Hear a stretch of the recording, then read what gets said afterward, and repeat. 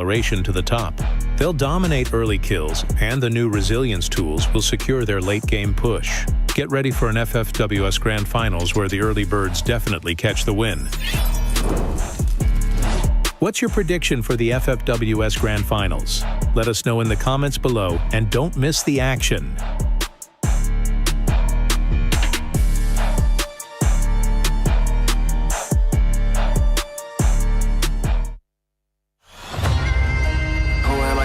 Now, burn bright, I don't burn out. Crushed out, sick of me now, huh? I can never go reverse now. But I'ma spin it back, A-jump. Went from nada to the crowd, throw in their hands, base jump. I'ma hit the finish line no matter what. They front, first place, you a runner-up, dominant, but the red and the blues going ruthless. 10 out of 10, 11, I don't snooze. I pursue, don't push it, put me in game that I don't lose. I stay cool, depending on my pen and pennants I choose. Ayy, I'ma show you how I work. Got it, loudest. Wu-Tang, I'm a bird, love the competition. Told you only way is up, I don't go reverse. I can't entertain. Will you do the same? Cause I've been ready my whole life. Only see my back, I ain't turning back on her. Wings on me, I'm higher.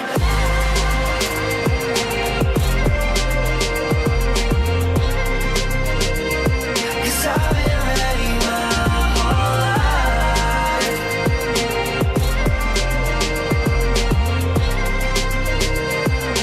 Wings on me, I'm higher. Who am I gon' verse now? Who am I gon' verse now? Show me what it's worth now. I pull up in the can't imagine. All these people wanna follow, missing in action. Paper planes, I'm a condos, made it from rapping. And I met role models. Thinking I'ma pass all the monogram on my body. The shit shout out to Virgil. Know that I'm gon' beat them like the shit that I put words to. Mama and the internet, two things that I just learned through. Hit it out of the park, so there's nothing to reverse to. I can't entertain. Will you do the same? Cause I've been ready my whole life. Only see my back, I ain't turning back on her. Wings on me, I'm higher.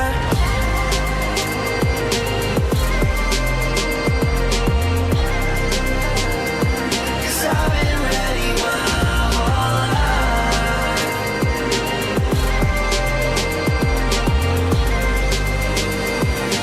Wings on me, I'm higher.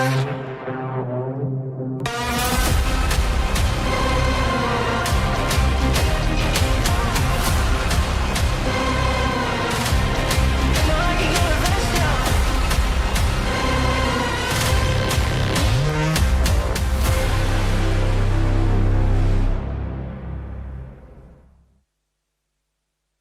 This week, the battlefield was decided in a heartbeat. Champions isn't just about firepower, it's about seizing the moment. Here are your highlights of Week 1.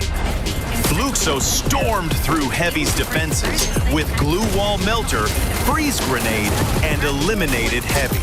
Bob's FD7 backing away. Allen has got the grenade launcher. Just needs a good pop here. Boom! WAG trapped EVOS in a room of death, and X4's perfectly timed M79 blast erased them in an instant. Dudes turned RRQ's house into a horror show for AG, leading a perfectly coordinated assault that ended with his deadly triple kill. Heavy snuffed out E1's fire as Allen's perfectly timed M79 blast wiped them out in one calculated strike. What a name! Fluxo deemed Hotshot unworthy, raining Hellfire with the new Boltmaker to chip away their health and secure a swift team wipe. Here is how the standings look. After another unforgettable Week 1 of FFWS 2025, the race for the crown only grows fiercer. Salute the teams, for they are the architects of history. And next week, new legends awaits.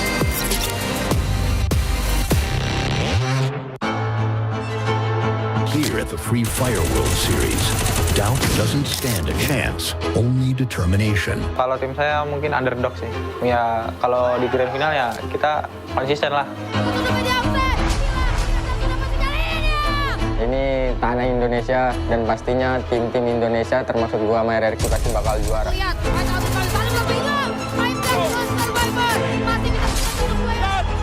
Estamos hartos de ser la sombra de Brasil, ahora somos Latam. O leste fala sobre legado, mas o oeste escreve história. พวกเราจะพิสูจน์ตัวเองด้วยผลงานถึงเวลาเอาแชมป์โลกกลับบ้านแล้วครับ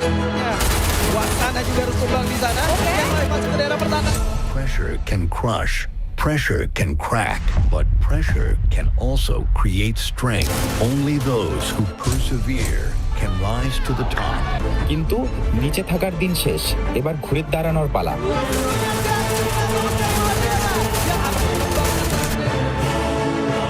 This is our story of courage. This is how we crush doubt in the room of pressure.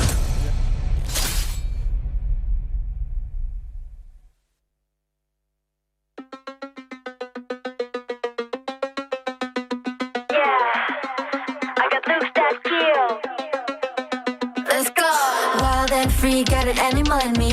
Once you see, you ain't never wanna leave. You think your eyes are fooling you. It's just the way my body moves. I bring the sugar and spice. I got naughty and nice. Get the cinnamon once, promise you want it twice. So come get a taste like dang. Got looks that kill, bang bang. I'm razor sharp, real so hard. Light it up, fireworks in the dark. Watch out, I'ma get ya, get ya. Don't leave, I will let ya, let ya. Razor sharp, real so hard.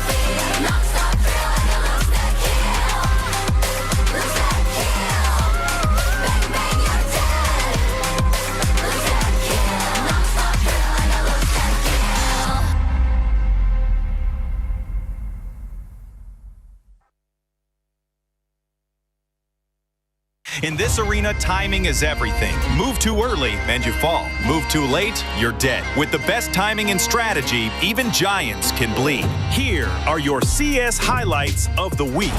Games King and Joker lived up to their names. The true king and jester of FFWS. Double kill. It's possible, but it finally falls into the hands of Joker. That's what we were looking for. Games King, the one true king.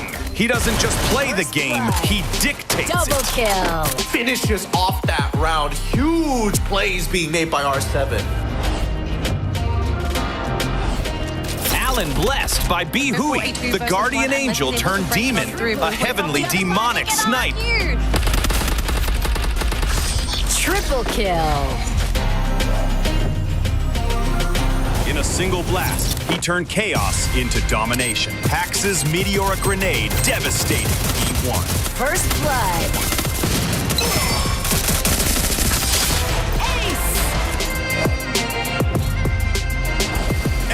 LBT, the apex predator of the arena. LBT is the lethal beast tyrant. Looking to do it, and he does it. Peace for stays.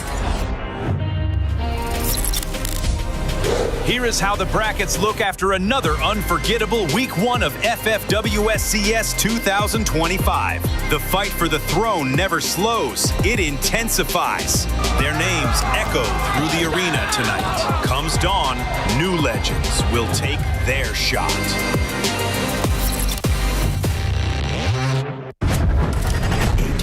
Arrive with high hopes and expectations for the Free Fire World Series Global Finals 2025. They carrying the weight of expectations from fans, teammates, regions, and most of all, themselves. Some will rise and crush all doubts against them. Some others, they shake, crumbling under pressure. We'll witness how they face the burden of meeting those expectations through their own eyes. अलग बात create हो रहा था तो मनु का एक अलग बात क्रिएट हो रहा था कॉमन शाउट दिया बोला देना है लास्ट वर्ड ऑन जोड़े we believe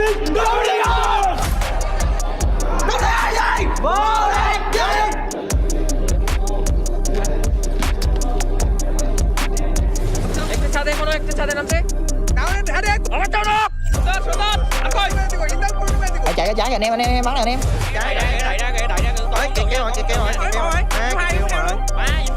Knock, nice.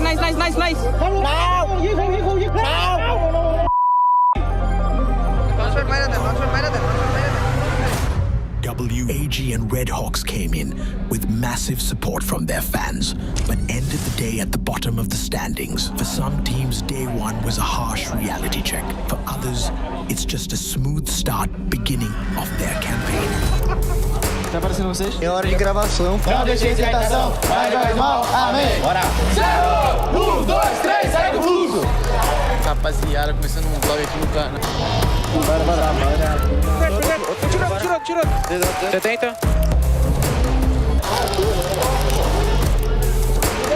Tá dentro da bandeira. 70 no outro.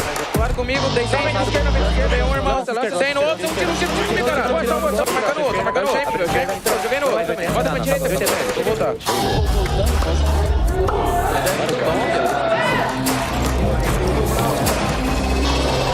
Brazilian defending champions, Fluxo crushing all doubts against them with a 178 points performance. Fluxo dominated day 2, and now it's up for everyone playing in day 3 to keep up. ไปดูงานระดับโลก รีบติดอะไรอ่ะ We have a gift to you, so it's gonna give you lucky today. Oh really? This is our gift for you. Esse é o nosso presente. Oh, thank you so much. I hope You like it? Of course, I'm gonna like it. Alright. Say hello. Yeah. Untuk in-game nanti akan dijelasin sama Lin, jagoan sama Lin di stat. Wajib, one voice, one volley, EVOS, roll! มีสกิลอะไร2อ่ะสกิล2อ่ะมีอะไรนี่กูกดอันนี้ได้นะอันนี้ได้นะเข้าใจปะ Ingat, tidak ada orang yang cuma punya satu tugas. Apa yang terjadi di 3 minggu ini itu juga karena kau. Viva! Kanan, ranking.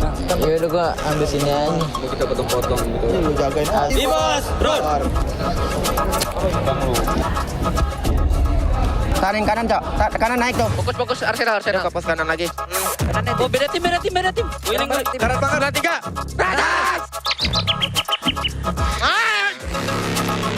Santai, brother. สะดวกมาไปเป๊ปโดดมาเจอเลยซ้ายอะไรอย่างนั้นโมโหกูโดดเล่นกับเพื่อนหน่อยแกเฮ้ยกูเล่นนี่นะแกรู้นะแกโพสิทีฟป้ากูช่วยหน่อยช่วยเร็วโดนแข่งให้กูช่วยได้ไหมช่วยเยี่ยม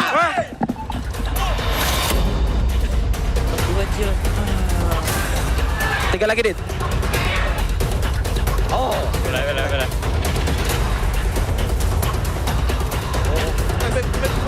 Sedang.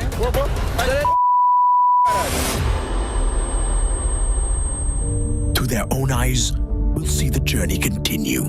Who will crush doubts and burn bright to the grand finals?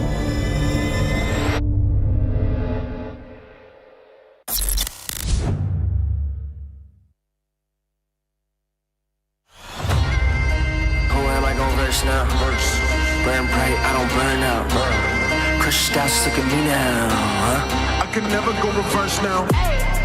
But I'ma spin it back, A-jump. Went from nada to the crowd, throw in their hands, base jump. I'ma hit the finish line no matter what. They front, first place, you a runner-up, dominant, but the red and the blues going ruthless. 10 out of 10, 11, I don't snooze, I pursue. Don't push it, put me in game that I don't lose. I stay cool, depending on my pen and pennants I choose. Ayy, I'ma show you how it work. Doubt it, loudest. Wu-Tang, I'm a bird, love the competition. Told you only way is up, I don't go reverse. I can't entertain. Will you do the same? Cause I've been ready my whole life. Only see my back, I ain't turning back on them. Wings on me, I'm higher.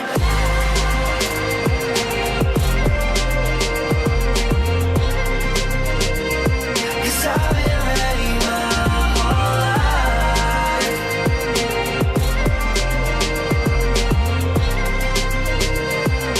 Wings on me, I'm higher. Who am I gon' verse now? Who am I gon' verse now? Show me what it's worth now.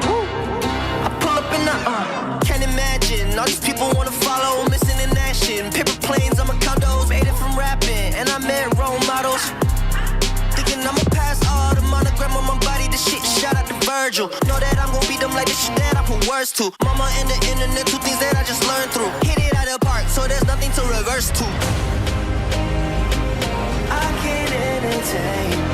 Will you do the same? Cause I've been ready my whole life. Only see my back, I ain't turning back on them. Wings on me, I'm higher.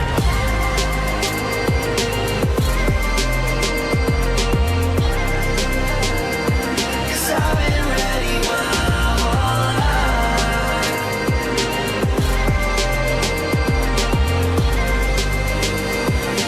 Wings on me, I'm higher.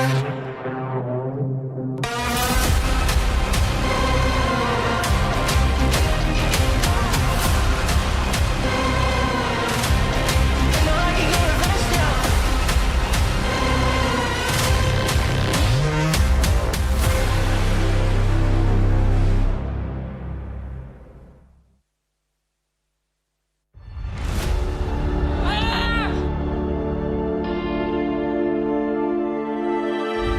So, where do we start?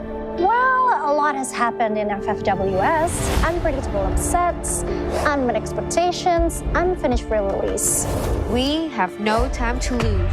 So, the defending champion Fluxo came to Jakarta with a statement performance, claiming 178 points in the first week and a whopping 34 eliminations from MT7. Ooh, many teams will try to threaten Fluxo title defense. The question stands, who has the audacity to do that? I think Movistar R7 Games King is the prime suspect here. Our intel found a very shocking comment from the LATAM Wonder King himself. Fluxo, ya que en la IDOMA serie no fuera un rival para nosotros, entonces en la Free Fire World Series Finals Global tampoco será la excepção. Sobre o Games King e todo o time dele aí da R7, eu acho que eles falam muito e dentro de jogo eles não entregam nada do que eles falam, eles não foram campeões na região deles, eles não têm bala e não têm histórico para falar de nós, eles são famosos star players que só falam e não fazem nada.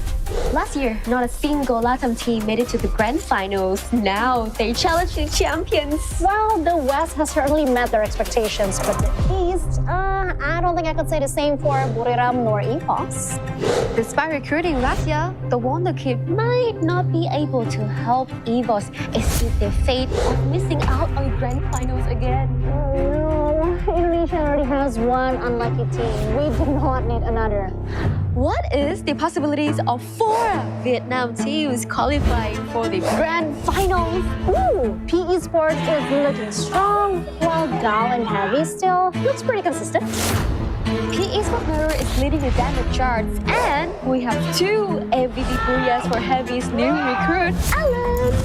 Speaking of Alan, I think his ex-team needs to reevaluate their tactics, because WAG is struggling right now. It's unfortunate for the champions contenders, Thailand, Team Falcons, and Buriram. But Oh, Gamers Global have been crushing all doubts. I know, right? AG earned a well-deserved Team of the Day on day one. But despite all the upsets and surprises that is happening in FFWS, that does not change the fate for some teams like Red Hawks, Red Cliffs, Hotshot, and Clear Vision, who are still falling behind in point. Well, 1 week for them.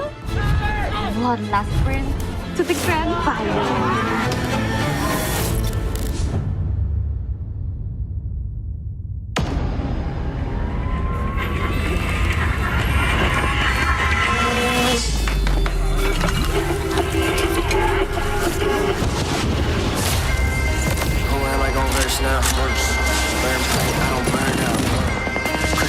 Sick of me now.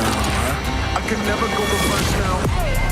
But I'ma spin it back, A-jump. From Nada to the crowd, throwing their hands, base jump. I'ma hit the finish line no matter what. They front, first place, you a runner-up, I'm none but the red and the blues, going rules. It's 10 out of 10, 11, I don't snooze. I pursue, don't push it, put me in game that I don't lose. I stay cool, told you only way is up, I don't go reverse.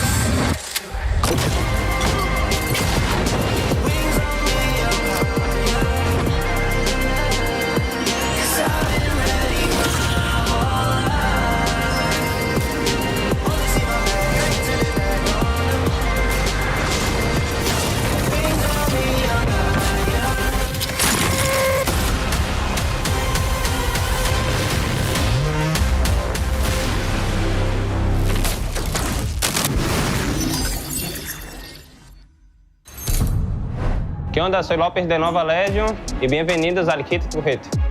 Xin chào các bạn, mình là Nero đến từ P Support. Chào mừng các bạn đến với Hit to Hit.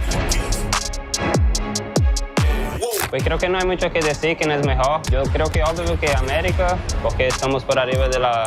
พวกลาแทมอ่ะไม่ได้ตึงหรอกเดี๋ยวผมเล่นให้ดู Em thấy khi mà ra thế giới thì em nghĩ là không có đội tuyển nào yếu hết. Lux es el equipo actual campeón del mundo, pero ya creo que pasaron su tiempo y estamos acá para quitarle la corona. Sempre falam a mesma coisa, mas 2 anos seguidos deu a lógica. Vamos fazer acontecer de novo nos cursos. Eu acho que a região que mais tem que melhorar é a Ásia.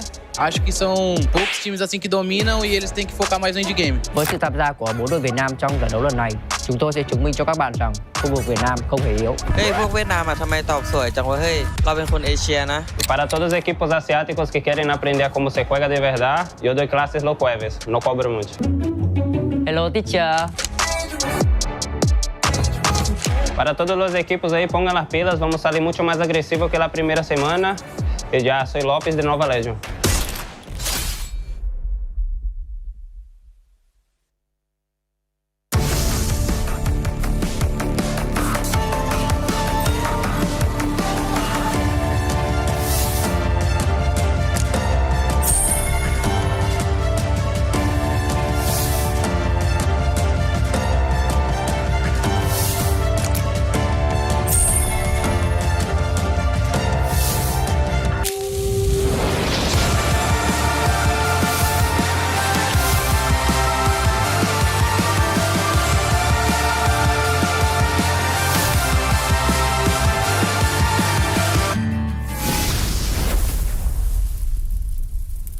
The battlefield of Free Fire is evolving once again. OB521 isn't just another update, it's a full-on meta shift.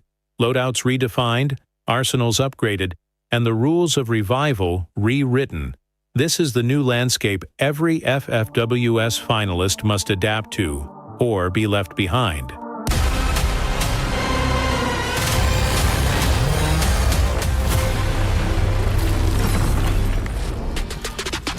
Let's break down the ultimate game changer, Loadout 3.0. The shift from solo gear to team economy is absolute. Enhance Hammer lets you instantly upgrade a teammate's weapon. One red tier gun can determine who wins that early scramble. Tactical Market introduces Bolt Maker zones for smart control, and the Super Leg Pocket combines essential survival items into one resilient tool. The old meta is dead. Coordination is king. Triple kill. This meta was practically built for the aggressive, roaming giants. Teams like RRQ and Buriram United thrive on early momentum, and now they have zero excuses. The weapon rack guarantees a gun off the drop, and the Enhance Hammer ensures their first rush hits lethally hard. They will dominate the kill point race, setting the pace for the entire lobby. But the mid-game masters, the teams that are start safe but always ready for combat like Fluxo and R7, get their own safety nets. The Super Revival Point allows for riskier mid-game fights because a revived ally returns with a much better chance to stabilize. They can leverage the gold accumulated from safe rotations into the upgradable arsenal, ensuring their late-game inventory is overwhelmingly superior.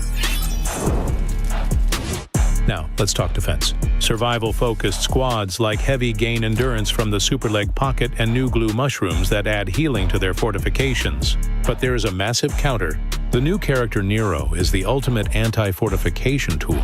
His skill generates a field that prevents all glue wall placement and drains health inside. This is the new key to breaking up stubborn late-game holds. Survival teams must adapt or they'll be defenseless. In Loadout 3.0, the Team Booster stands out as the most strategic upgrade. It will be a must-have item for all teams. Each Team Booster user can choose up to 3 of 6 buffs, with the first slot being free and the next 2 being unlocked with coins. These buffs can increase healing, movement, or team coordination, making the team economy a key part of mid-game planning and opening up a myriad of new gameplay combinations. Commanding concluding. So who benefits most? While every playstyle gains a new tool, the pure early game consistency provided by the weapon rack and the enhanced hammer turbocharges the aggressive approach. Our final take? RRQ and Bariram United are best poised to ride this acceleration to the top. They'll dominate early kills, and the new resilience tools will secure their late game push. Get ready for an FFWS Grand Finals where the early birds definitely catch the win. What's your prediction for the FFWS Grand Finals? Let us know in the comments below, and don't miss the action.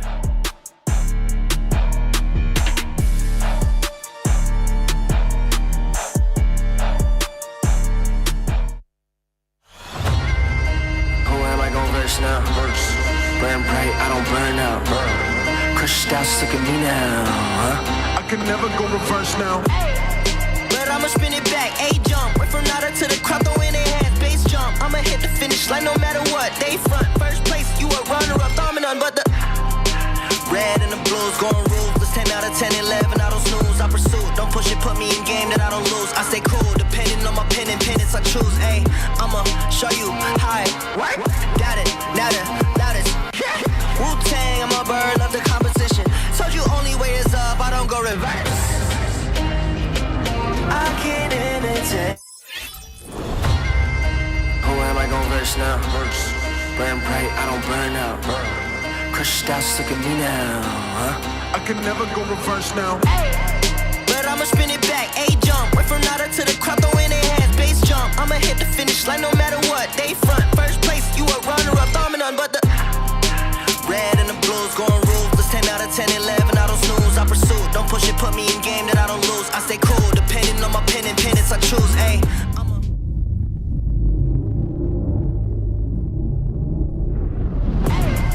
but I'ma spin it back, A-jump. Went from nada to the crowd, throw in their hands, base jump. I'ma hit the finish line no matter what. They front, first place, you a runner-up, dominant, but the red and the blues going ruthless. 10 out of 10, 11, I don't snooze, I pursue. Don't push it, put me in game that I don't lose. I stay cool, depending on my pen and pennants I choose. Ayy, I'ma show you how it work. Got it, now that is Wu-Tang, I'm a bird, love the competition. Hit it out of the park, so there's nothing to reverse.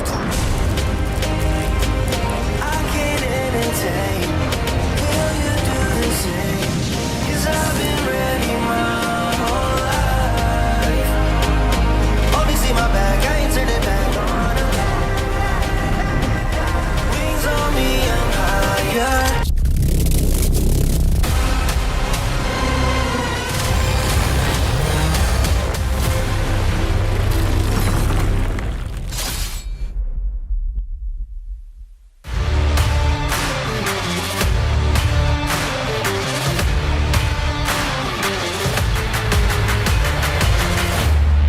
The final stretch is here. 3 more days of action before teams find out if they're going to the Indonesia Arena or the airport. The time has come to witness the battle unfold. AG. They need to stabilize somehow, but how can they as PE is on the low ground looking to breach that second floor? Nero ignites the day, torching AG on their own turf, reducing their first-round hopes to ashes. Despite an explosive display from PE Sports, Team Solid snatches away the Booyah from their grasp. Movistar's R7 and Della and Joker regret the decision. Cypher and G just get rid of 2 players off the bat. Finally claiming their first Booyah in the FFWS Global Finals. All Gamers Global heralds their arrival to the world stage with a record-breaking 34 points performance. R7 had other plans. Now their next opponent, E1. It's a rematch, but in a battle royale. Revenge is a dish best served cold. After losing twice to R7 in the Clash Squad Swiss stage, E1 flips the script in a final battle for the Booyah. Revanche é muito boa.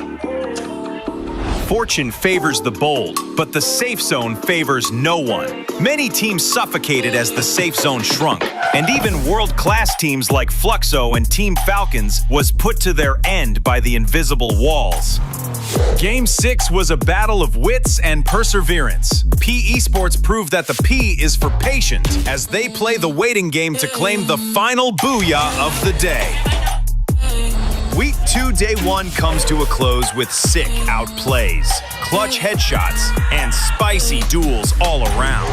Capped off by a surprising leaderboard overtake, AG takes the top spot with only 1 Booyah to their name.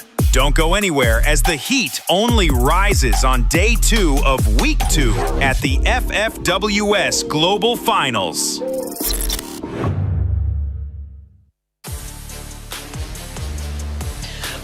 What's up, survivors? Welcome back to Free Fire World Series Global Finals 2025, live from Jakarta, Indonesia.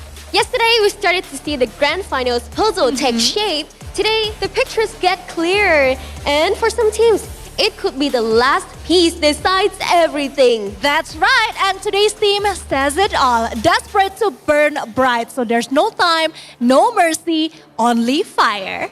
Yes, because from here on out, there is no room for hesitation. One good day can ignite a miracle run, but one bad round could end everything. Now the safe line for all teams to achieve still hovers around 245 points, and every single match counts. Now we're back with Lobby A and B, leading the charge. PE Sports and Team Solid look set to secure their top 12 spots. Meanwhile, Booyah United has found a new life, proving that comebacks are always possible to do. And just behind them, it's a battleground of nerves. Gao, Team Falcons, and Nova Legion, all walking that thin line between safety and elimination. And the story doesn't just end there, survivors, because the home teams, EVOS Divine and RRQ Kazu, still have a lot to prove. It is now or never for these 2 giants to show that they belong in the top 12. At the very bottom, Red Hawks, Red Cliff, Clear Vision, and Hotshot Esports know their chances are slim, but they are not going down quietly because in this stage, even desperation burns with purpose.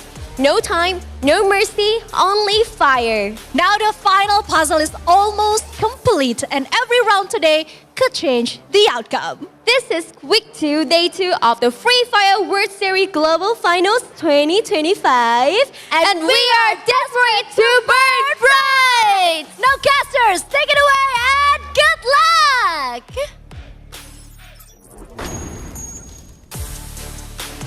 Thank you very much to our lovely hosts, Yunsu and Conchita. This is your pilot speaking, is Husky. Alongside Neptune, we are ready for Day 2, Week 2 of the knockout stage. It's Group A and B on the stage, 12 teams, and the fight for the final few spots to head into the grand finals next weekend. It's going to be an exciting evening, just as always, and I'm looking forward to see what these teams have cooked. Yeah, definitely. I mean, the theme for this tournament is to crush doubt and burn bright. But for those who won't be able to do that, will be crashing and burning after today, especially for those who will be saying goodbye out of the group. And before we head into tomorrow, we will be a few of the teams that would be determined to be out of the competition. So hopefully it's not your team that you're cheering off, but if it is, well, there will be more chances in the future. But right now, there's a lot of things that we want to see right now, how spicy the battlefield will be, because again, this is one of the days we're getting close to the end of the knockout stage. And again, as I mentioned earlier, there will be some teams who will be eliminated as we look at the overall standings at Gate. Yeah, 100%. Some teams have already bitten the dust, but they can still make a difference. Overall standings in front of your screens right now, All Gamers Global right at the top, 248 points, followed by Fluxo, PE Sports. It's a very close competition at the very top. The front runners are all really going at it.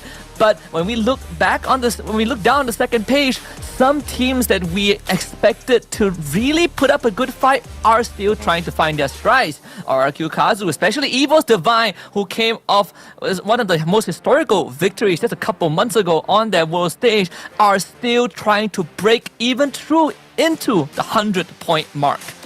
Yeah, definitely. I mean, past the halfway mark and they still haven't hit that first century. And it's very difficult, really, for a team like EVOS Divine, that prestige. After EWC 25, there is so much of expectation from them, even from the qualifiers before FFWS Global Finals. So hopefully this is a time that they will be coming back, but there's still more that will be happening once we see them into this game. But before we go any further, let's take a look at what's going to expect in terms of map. We're going to start off with the newest map, which is the Lara in game number 1, followed by Kalahari, Nextera, Alpine, Bermuda, and lastly would be Purgatory for day. Yeah. Nothing beats starting off the day of Battle Royale with a wildcard factor, and Solara is definitely going to kick some of the teams in the hind if they are not prepared. This is a good tempo setter. Teams that have been consistent have shown that even if Solara isn't the best map, they can still rack up some points. But teams who have still been struggling up to this point really struggle on this map. And this is made a pretty good way for us to see how to kind of weed out the weaker teams and see who is going to be the projected teams to perform on today. Yeah, I mean, speaking of projected teams, I was looking at some of the numbers, and in Solara, with the teams that we have, Group A and B, Team Solid seems to be quite solid in this map. They do have one Booyah already and 50 points into the bag in total. But before we go there, let's take a look at the entire list of teams that will be playing for today. Once again, I mentioned it's Group A and B, and we have two birds that is not the same. The Feather, we have Falcons and Red Hawks. We have Team Solid, GOWPE Sports, Brave United, Clear Vision. We have EVOS Divine, Hot Shots, Nova Legion, Red Cliff, and RRQ Kazu.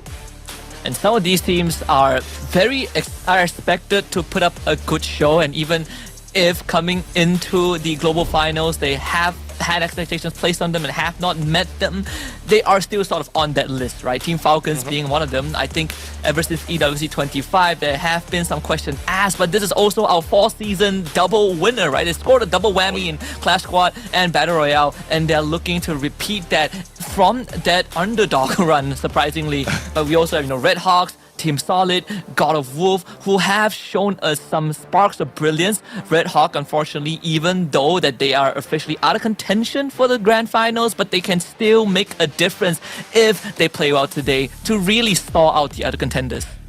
Yeah, definitely. But despite of them not really making it to the grand finals, this is the chance for them to really show off all those fans what they are built.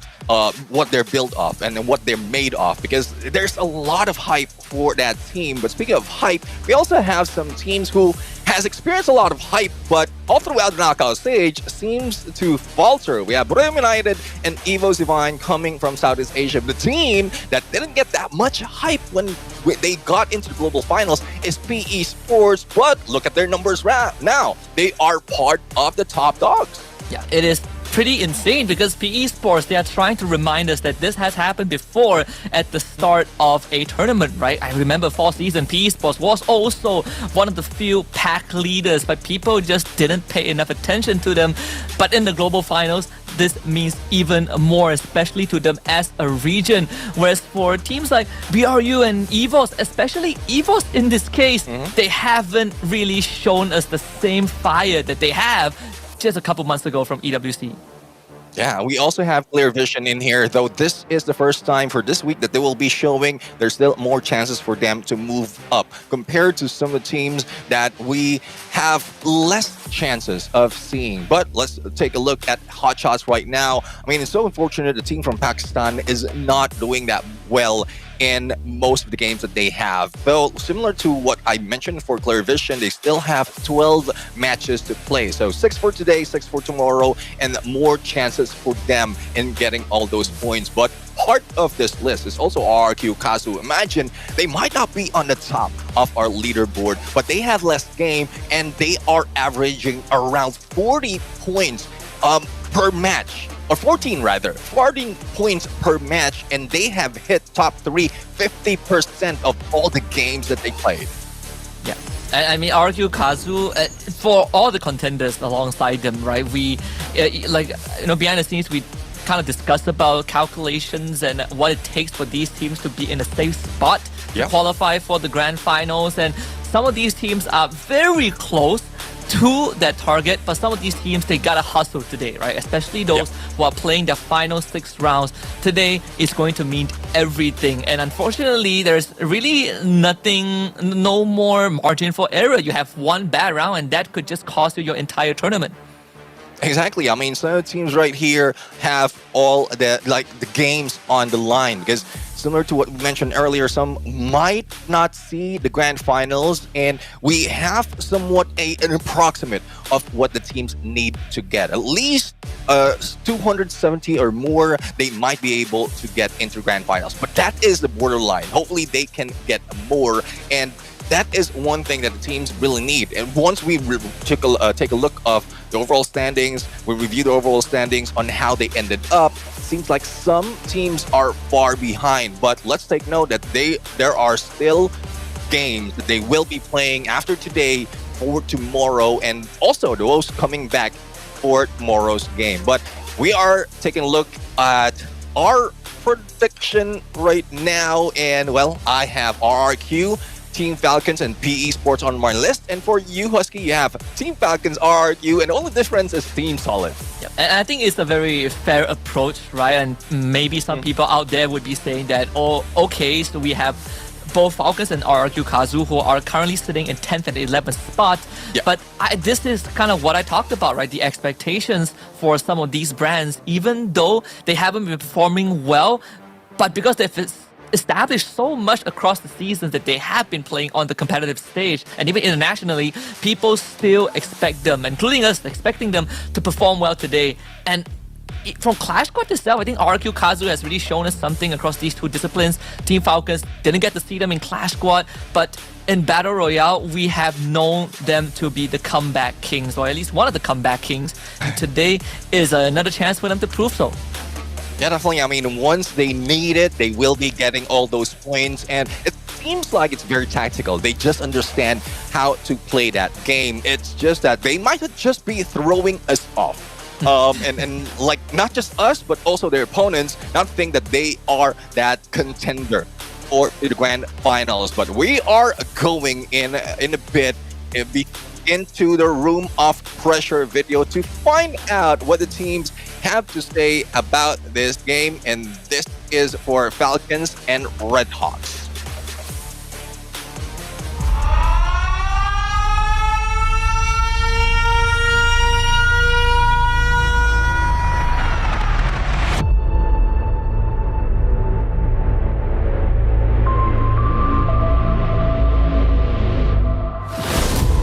We can fall here ทุกคะแนนมีความหมายมันเป็นเรื่องเป็นหรือเรื่องตาย We are still fighting. We need every point to win. เราไม่มีทางเลือกนอกจากใส่เต็มทุกอย่างที่มี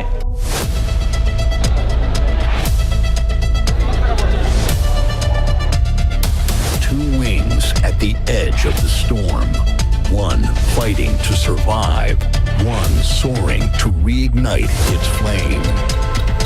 We have come too far to be eliminated here.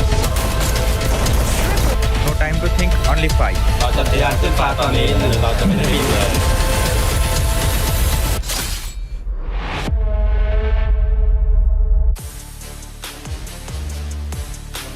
And there you have it. We just heard from Team Falcons and Red Hawks, the teams that are aiming to fly high. But one might be able to fly to grand finals. The other might be in trouble of getting their wings clipped. And it's so difficult right now, especially for those who are newcomers into the scene, to feel that pressure, to feel that, I would say, that hurt.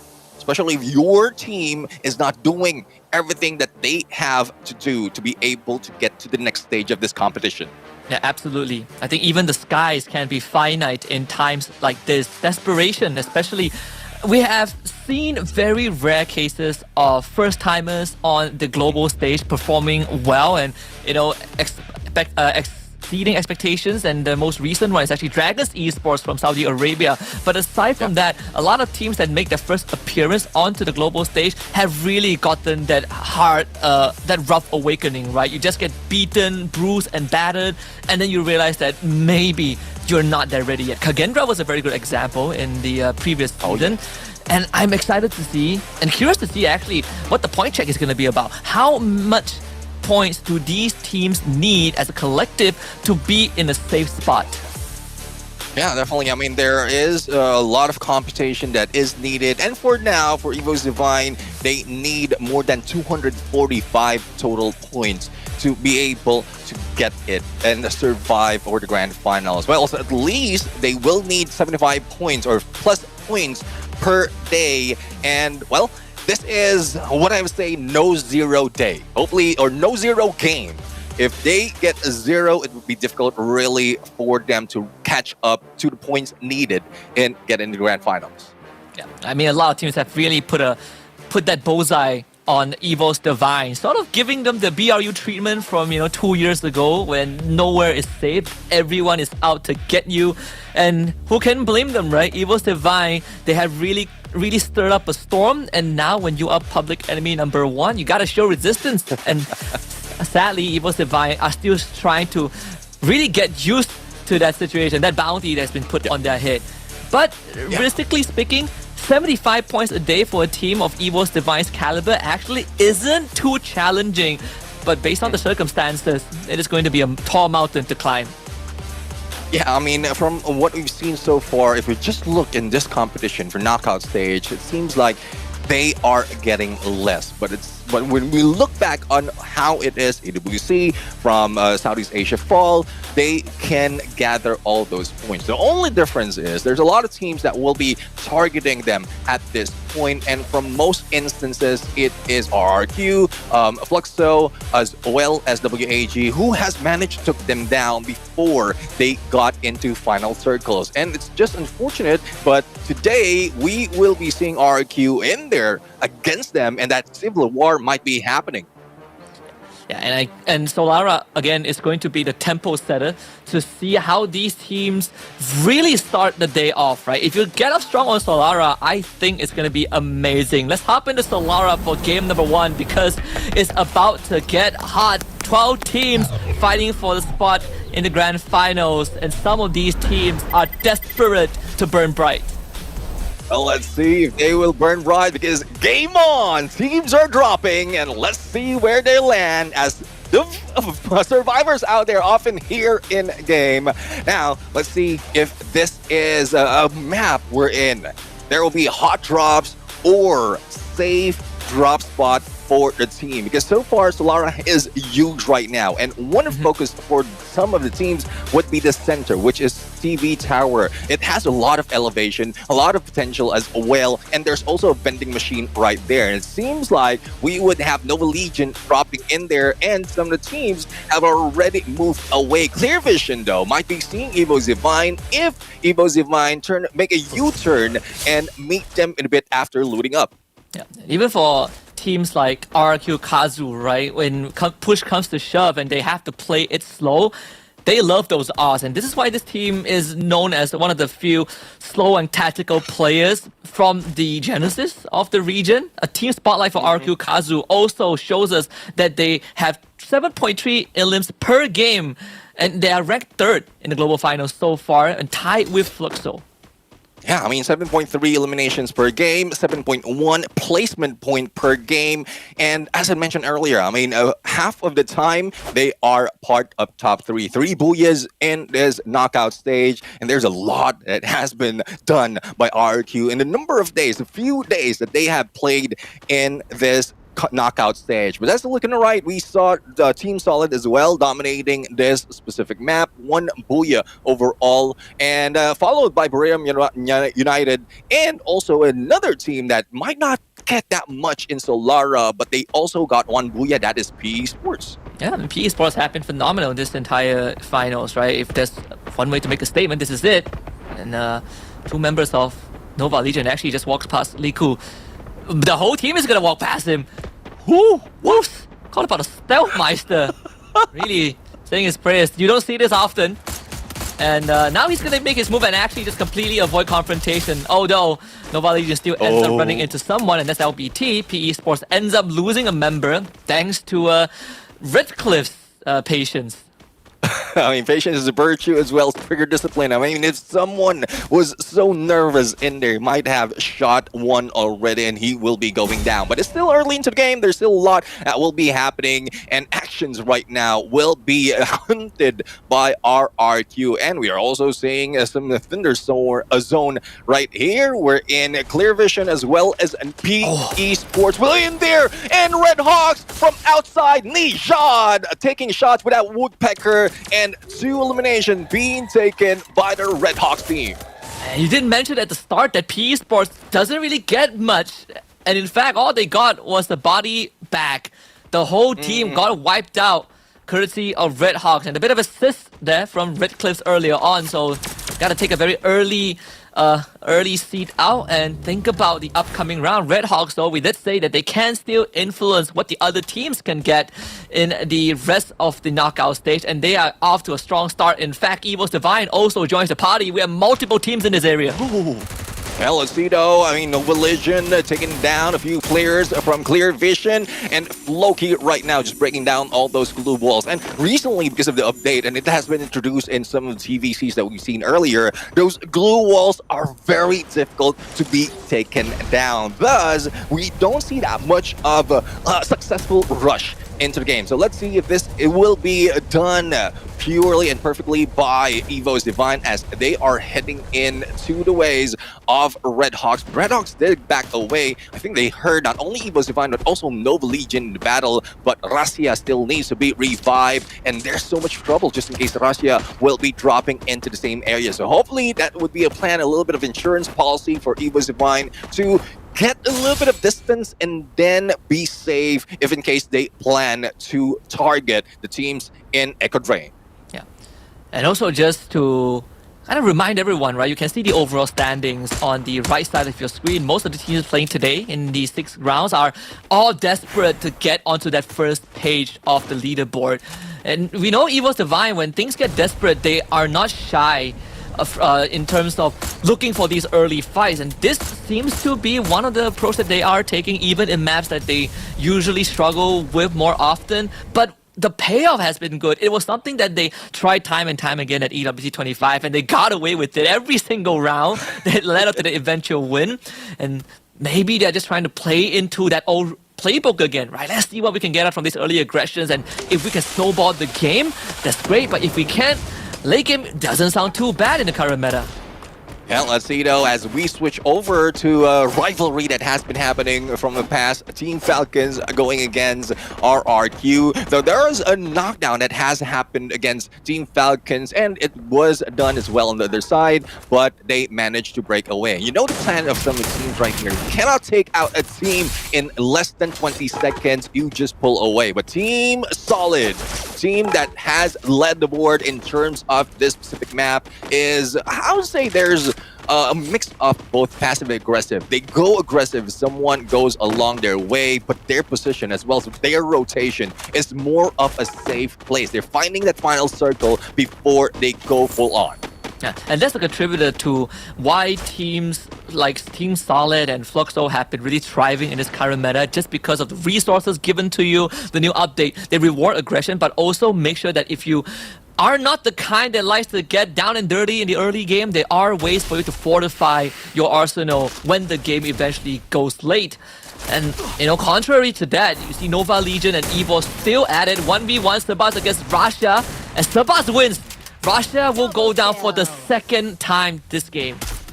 Yeah, it's so difficult. I mean, I know he dropped in a little bit further, but he just got back. And now Coach Hill is in the mission to bring him back. Unfortunately, Riptide Rhythm plus Floki with that M59 in the finisher and AC80 would be ending his reign. Now, only one remains for EVOS Divine, but the path is not clear. He is also being targeted with a hit list on him, and Aim God will need that God Aim to be able to survive and get away from those in the vicinity. Casa Vista would be that area, but as you can see in the minimap, there's also a visual of a vision of RRQ right here that he needs to be cautious of. And RRQ have really been tearing it up. They've been making life for EVOS Divine incredibly hard. You see them take the launch pad. Again, AimGod actually dodged them, because if he can, then they are going to have a chance this round. It seems to be the case. RRQ completely just bypassing AimGod with a stroke of luck, as GOW is going to run into Nova Legion soon, who are currently on a hot streak. I mean, we've seen it twice already. The final survivor, one survivor will be getting past. But right now, we are taking a look at some fun fact. We're in 4 teams has taken 3 Booyahs already. RQ, Kazup Sports, GAO, as well as Team Solid. And you know how it is. Once you get familiar in grabbing that Booyah, you're off to a champion rush condition reign. So let's see if that is one that we would expect, but something that unexpected once again. EVOS Divine eliminated a little bit early, and it's the Red Hawks who brought them down. I mean, the 4 teams that have been really cooking the early game are the teams that, you know, you usually don't bat an eye often, right? Nova Legion, Red Hawks, Clear Vision, Red Cliff. They have They woke up on the right side of the bed today. PE and EVOS, you know, get to take the backseat for now. The circle going down far to the southern side, so Clear Vision have a lot of distance to cover. Hotshot are going to make it through the blue very soon, but for RRQ, they're going to try and hold that area, but they got to get rid of Clear Vision first. Yeah, Clear Vision, Nova Legion would be there as well. GOW would be in the same area, and we just saw a glimpse of GOW being spotted by Team Falcon. So everyone is in this place. The south side is dangerous at this point, and Red Hawks will be joining the fray. And one possible reason why Red Hawks and the other teams at the bottom of the leaderboard are running hot right now is because there's so little to there's not so much really that they can think about. All they have to do right now is show up, and this might be their last game, or this is possibly their last day of play, wherein everything that they're doing is just enjoying. And well, if you enjoy the game, you will be able to rise high. So hopefully we'll see a little bit of rise for Red Hawks as well as those at the bottom. But as we look into RRQ, despite of them on the second floor, no one is targeting them. So it is still safe play for RRQ right now, but I would say they are out in the open. And RRQ knows that feeling very well, right? Throwback to Riyadh just a couple months ago. The few times that they could have lifted that trophy, they were denied by teams who had nothing to lose, right? Team Falcons denied them in a 3v4 in round 9, and Fluxo denied them in the final round. And these two teams, they had no chance of winning.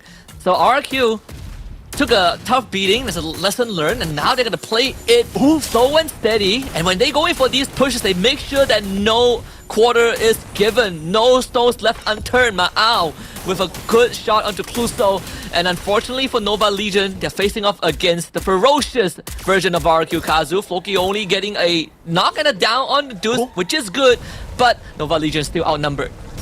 Quick pickup, bidding done by RRQ right now, and let's see if they will be able to fight back against Nova Legion. Not only that, they have a team that would be rushing in or slowly closing in, which is Red Hawks, but not really sure what they're waiting for. Is it that dying down of those gunfight? But Lopez will be taken down. Only Floki remains out in the open, and he might be able to run away, but where will you go? Nowhere, says a bye, and there goes a goodbye from RRQ.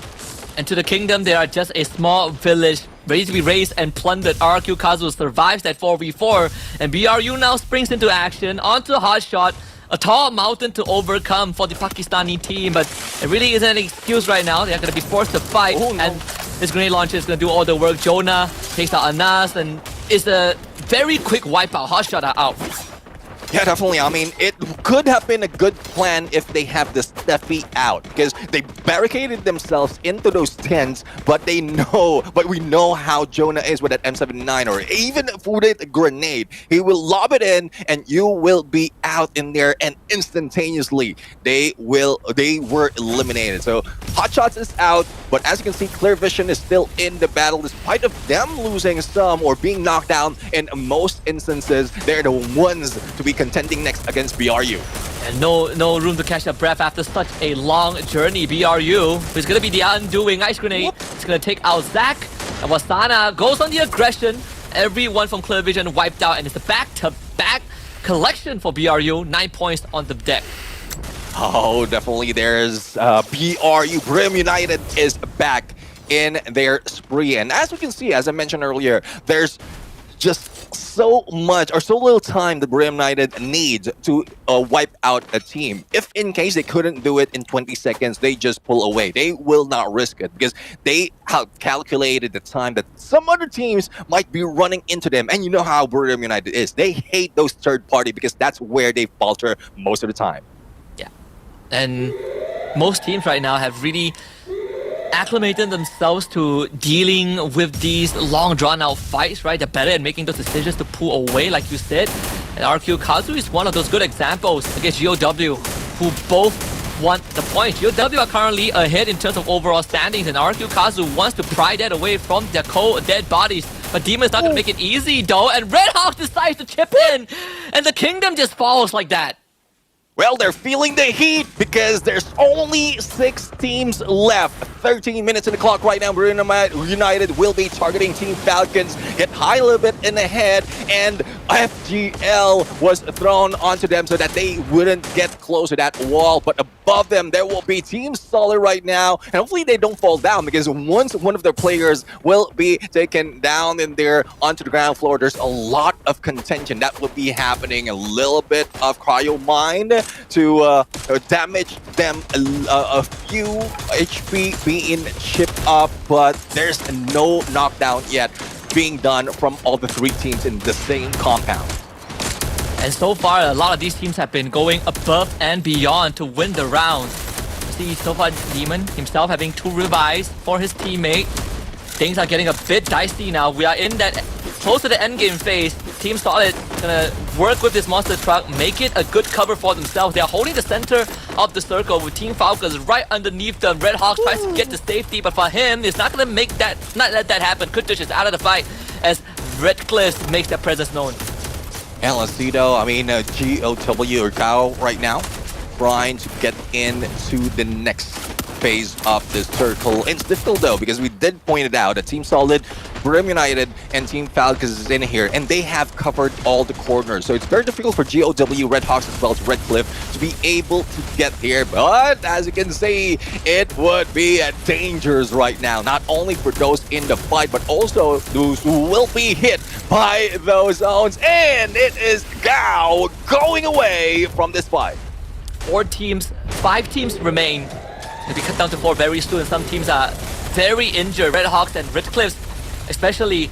Team Solid is going to be taking all of these utilities, Glue Roll Melters, Ice Grenades, you call it, the whole fireworks show from BRU, but they're able to stall it out for now. BRU, unfortunately, not finding much conversion, and now Moshi needs some cover! But Trap and Guaksha, they show up, they retaliate, and BRU are being torn apart left, right, and center. The Union has been dismantled. Wasana is the only one left. Yeah, Osana was the only one left. Even Steffi didn't save them, and Team Falcons following through. But they still have that Steffi triggered, and Osana will be in safe for a little while. So he will be going in for survivability and placement point. But the pinch and the backstab, flicker on the other side for the steal, and that would be Team Solid denied of another point. But 7 elimination already being gathered by Team Solid, and the Kings of Solara, as we see it from Global Finals, will be taking the reign. 4 teams remaining, and we are off into the shift of the circle. And look at the finalists, right? We see Solid, Red Hawks, Red Cliffs, Falcons, Nyx continues to tear it up and put Team Solid in that front seat.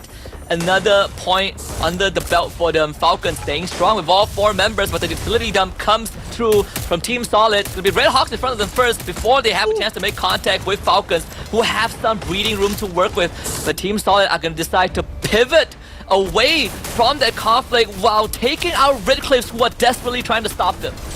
Yeah, both of the teams, Team Falcons as well, Team Solid, broke away to take down the Bangladeshi, and it is Liku for Red Cliff that would be left, but unfortunately he will be taken out by limit. Now, 2 more players from Red Hawks managing to survive, but the onslaught will be brought in by teams from Brazil as well as Thailand, and now it's a 4v3 situation as 1 player from Team Solid has been knocked down. And Falcons going in for the finisher. Trap 7 trying to stay safe. Guaksha comes alive and finds Pina. Falcons finally suffered their first loss, but they still have their retirement, and the glue wall all goes down. Karoro with a massive shot, and Falcons going in for the absolute execution. Can Trap pull up the clutch of his career as the Falcons surround him? There's just too much. And the Thai Giants start off Solara with a Booyah. And they grab the Booyah, and they have woken up. They know the deal that they have been left behind by some of the teams, and they need to catch up. And catching up is what they do best. Team Falcons for the Booyah with a massive points as well. But it is so awesome to see some of the teams from the bottom of our leaderboard fight it off. Red Hawks as well as Red Cliff surviving in the final 4 teams, and also Team Solid, who's still looking solid in Solara despite of not getting that Booyah. Fantastic performance from some of these contenders. You know, even Red Hawks, Red Cliffs, and Falcons playing that catch-up game that we have alluded to in the pre-show, and they're showing that to us again. It's not about finishing first in the knockout stage, it's about getting into that grand finals, and then you show up. But Falcons wants to first send the message that they are still one of the feared contenders. Yeah, definitely. I mean, we've seen them reign for Southeast Asia with that Booyah championship, and we're going to see right now on what happened in that final moment. It took longer than what we are expecting it with the final player, which is Trap, but it is what it is. Karoro would be bringing that finisher with that M590, and Team Falcons still, the reign is on for the Thai Giants. It definitely is. I think Falcons, you know, when we see them really come alive in these moments, it does restore hope to a lot of the fans out there. But again, credit where credit is due. Team Solid still puts up a very consistent performance on Solara. You know, Red Hawks and Red Cliffs making it to top 4 as well, and shutting out a lot of our expected contenders at the start of the game. EVOS Divine and PE Sports, they gotta dig deep, especially for EVOS. We talked about them needing at least 75 points today, and round 1 didn't really pan out well. Yeah, I mean, did mention the no zero day. I don't think it's a zero game though, but unfortunate for them, they were eliminated early and they are still far away from the target for this specific day. But EVOS Divine, hopefully there's hope. Hope will be showing up in a bit. I'm not talking about the player Hope in this game and in a different team from Bangladesh, but this is EVOS Divine's rise to be able to prove to the fans out there, as well as the doubters out there, that they can crush all those doubts and also get back into that grand final reign. Yeah, it's going to be an uphill battle from this point onwards, right? Every single round that you don't get enough points is going to add on that weight into the coming rounds. But let's take a look at the game standings after game number 1, because I'm expecting some unexpected results. Of course, with Team Solid not getting the Booyah, they still have the most points because of the storm that they brought. 13 eliminations and finishing second. Falcons with the Booyah, but didn't really get much elims, so they sit at 17. Red Hawks got 17 for themselves, which in of itself is incredibly impressive. BRU comes in fourth with 16, and the rest are single digit.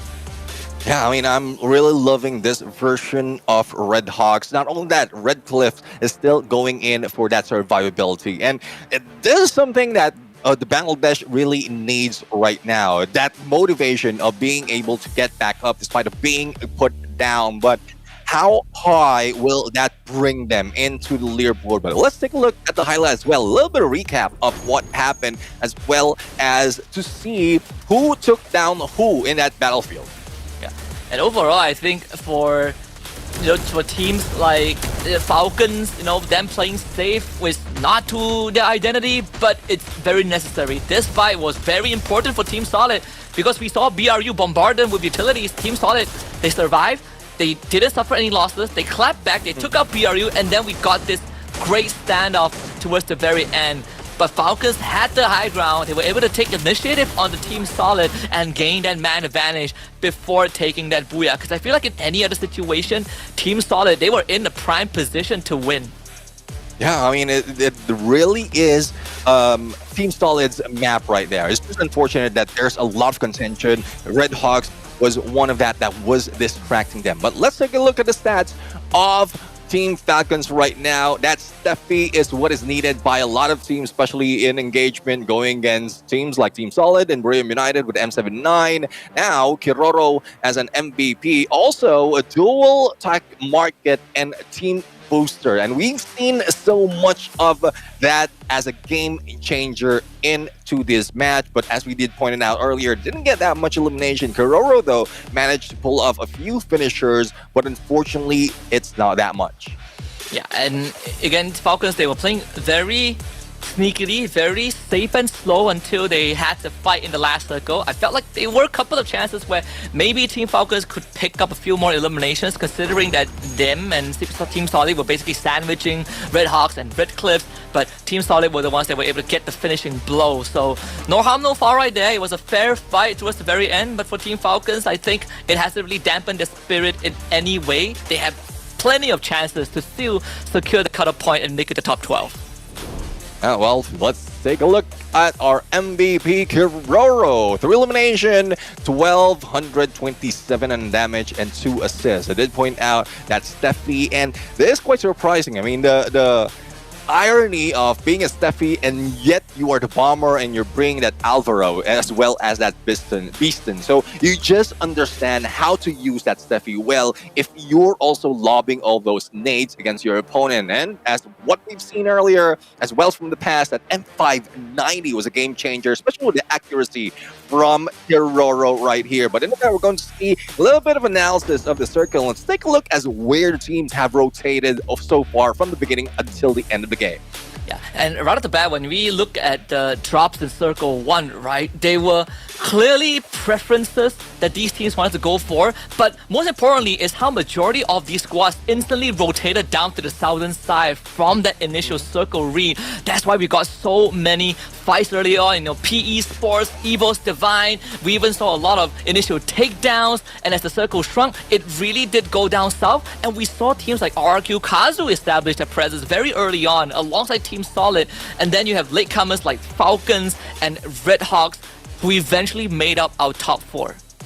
Yeah, I mean, it goes back to the question. If you find out that next phase of the circle, what phase will you be taking? Would it be the south side, or compared to what we've seen in the final contenders into the match, apart from Team Solid, who was just everywhere, Team Falcons, Brim United, they took the north and just the edge of the circle away from where it shifted. So that's something that some of the teams and the analysts out there are looking out into. And thank production as well as Arena for giving us this section, because I mean, for the most instances, I would love to see where teams are rotating, how are they planning their approach every time they get in the final circle, because at some point you would see if there will be some targeting that's happening, especially if you understand where the other teams are dropping.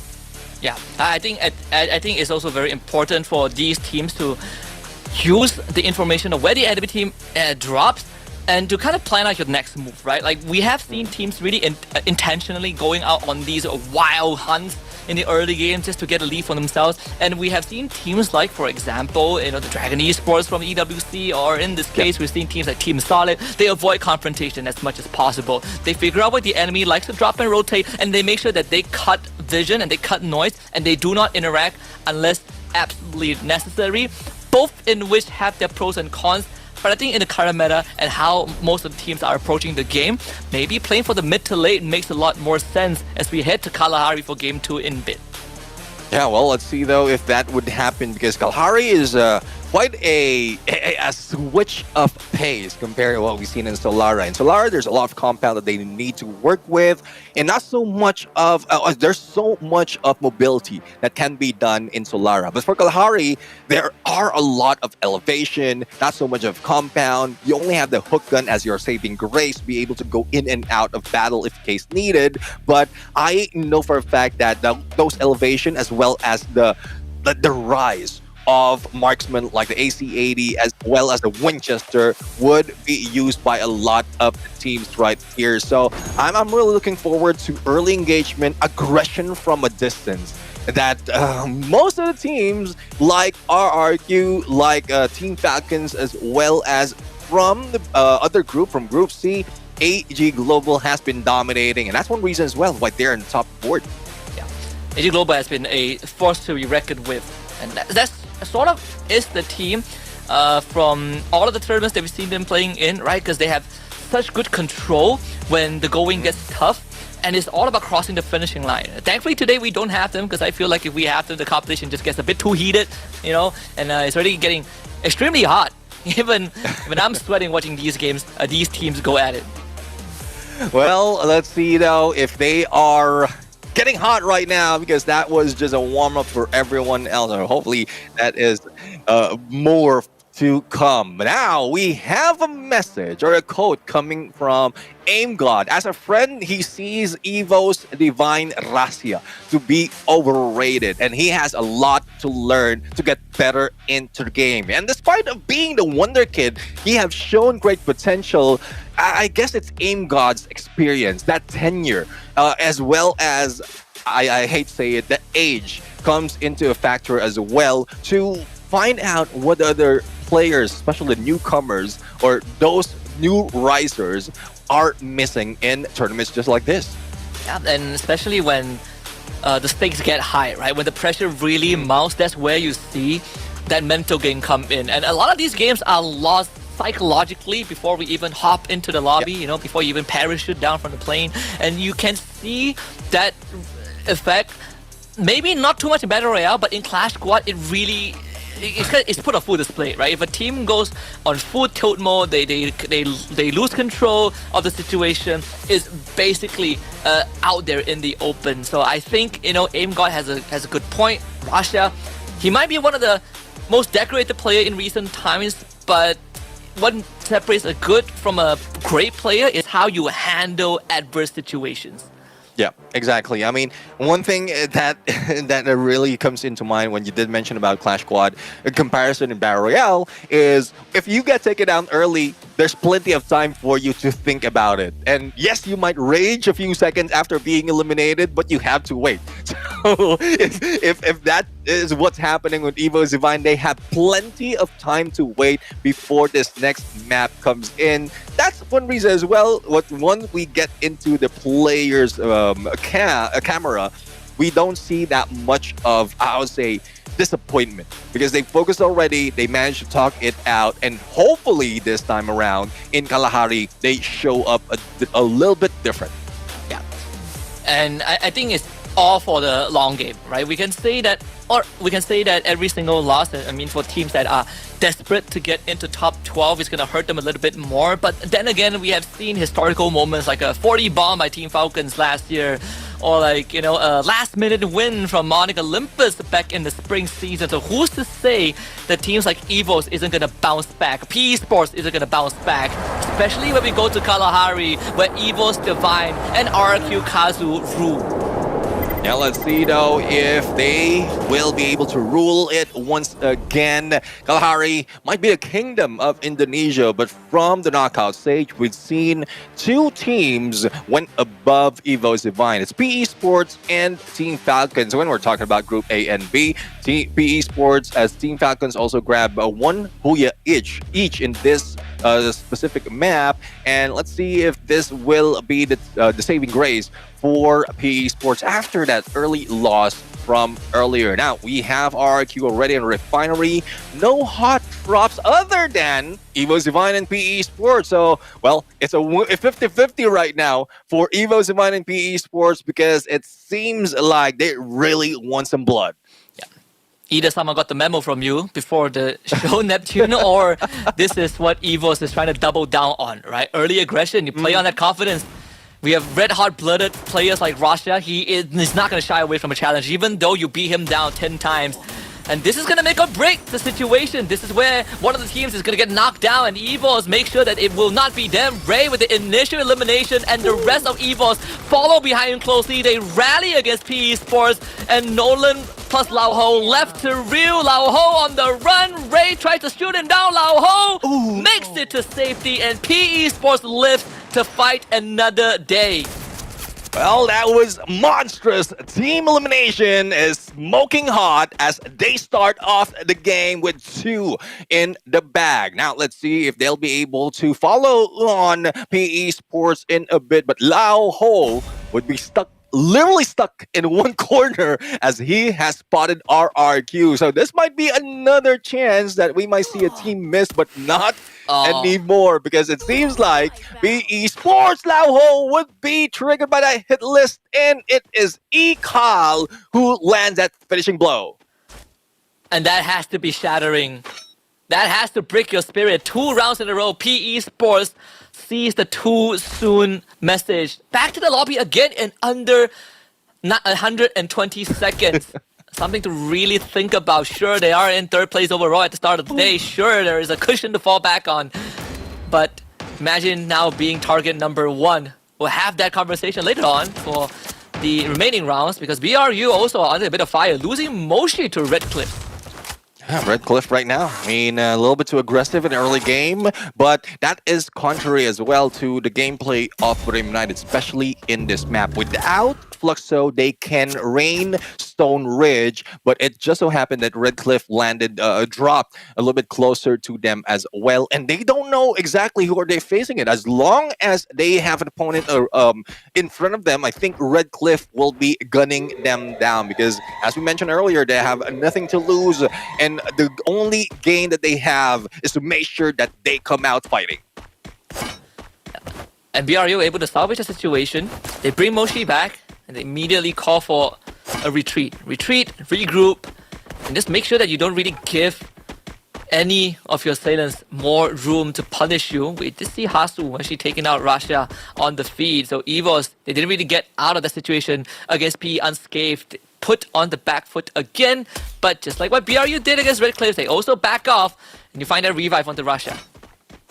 Revive has been done on Turasia, where will be dropping, but there's not so much of contention compared to what we've seen earlier in Solara. But Anaz will be taken down, and it's pretty much the same team who's meeting each other. This time, Nova Legion will be targeting hot shots, and well, it's a good thing that they are not in the corner, not to be taken out with one grenade. But as we go into the other side, it is Red Hawks into the corner, being gunned down by RRQ Kazu. But one saving grace for RRQ right now is they're not heading in full on. They pull out that cryo mine, spotting as well as damaging a little bit from Kutush and Flicker, and that also shows their the information as where they are. But seems like there's a fighting chance for our Red Hawks right now, but unfortunately Abai says no. He says goodbye once again.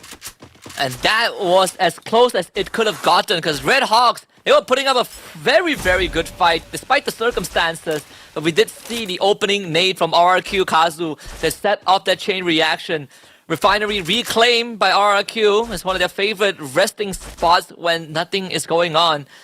And they have really evolved kind of the approach to Refinery, the earliest version of RRQ was just whole refinery, but now they explore, they go on an adventure to see what else is around them. Hasu is going to find a free sub as if they can win this. The Chrono Dome does get dropped down. Let's see a Rebel rush around the corner. Hasu trapped in a very unfair fight. Unfortunately, his head peeks out of the dome, and Sabas will blow it off. I mean, I'm not quite sure if that is intentional, but pulling out the time turner plus that that glue wall just made that like headshot or hot shots rather. Prevent them from getting into the time turner and saving himself. He was just in there trying to run through, and that M590 hits him every time. So let's see. That is something that we can get information later on. But Anas right now into the corner, and if this happens again, if Team Falcons miss one of the players, the sole survivor in this area, that will be counting 3 already, all through. But no! Limit saw him, and he has been taken down. Now, he does have, well, he doesn't have any information, but I guess something has been triggered by Team Falcons to spot him from that corner. Yeah, just very attentive to the surroundings. These are the moments that sometimes not only you let slip away, but it might cost you rounds. And it's okay. I mean, it's a free point for Falcons. You got to take every single elimination you can get. Falcons now frees themselves up. Hitler's not going to really do too much. Hot shot still gets the revive in on the field. Leo back in the game. And Red Cliffs are going to be in front of Falcons based on the radar. The sub will be taken by Clear Vision for now. Everyone right on top of the crane. Good bird's eye view. You can also, based on the circle read, I'm pretty sure that Clear Vision, they have no sense of urgency to move as of now. They're just living up to their name. I mean, they get up in the highest peak of the sub, and they have clear vision of their surroundings. As you can see, we have VSKs, we have AC-80, as well as a Woodpecker in the hands of Probe, and those are a great weapon to use, especially in Kalahari. The only thing that you need to be cautious of is to spot everyone who might be targeting you in a bit. But as you can see in the map right now, no one's close to them other than Boreum United. And Boreum United right now, especially once they have taken that Stone Ridge drop, they will stay there for the longest time, only moving with the circle, and we might expect them just go in for the fight within the 10 to 15 minute mark. But let's see if that might change if in case Clear Vision sees them and seems that a binocular has been used against them, thus Clear Vision scatters. Yeah, we saw a bit of an ankle twister there too, but not too big of a deal, can easily walk it off as BRU arrives. So Clear Vision dodging a big bullet there as BRU now takes over the crane and starts firing at Clear Vision, who haven't really gotten far away enough. And this is a wrong place, wrong time situation. Clear Vision clearly not prepared for this. They can take the launch pad one by one. And the escape seems to be very possible. In fact, retaliation comes through as Get High faces resistance, forced to hold back fire for now, and Clear Vision might just escape. Yeah, let's see though. Jonah is already in the area, and he might be able to at least hit one. Jonah, AC-80, and Sharon will be taken down. Let's see if there will be anyone who will be following them, but 2 players will be chased by Wasana right now. Hook gun in hand and a bat to beat them, and this might be it. 2 players from Clear Vision can be eliminated right here with that Valiant dash, plus Wasana with a time turner, and Zach has nowhere to go. A valiant fight put up by Zach. The utility was as good as it can be, but sadly, BRU's aggression is unparalleled. Although Team Solid might be able to take advantage of this. You hear it go down. Wasana fight Probe and takes him out. Will Team Solid go to engage? It seems like they will hack with a back shot onto Get High and a freebie given over to the Brazilians. But they want more. BRU, they won't be able to get away from this easily. Team Solid, though, unfortunately, won't have the opportunity to go in for the chase, so BRU gets to walk away. They at least got 1 out of Boreum United. Now, let's see if this will continue later on. But as you can see, that jump has been done already by BRU, and I just love that tactic. I mean, I know they are aggressive when needed, but if it is still early into the game, they pull away, especially if their support will be taken down. It's quite surprising, though, on how quick Team Solid managed to rotate against them, and that's one reason as well by Boreum United and try to end a match or an engagement within 20-30 seconds or even less, if they will be heard, then a lot of teams might be chasing them all out, and that's what they hate. Third party and being backstabbed. And they really have refined the art of just, the touch and go, right? They come in, they get the job done, and they're out. And in fact, Wasana really wants to get the job done. Just found Yoon, who was able to escape.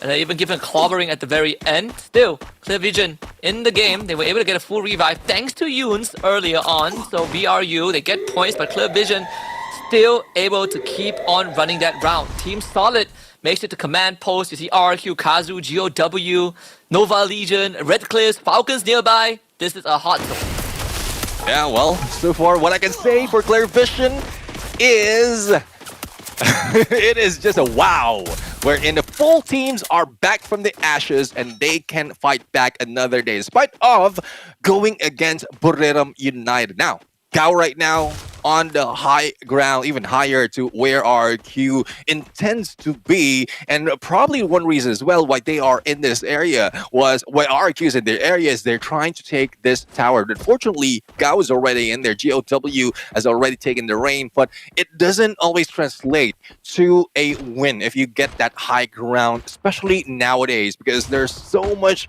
of ways that you can go against those on the top, or those on the sniping nest. So let's see if Gao will be able to survive, but Buriram United right now has managed to pull in more weaponries as they take this arsenal.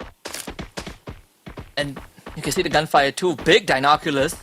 It's a 5 to 6 man scan, so the full team of BRU and 2 members of Nova Legion getting basically pinged out.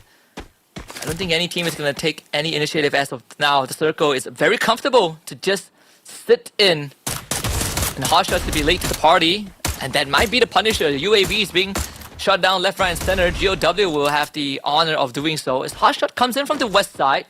So the first point of contact might be against GOW. Let's see though, they are in the level right now to gun down GOW. Thus that glue wall has been put up, but no contention, not even a Riptide Rhythm to break it down. So they just are staying quiet. Now let's see if there's something that can be done as well, but those in the surrounding of Buriram United, which is Nova Legion, and a possible round 2 against a Team Solid. But up and to the other side, we also have EVOS Divine, who's getting close, but just before or just after RRQ would be in this area. So a lot of compounds to work with, but also plenty of open ground for the snipers to be able to knock them down. And it is Hasuexe who will be taken down by GOW, who has been patiently waiting for this opportunity. And all it takes is just one gunshot to set off the chain reaction. It seems like it has begun. The beginning of the end. The circle moves slightly away from the majority of the command post, so a lot of teams on the southern side will be forced to abandon ship. But the problem is when you are all gathered around one area, it is bound to be pandemonium. EVOS Divine and RQ might make first contact first. In fact, EVOS Divine decided they're just gonna poke it, and GOW now is gonna join the fight in just a little bit as we switch our attention over to BRU against Nova Legion, while all huddling underneath the container. They get the pickup of the Lopez. Lopez goes down big! Grenade launcher! And Nova Legion gets absolutely blown to bits by BRU. Despite Wasana being taken down, get high on Winchester, plus that M79 from Jonah really took them down. Only one remains for Nova Legion and not so much of a chance for revival. But into the corner, as you did mention, the pandemonium is about to ensue. We have RRQ, EVOS Divine, as well as Team Solid into the mix. It would be GOW as well, who has managed to drop down, but Coach Hill will be taken down. He won't be chilling anymore. He will be on the ground and unable to be picked up. Team Solid looking solid once again. And this is going to be very dicey. Look at that, EVOS Divine gets pick up as Nova Legion gets fully wiped out by BRU. Rip with a good nade onto ECAL, RQ Kazu on the watchtower, but GOW comes in for the slam dunk. It stood behind the glue wall.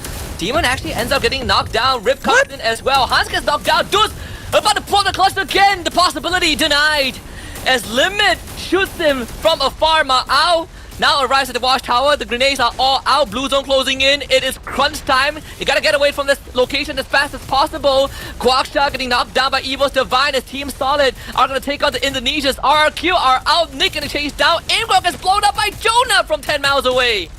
And it is Booyah United who's the only team into the final circle, and it would be an elimination spree right now if they'll be able to take all those nades, lob it against everyone else. But Team Falcons, Riptide Rhythm, plus a firing squad with that car, VSK, as well as AC80 in front of them. We didn't see them in the map because they are very far away, but I guess this is part of the plan. A full squad, that one of the only full squad in here, the same as Clear Vision, but it seems like Clear Vision will be target and they might be going down in a bit. Yeah, about to get very, very blurry soon with Falcons coming in hard. Them and BRU, the big two of Thailand, as we like to call them. BRU, the only team in this top 3 who have one less member, and that's Wasana, who has been sadly KIA. But the rest of the teams, they still have a chance to work with Karoro!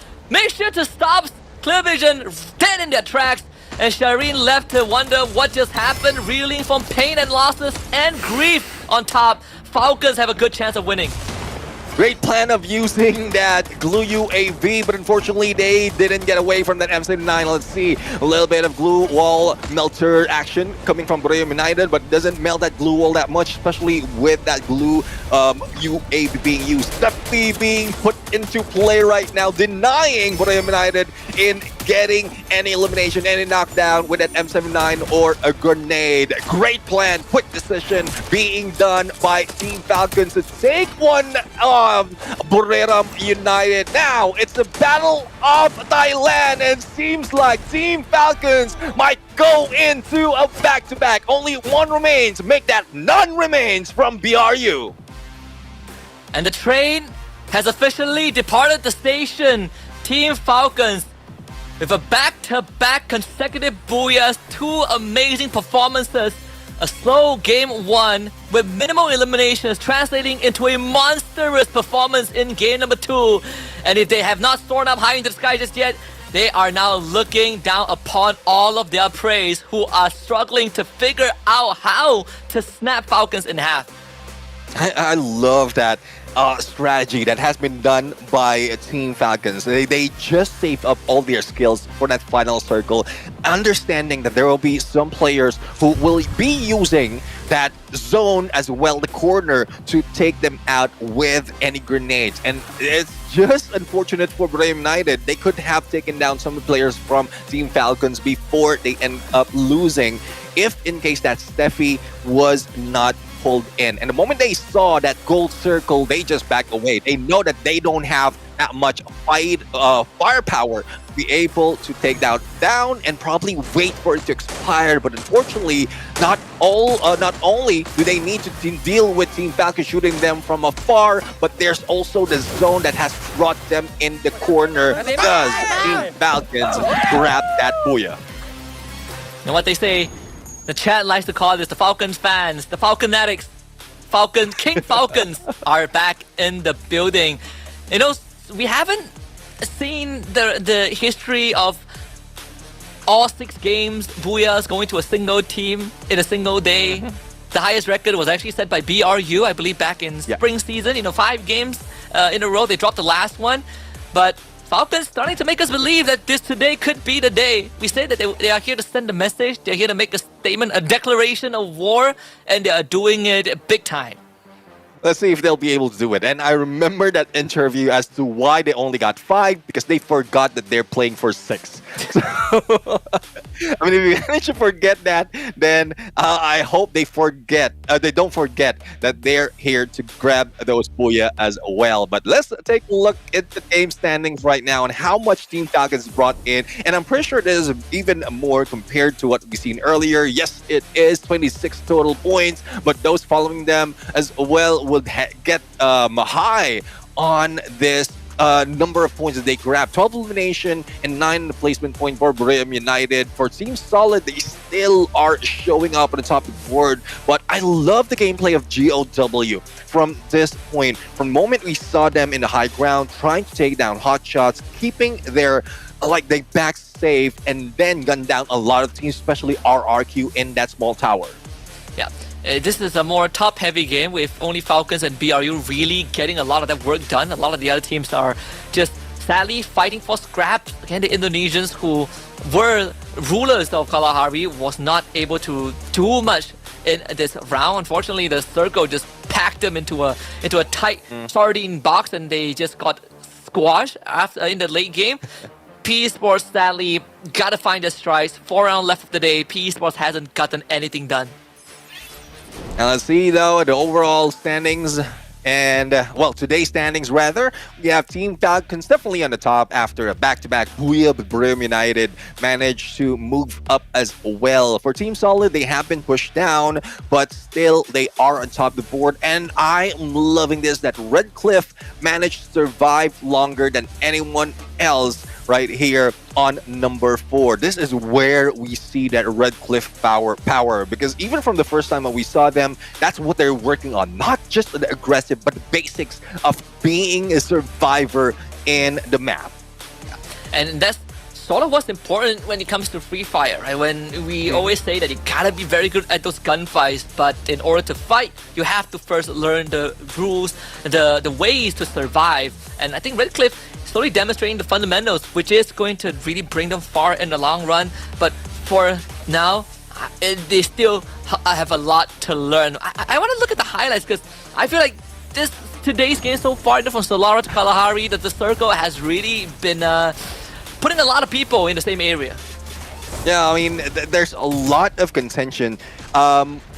I was surprised that it happened in Solara, but in Kalahari, it's most of the time bound to happen, because I did point out there's only a few compounds that you can work with, but it did happen in the south once again. So it seems like there's a pattern that teams are following, that those who are getting the Booyah, which is Team Falcons, remember, in Solara, when we look at the map analysis, they came from the north. Even here, they came from the north as well. And they're the ones who's gunning down those rushing into the final circle together with Booyah United. Because Booyah United, we saw them head into the southern side of that final circle, and others are just scrambling, and they managed to grab a lot of points from there. But as we take a look at Team Falcons, I'm pretty sure the happiness cannot be contained right now by this team grabbing a back-to-back Booyah, and I'm pretty sure as well that they're planning to do more. Yeah, and for Team Falcons, right, when we kind of saw them in that final stage of Kalahari, we sort of had an idea that they're probably going to win that round, right? Great position, uncontested, and then they have sort of your current meta loadout. You put limit on the Skylar, you let On Fire take center point, you let Pina do what he wants. It is a full package of what makes a meta great team.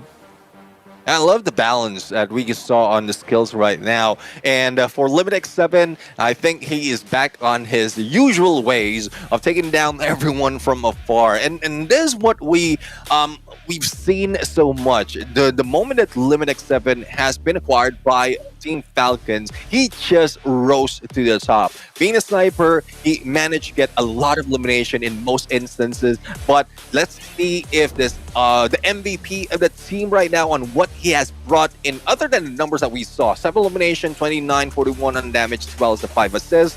We've seen that Skylar so many times being used by this guy, and he's the one who's breaking down all those glue walls in spite of the fortification of that glue wall. But the VSK 94, I mean, we see this very seldom, but I'm loving that early game to be able to take down your opponent from far with a loot ground like the VSK.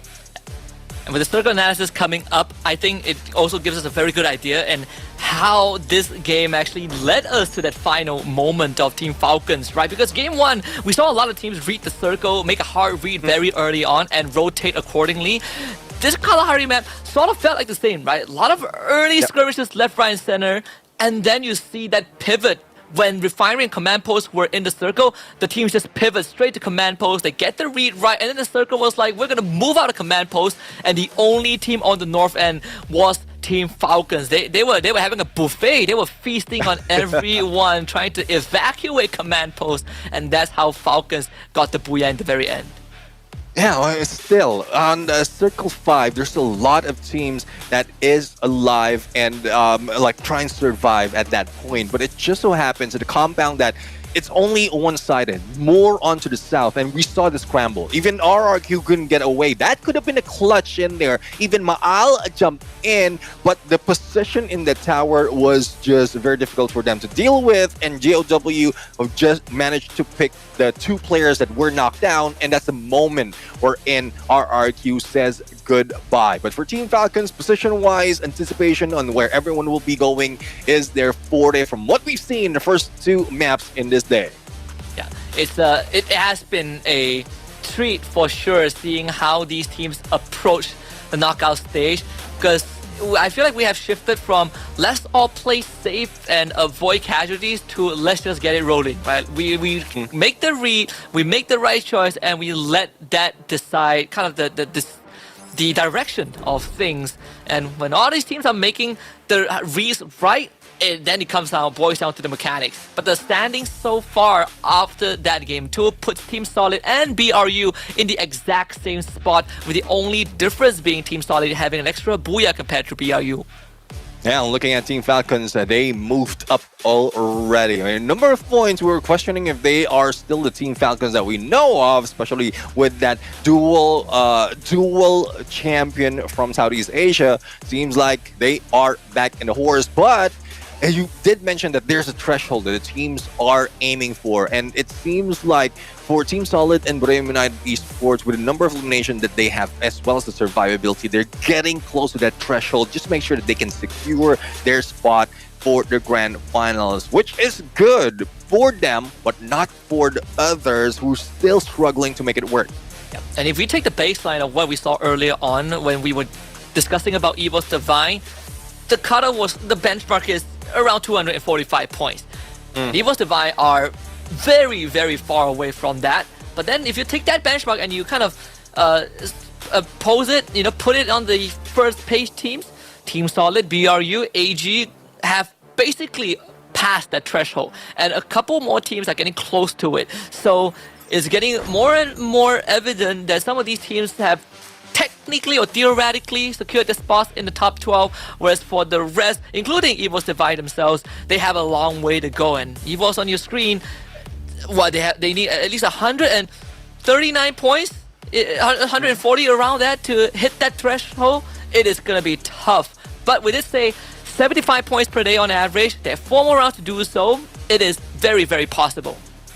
Yeah, let's see though if that they will be able to hustle a little bit early, because I mean, despite of the anticipation as well as the comeback storyline is concerned, that is good. But from what I'm seeing, hopefully that is the script that they're following, because it seems like they were faltering so many times, especially in Solara. I mean, imagine being taken down early, and even in Kalahari, wherein the snipers could have been their saving grace, but they're the ones going down quite quickly. So let's see as we look into our game schedule right now, and we are expecting to see another match that might be taken over by those already on the top. It is Nextara, and talking about compound, I mean, we switch from Solara with plenty of areas to hide out from into Kalahari, where it's not so much.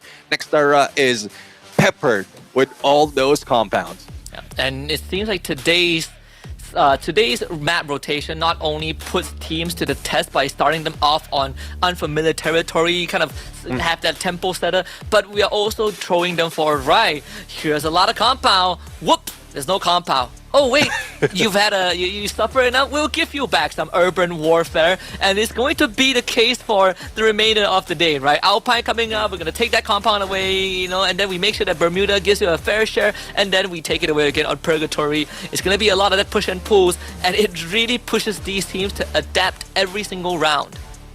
Yeah, well, I want to see more of those adaptation coming from the teams. And, well, as we look into hotshots right now, there were some potential of survivability, especially at them trying to go into the edge of the circle, but they was just out and open.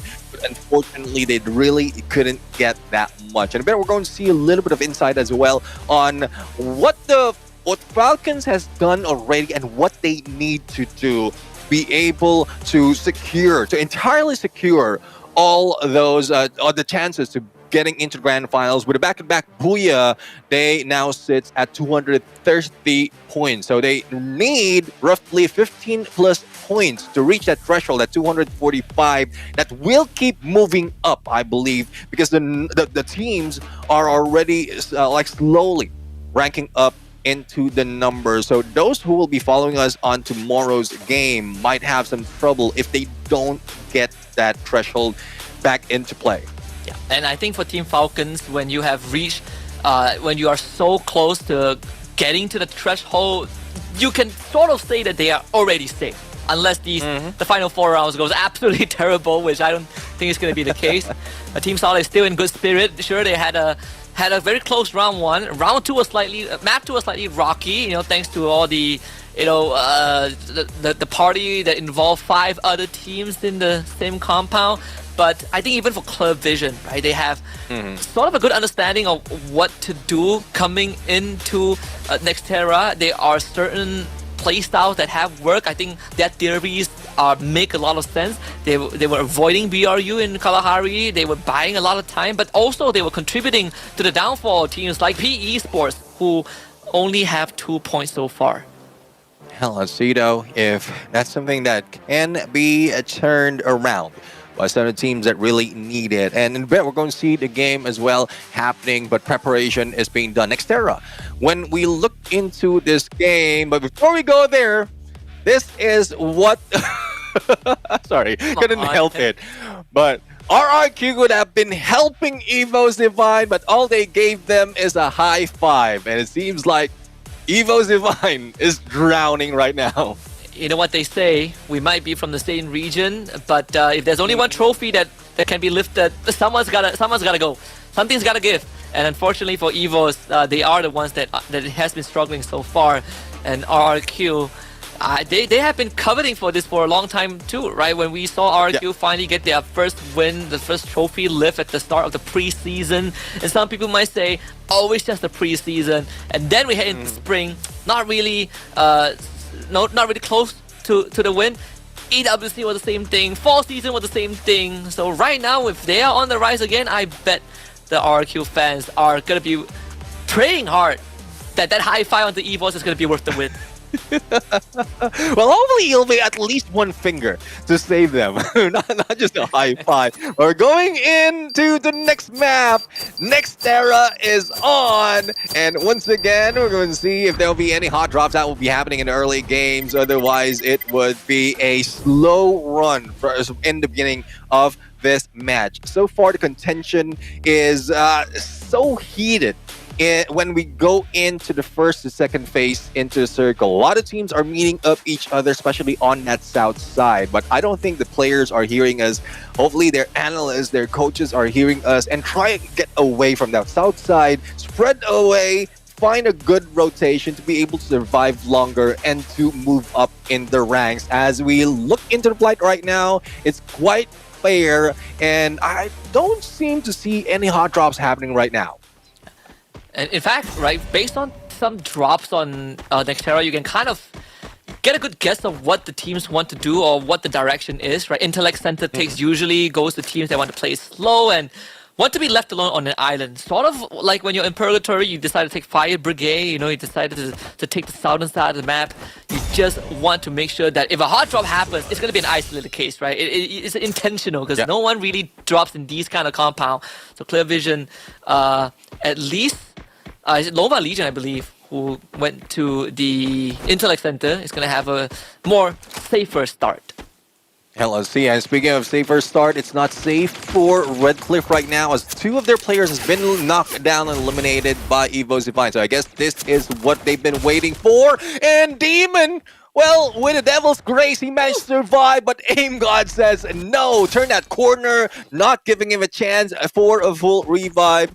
And it seems like it is GOW paying for what they've done earlier against RRQ, and EVOS Divine are the ones giving that high five, saying that we got you, bro. We can take them down. For now. EVOS got to remember, it's a competition. But it's a good start. You know, GOW, they are also kind of in the race to get to a safe spot. But compared to EVOS, clearly the Indonesians would more desperate in getting those points. Yeah. We're seeing the revives come through. I mean, for EVOS, that are going to try and push it at least. Bison in Coach Chu's hands. And see the plushie being thrown out. Cryo Mine and Dian's going to get hunted down. Coach Chu getting taken for a ride, but with the backup of Russia, EVOS will back their 4th point of the round. Maybe even find a 5th, as Liku from Redcliffe has been spotted by Aim God. A quadra takedown coming from EVOS Divine, and Liku would be that penta. Let's see if he'll be able to get away, but on the other hand, Hans will be taken out by Team Solid. And as we see it, Redcliffe will be taken out despite of how much effort they have done in surviving. They couldn't survive long in Nextera, but there's still plenty of games that will be happening for the team for the rest of the day. Overall, a damage leader right now is Jonah with 3,872 on the total damage, but also we saw a feature that for today, one of the players from Red Hawks is the damage king. So I'm loving this version of Red Hawks right now. Yeah.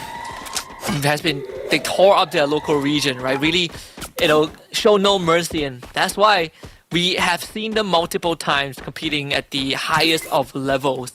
Now it's to push beyond that boundary, which is the toughest challenge when you're up against titans like these.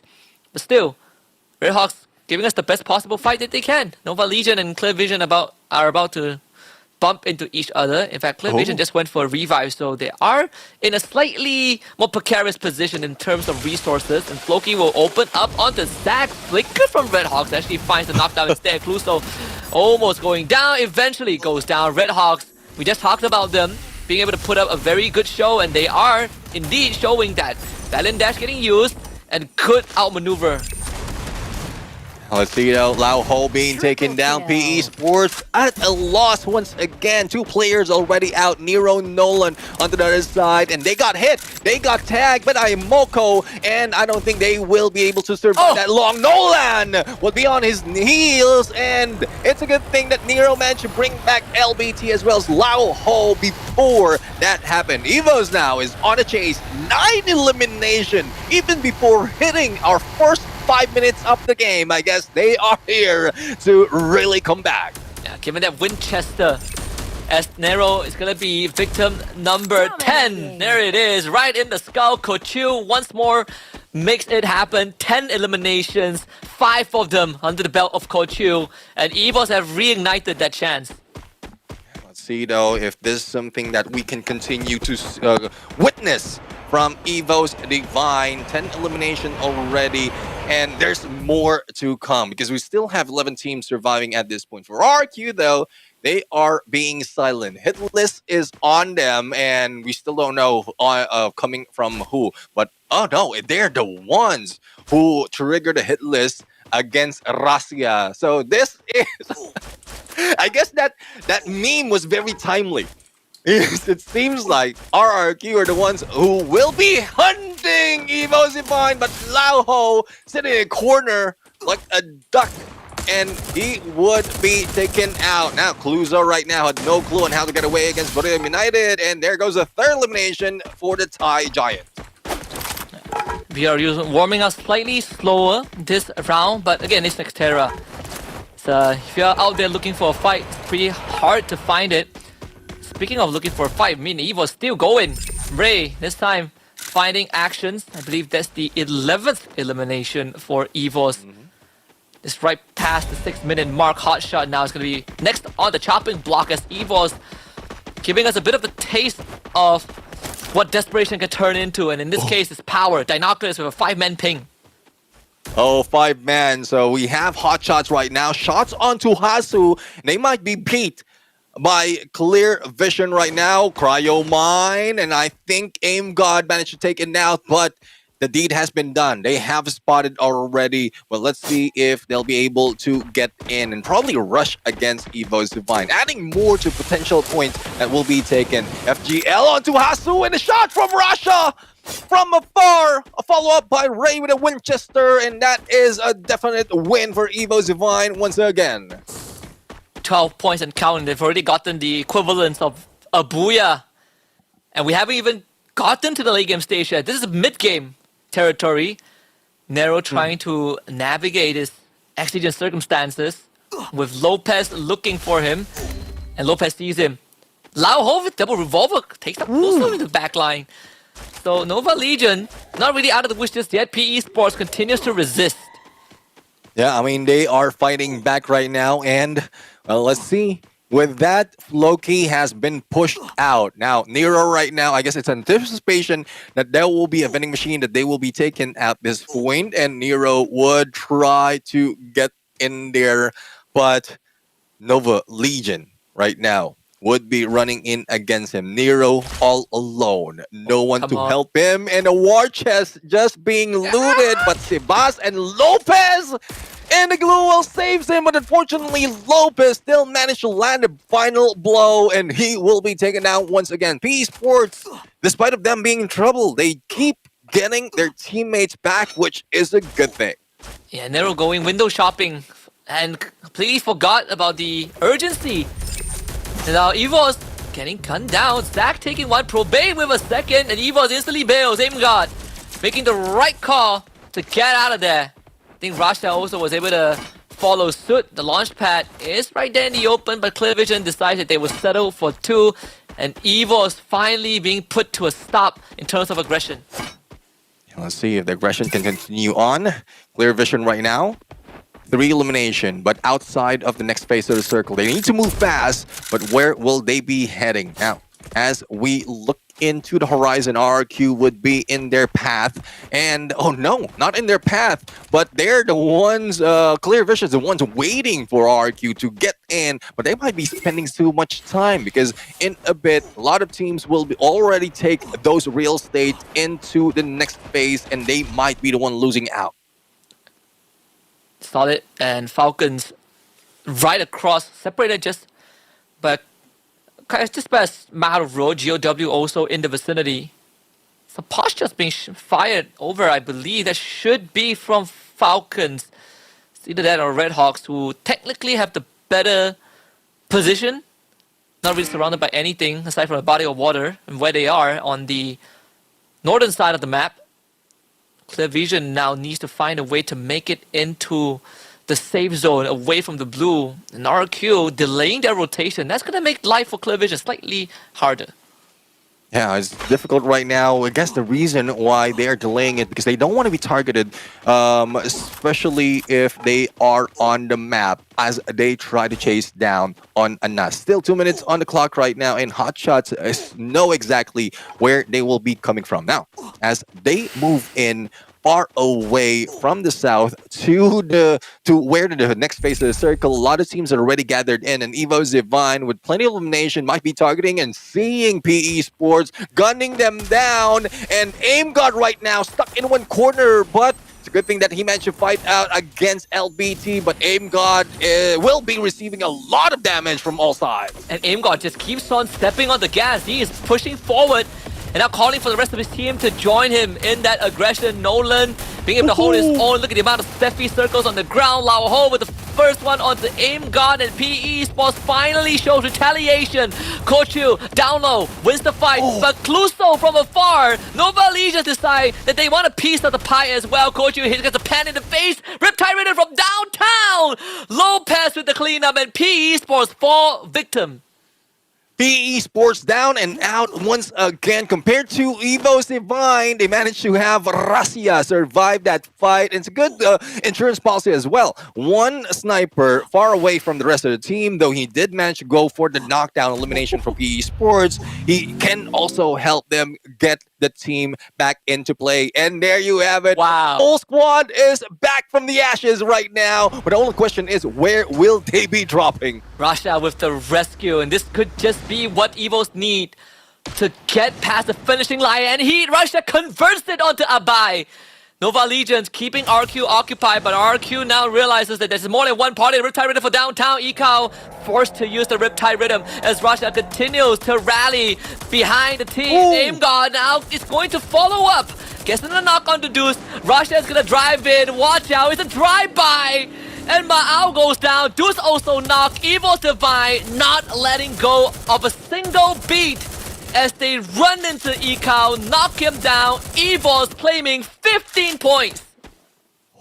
Make that 16 points, and let's see if they'll 17. The points is still not stopping from counting, but for hot shots right now, it seems like they are counting the number of seconds that they might be able to survive against these two players of Clear Vision, because it seems like they will be able to fight back, but unfortunately Leo was hit with M590 by Zac. Eunice right now, Cryo Mine and Focus would be averted, but Anas needs to get away, because that once that glue wall is down, then he might be gunned out as well. And there you have it. Hot shots right now about to be eliminated once again, and hopefully they can recover. Most of EVOS Divine's players just perished to the blue zone, and now they're down to one member again. It is brutal. The late game storm does hurt. Late game blue zone actually packs quite a punch.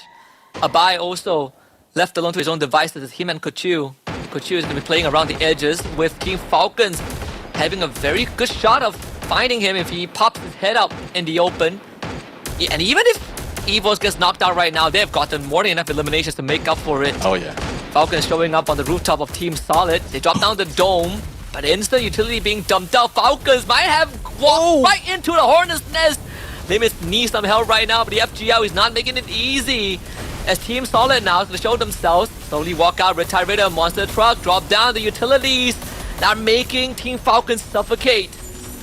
Oh, definitely suffocate and inhale all those smoke from the FGL. But good enough, they're still alive and kicking despite of being knocked down plenty of times. Pina managed to go in onto the ground right now. And one reason why Team Solid understands that they have to pull out that FGL, because it happened earlier as well. Team Falcons was above them and they just jump in there. But on the other side, we've seen a takedown of Clear Vision. Pina still alive and kicking. I'm not sure if he does have any HP. He waited for that last second, but he didn't anticipate that Cryo Mine will eat up his HP. But on the other hand, Red Hawks being taken down one at a time. And Pina walked out of rage and walked back in. Slightly unfortunate for Team Falcons as another fight breaks out on the other end with GOW against BRU.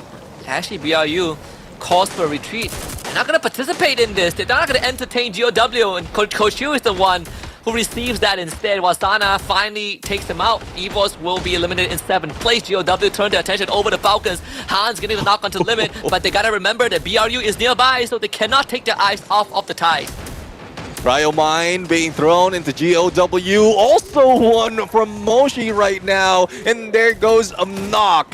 Now, quite surprising that Bureram United is not aggressing that much on GOW. It's probably because the barricade from GOW was just too difficult to go through. But that also saves Team Falcons from, or rather, Team Solid from being annihilated from afar and working with Red Hawks. 7 elimination already, still a full squad, and we might be seeing the same team once again. But Team Solid's looking like the contender for the Booyah.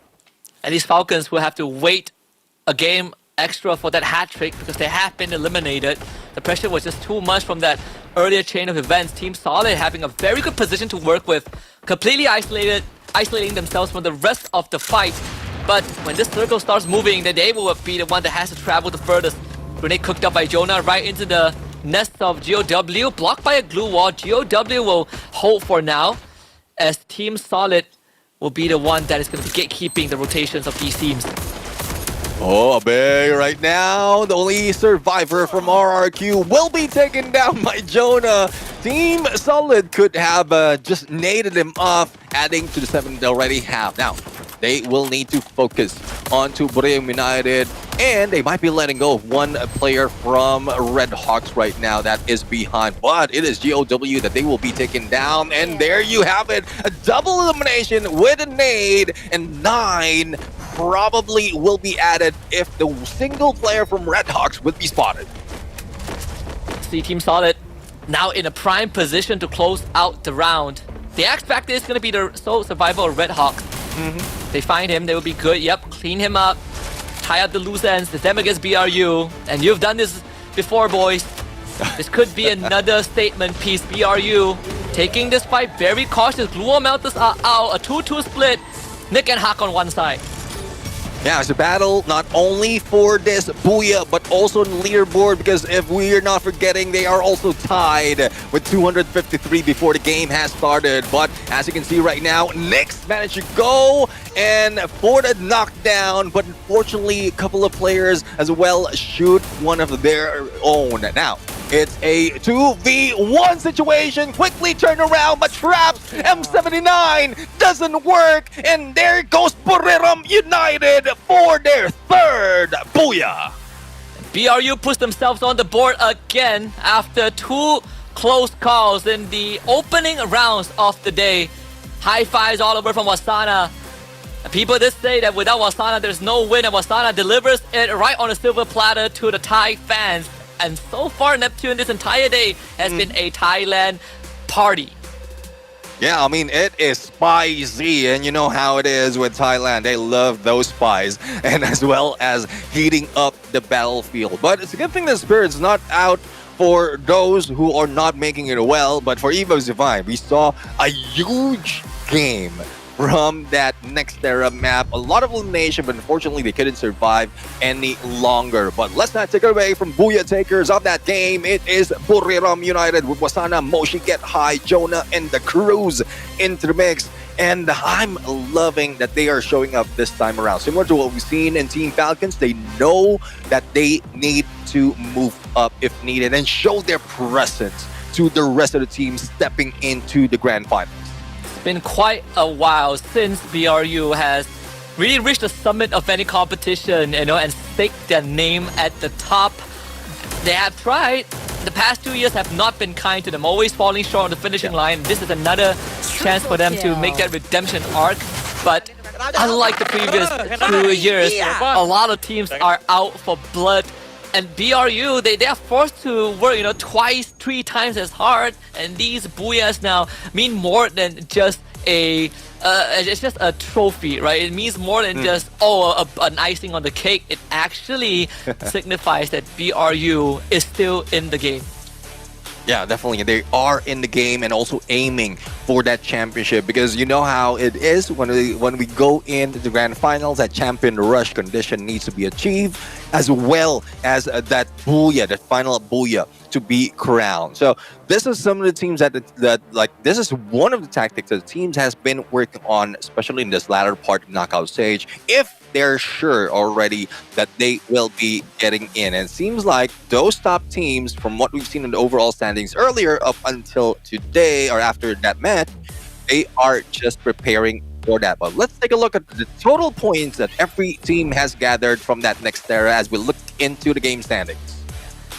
And you can see that EVOS Divine, even though they got knocked out, I think, in 7th, 8th spot, because they got so much eliminations that it really didn't matter. Made up for it. 23 points across the board, alongside BRU, who have 11 eliminations, and also a Booyah to boot. Team Solid, again, showing us another solid performance with a 20-point bomb, and every other team fighting for whatever remains. Red Hawks push themselves top 4 again. We talked about this at the start of the show, Neptune. Yep. Red Hawks, there's something else. They might not have had the chance to go into the grand finals, but they are putting up a hell of a show. Yeah, definitely. I mean, this is the one thing that I would say for Red Hawks right now. Make sure that they remember this moment. We're in there winning all those engagement, getting a lot of points, getting a lot of placement, because if they can relive this on the next instance that they jump into the global finals, they will be getting better. Compared to what we've seen in the first few games, I think there's a lot of hesitation, a lot of pressure for Red Hawks. And now that they're almost out of the competition. There's really nothing to lose right now, and they're just showing their true colors. And what better way to show it than when the stakes are this high? PE Sports, sadly, haven't gotten even into double-digit territory. 7 points. I guess it's still better than the 1 point in round 1, 1 point in round 2. They got 5 in match 3. This one was a bit of a tough situation. They kind of got sabotaged by EVOS Divine, getting third party. But at the end of the day, for PE Sports, they got to really thank their saving graces that they started as the overall top 3 before today. And so they have a cushion to fall back on. Well, looking at that board, I mean, PE Sports is one of my predictions, and seems like they don't want me to get all 3 in there. So, well, let's see though. I mean, Team Falcon's still on the board, and RRQ slowly moving up as well, and there's still 3 more games to play in this match. Before we go and prepare for Alpine, let's take a peek on a highlight of Nextera and what happened in that game, because initially there's not so much of hot drop that happened, but it's more up from the mid to late game where all those engagements follow through. And I think it's also fair to mention that so far to this point, PE Sports hasn't gotten a single survival point, right? A single placement point, which is speaking volumes in how the day has gone for them so far. But for the rest of the teams that have been really tearing it up, from EVOS, the Team Solid, the Falcons and BRU, we can sort of see the pattern, right? Teams who are willing to take initiatives, who are confident in winning these fights, and who are, willing to take that extra step to snowball and keep that lead going, are getting rewarded. Yeah, definitely. I mean, reward is just in the corner. Let's take a peek on what Booyah United has brought into the battlefield, and I thought I was mistaken when I saw Moshi pull out that cryo mine, because I was expecting him to get that Skylar, but he used the Nero, and I'm loving it because he can spot out the opponent as well, put some pressure once that is in. And with that Valiant Dash, together with Staffy as well as A124, it's more of an aggressive approach coming from Booyah United right now. And Wasana is back in play, despite of going down in most instances when he rushing against the opponent. Yeah, and not only that, I think it's also helps them to lock down zones very effectively, right? If you try to take them on and they dump their abilities on you, you are forced to fight raw, no glue walls, no abilities, but to make matters worse, you are losing health every single interval.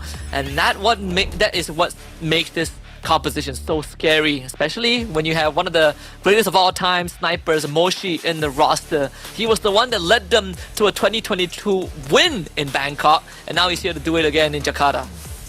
And let's see if that would come into fruition right now. And I'm really loving the turn event, but it's more of Thailand taking the reign. Though it's no surprise, this is one thing that we have expected so far from a lot of instances when Southeast Asia is involved or Thailand is involved in a tournament. But, well, better late than never. Team Falcons refers to Booyah United on the 3rd, and let's see who's going in onto the next map once we go in. But it's quite surprising, Husky, that we've already ended 3 matches, and it seems like it's quite quick. It is, right? Like Battle Royale cruise too very fast, and not to mention that the average game time has actually increased by I think a solid 2 to 3 minutes per round, and we are still going through it. I felt like the night has just begun, but for these teams it has been quite an eventful day, especially the teams that we saw on cam just now. Some of them, they were not really having a great time. You can see the pressure is starting to get to them. Things are not working out. But the good news is that we're only halfway through. There's 3 more rounds left for them to redeem themselves. Yeah, there's a lot of pressure for those who are on their last run, especially if they're looking to get into the grand finals or very close to get in the grand finals. We did mention about a threshold the teams will be following, and from what we've seen as well in the overall standings earlier, we have 2 of which is Booyah United and Team Solid, who managed to cross over that 270 mark. But right now we are going to just wait for what's about to happen right now. But we're going to go for a quick break. When we return, we continue on the second half of this day. So do enjoy this video and don't go away. We will be right back for more Free Fire action. In this arena, timing is everything. Move too early and you fall. Move too late, you're dead. With the best timing and strategy, even giants can bleed. Here are your CS highlights of the week. Games King and Joker lived up to their names. The true king and jester of FFWS. Double kill. It's possible, but it finally falls into the hands of Joker. That's what we were looking for. Games King, the one true king.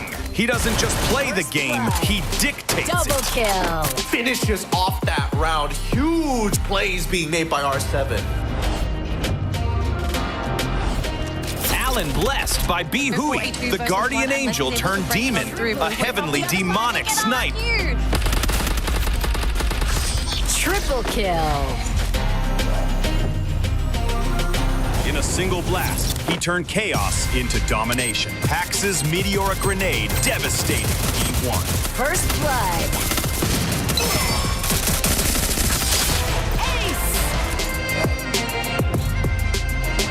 LBT, the apex predator of the arena. LBT is the lethal beast tyrant. Looking to do it, and he does it. He's more stays. Here is how the brackets look after another unforgettable Week 1 of FFWS CS 2025. The fight for the throne never slows, it intensifies. Their names echo through the arena tonight.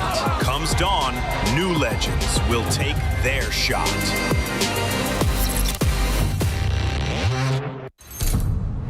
¿Qué onda? Soy López de Nova Legion y bienvenidos al Kit to Hit. Xin chào các bạn, mình là Nero đến từ P Support. Chào mừng các bạn đến với Hit to Hit. Pues creo que no hay mucho que decir quién es mejor. Yo creo que obvio que América, porque estamos por arriba de la... พวกลาแทมอ่ะไม่ได้ตึงหรอกเดี๋ยวผมเล่นให้ดู Em thấy khi mà ra thế giới thì em nghĩ là không có đội tuyển nào yếu hết.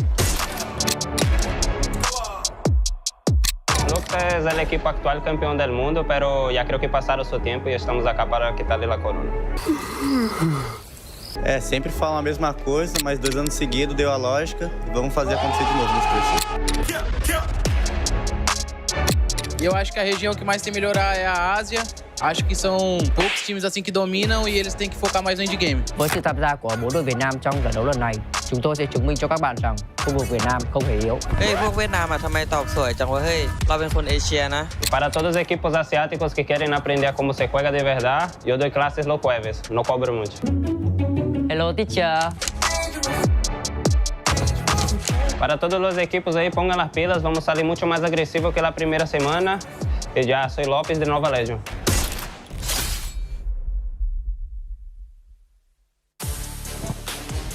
Ayo GG, it's Yulso here and I'm with our best performance team at the moment, Team Falcons.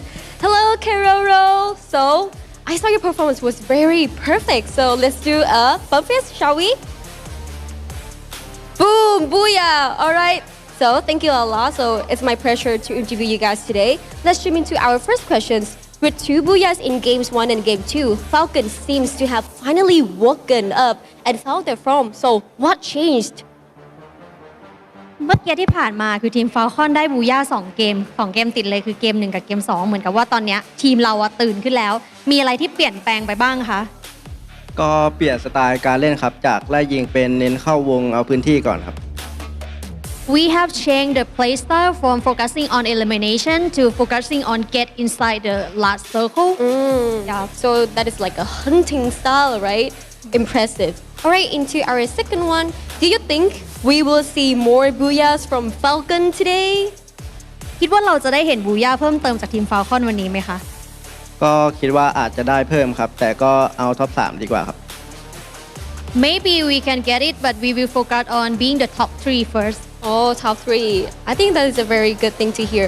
Alright then, we have heard everything from our Keroro and of course Team Falcons. Thank you Bun so much and this is the end of my interview. Let's go to Conchita interview. All right.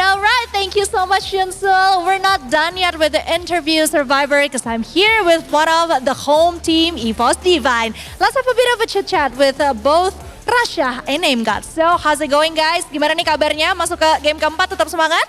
Semangat terus. Okay, so the first question is, EVOS is currently sitting at the 13th position with 129 points. And obviously, this is not safe yet. This is still a dangerous position. Is the pressure starting to build? Sekarang kan EVOS ada di urutan ke-13, 129 poin. Yang artinya, posisi kalian masih belum benar-benar aman nih. Apakah pressure udah mulai kerasa sekarang, MGOT?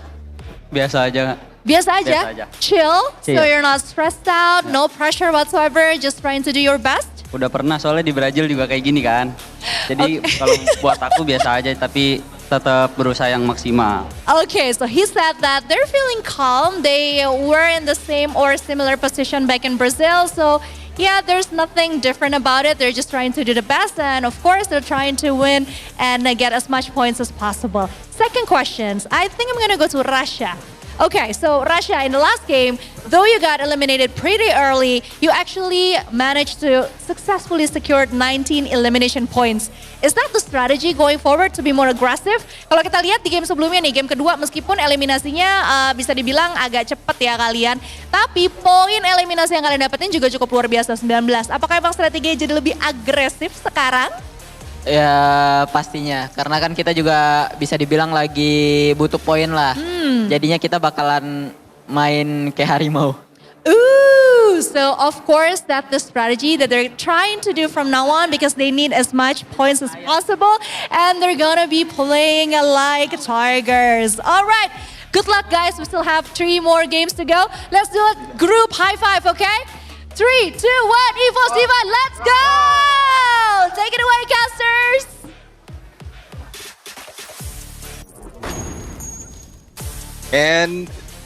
And there you have it. Thank you very much, Conchita, Caroline, and Yunsul, as well as Team Falcons and EVOS Divine. We've seen great strides being done by Team Falcons, and for EVOS Divine, there's still a lot more that needs to be done. But we've heard it from the team themselves. They are prepared. They are trying their best to catch up. And even from the last game, we've seen them really bring it on. But I'm looking forward to more of this battle because from what we've seen earlier, EVOS Divine has been targeted PE Sports, and looking at the overall standings, they're the ones, PE Sports, the one holding on the 12th spot above EVOS. And I think this is how like those cut-offs are set up, right? We have seen so many examples of the 12th place team or a team that is kind of gatekeeping the qualification, get hunted down, and I think now it really puts PE Sports in a very uncomfortable situation because nothing they've been doing is working out. We know like EVOS is one of the teams, once they lock eyes on you, once they start deciding that you are the target, they're gonna hunt you down every single round. And the team that knows that feeling very well was Core Memory, right? At EWC, they were getting hunted by EVOS every single round in the grand finals. Even when EVOS didn't need to do that, they still committed. Now PE Sports needs to somehow find a way to actually stop EVOS on Alpine. Yeah, let's see though if, well, that's the first goal, to stop EVOS in Alpine and also move up the ranks. Because looking at numbers from the past games that they played for Group A and B, they are, or EVOS Divine is way down at the bottom of our Alpine standing. For PE Sports, they're in the middle, so I guess PE Sports has that fighting chance. But who's taking the lead right now? It is GOW, and we've seen that fighting game coming from GOW, especially for this day. I mean, first, they are the ones who took down RRQ in one of that game in Kalahari, and as well as tried their best to survive longer than the other teams. But if they are being brought into one of their best map with 43 points, similar to Booyah United, they might be able to get or to give so much trouble for those trying to catch up. And this is literally crunch time. I think when we look at the teams that are playing today, and we take a look at some of the Alpine performers, there really isn't much that you can look at for certain teams like EVOS Divine to kind of put up a good show, right? That's not their top 3 maps for now. You can say the same for Falcons as well, which I think at least in the start of this day, it's quite shocking. I think Team Falcons is 3rd in terms of Alpine ranking, and just based off of that alone, they have an average of 11 points on that map. So with that being put into perspective, there are certain factors that I feel like can kind of shift the domination on that map, and it's EVOS having the momentum right now, and PE Sports just not getting anything going. Yeah, let's see though. I mean, there's a lot of talk for Team Falcons and EVOS right now, but let's shift our focus in a team that, like, it has brought in the hype, especially when they are in play, when they are in part of the group, and right now also taking that #1 spot. For that final battle between Booyah United and Team Solid, Booyah United has won that fight. Thus, we are showing some of the comments on one of the players, I would say one of the best rushers in Southeast Asia, Wasana, wherein he is the most overrated player. Do you agree with this? Because it seems like from the past, from the previous week, this is true. I mean, if we just base off of recent performance, then sure, he has been struggling a little bit. But I think when you look at his overall tenure as a pro player, right, when he was still in Magic Esports, the same team as Saming, he was one of the best acquisition after that. When BRU brought him in, we said that this guy was the missing piece. He's the reason that BRU is going to win a trophy. They didn't win a trophy that year. It took Wasana 1 year to actually get his first trophy with BRU. But even in rounds that BRU were dominating, that BRU was struggling, Wasana was the one that really brings them back, that keeps them afloat. So I don't think it's overrated in an overall sense. I think these players just don't like him for being too good at the game. You know, that's my take. Yeah, well, going back to the story that you mentioned, I mean, every time that the rest of EVOS, the rest of Booyah is not performing, Wasana is on top. And will that be like something that is very ironic? Because you would expect that Booyah United would be like lifting each other up. But we also know for a fact that every time that they're in play, and from the interviews that we've seen every time they get that Booyah, they are not bringing one player in the pedestal. They're at least trying to beat them on that MVP. So would that be a factor as well? Why at some point they are failing their tactics? Because there's I couldn't say infighting, but there's a little bit of that when they are in play, because they want to beat each other on that MVP spot. Oh yes. I mean, we have some players, I think, over the recent 2-3 years who have gotten MVP titles but still came out winless, right? Like the Uncrowned Kings, like, again, Dew is one of the best examples out there. And I think Wasana also, as an individual, has, even on his worst days, is still someone that you can rely on, right? There's only so much one man can do, if you want him to 1v4 every single round. Of course, he's not going to look that good. But in the grand scheme of things, I think it's wise to constantly pay respects to one of the young greats of one of the strongest regions we have. Let's head to Alpine for round 4 and see if Wasana can prove everyone wrong.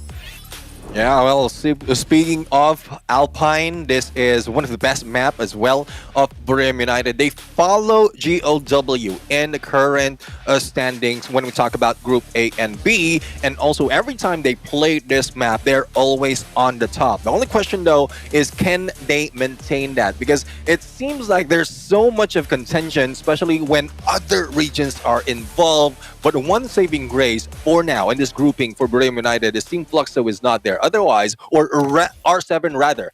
Otherwise, they are the ones who will be hunting them in Alpine because they're always taking their drop in Snowfall. See, this BRU Snowfall is a classic. Usually teams give BRU enough respect to not contest them, but the 18 Deer, I believe, was popped by LBT. Yeah, there it is. Oh. Poof. Yep. There it is, first blood. PE Sports getting the first point. Delayed. A little bit delayed though on that shot. I didn't expect that to be that slow, but well, that's the first blood right now. But clear vision going against Nova Legion. Now let's see if the team from Peru will be able to go against toe-to-toe against the team from Morocco right now, because clear vision, despite of a great showing coming from them for today, they're still in 16th spot, very close to really being relegated out of the competition. But let's see if this is continuing. This will continue on for Red Cliff though, because we know how it is for Red Cliff. They're also trying for survivability, but unfortunately, they meet up with Booyah United in their rotation. Yeah, and hope extinguished for now. Moshi is the 1v1, easily wins that, no problem. The third point for BRU. And Redcliffe just ran into the wrong opponents, picked the wrong fight. It's a different weight class for now. So BRU leaves Snowfall, gets 3 points, and now can move to Garrison if they want. And continue to loot up for that mid phase. Yeah, I mean, quite surprising. Snowfall was left very early by Booyah United. Not quite sure if it's shots coming from Redcliffe or they are just planning not to stay that long in their drop spot, because we did mention that there's a lot of teams targeting them in that specific rotation because they know for a fact that that's where they're dropping. So let's see if that would continue on for Booyah United, Booyah takers of previous game. But the battle continues between Nova Legion and Clear Vision, and let's see who's going to win. A little bit of hitless as well onto Blade coming from GOW on the other side, and Zach will be taken out with a Mag 7 and the payback coming from Clear Vision right now. Now, Sivas will finish them off as well, and seems like Clear Vision would clearly be taken out of this game if Sharon will be eliminated. Yeah, he's going to try and drive away to safety, and Nova Legion not able to confirm that. Big smile on Lopez's face as Nova Legion flushes Clear Vision out of stadium. And I guess we kind of decked out the arsenal a little bit. Even overall damage leaders, you can see Jonah still in first with Moshi coming in second. And BRU just doing BRU things, right? Wasana in fourth with most eliminations as well. It's a classic BRU, and Sharin, he is going to ride off into the sunset. Well, into the sunset, into the seas. I'm not sure what the plan is, but I guess the ideation is just to get away from vision of everyone else. As long as you're still within the area, you can rotate and still plenty of time to spare. Because the first zone, first going to the second, is not doesn't hurt that much. Now, Ray right now, a few shots being made onto Hotshot, and it's just tough for Hotshot. They have been taking great position, but unfortunately for them, the defense is not that strong, especially if EVOS Divine is involved. You get that Rasia snipe onto them, then they will be in trouble. But it's a good thing that EVOS Divine is not staying that long, because they might be expecting a third party as well. There's plenty of loot that they need to, that they can get if they pull away from that Hotshot team. Yeah.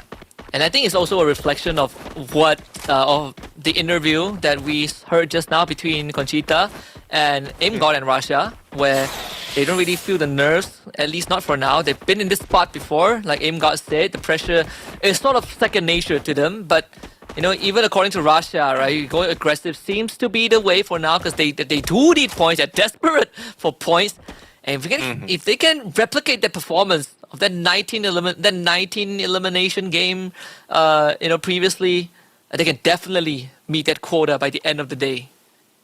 And let's see though, but on the other side, we have RQ going against Red Hawks right now.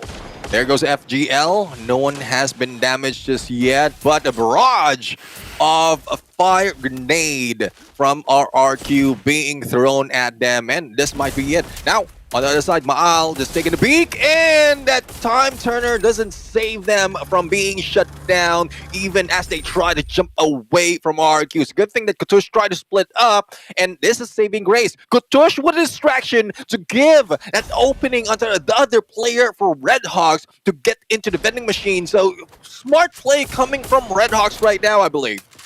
Yeah, just willingly sacrificing himself. Ninja will bring Blade back into action. Kutush was looking for conversion, but 18 Deer shuts him down. Prompt.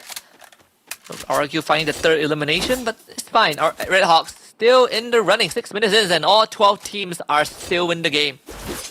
Yeah, and this seems to be troublesome later on if they manage to survive longer. Yes, we were expecting that some of the teams will be eliminated early, but I'm loving the adjustments being made. Even for Redcliffe, wherein they were gunned down earlier, now they need to deal with PE Sports. And one thing that would be saving grace for Redcliffe is PE Sports is being cautious. They don't want to end up at the bottom of the game standing once again, so they will be hanging back in here. I'm quite surprised though that PE Sports fired back, because that exposes potential enemies to go against against them. But hopefully they can barricade themselves as well. They're saving up on a lot of resources right now so that they can move from first to second a little bit safer. This is the, ironically, the best round for PE Sports so far, but because all 12 teams are still in the lobby, technically they haven't gone out of the woods just yet. They're still looking for their first placement points today. Only Clear Vision is on the far west side. They say that they are one of the teams that like to play slow, but every other team have basically been hard reading the circle and are within close proximity of one another. Team Solid against RRQ on the feed just now. Knockdowns occur, but pickups are also very, very prompt. Yeah, let's see though. And RRQ lost one of the players, and there you have it. Toots will be back from the ashes. Now, Brave United taking the northern side, but the only difference compared to what we've seen earlier, there's a lot of contention right here. The saving grace for Booyah United is the two teams surrounding them is Red Cliff and Red Hawks, and we know for a fact that they can easily deal with them unless some miracle happen against Booyah United. Now, for EVOS Divine, a backstab was averted by Aim God with that Trogon, and Floki would be taken down together with another one. Now, EVOS Divine on the chase, and a little bit of delay, but still Rasia managed to take a landing hit and getting 4 elimination at this point. Yeah, Rasia waving them goodbye too. Live on site. As the blood gets flowing for EVOS, this is the aggression, the snowballing effect that we talked about. It's just one good round, and you can have a team start tearing up the competition. And if EVOS can replicate that close to 20 eliminations per round, I don't care if they get knocked out first. They will have more than enough points to make up for it. Oh, let's see on how much points they can grab at this point. And motivation is there. I mean, the momentum is there as well. Hopefully it doesn't go too much to their head, because that's where all the risk is. But speaking of risk, Team Solid hunting Team Falcons down. Not quite sure if this is intentional, but I guess great minds think alike, or what I always say, great minds think a lot, because they always end up in the same spot. Team Solid, GOW, and Falcons. I'm including GOW in this list of the top dogs, top contenders, because this is their map from historical records. So let's see if GOW can manage to defend themselves from this area, because another contender on the other side as well, which is EVOS Divine, who is our elimination leader at this point. Yeah, Captain Aim God just now was thinking of moving slightly forward, but ultimately made the call to split into 2 squads. But they want to cover as much ground as possible, so Aim God continues his reconnaissance. So the entire southern side of his compound is going to basically go over to EVOS at base camp. Both Falcons, Solid, including GOW, all stay in silence. All this takes is a good binoculars from EVOS Divine, and they will basically know what's ahead of them.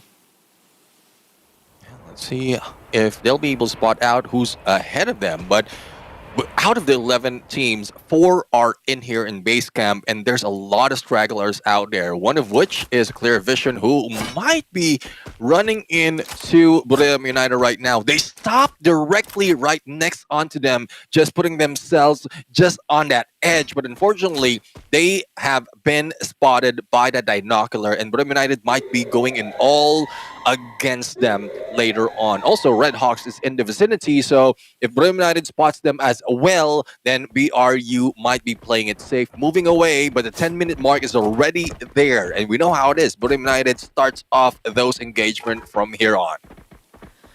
One of the few late game masters, just very good at making the calls, but not only that, when you fight BRU, you gotta cut off the head of the snake. You can't settle for a knockdown. It has to be extermination.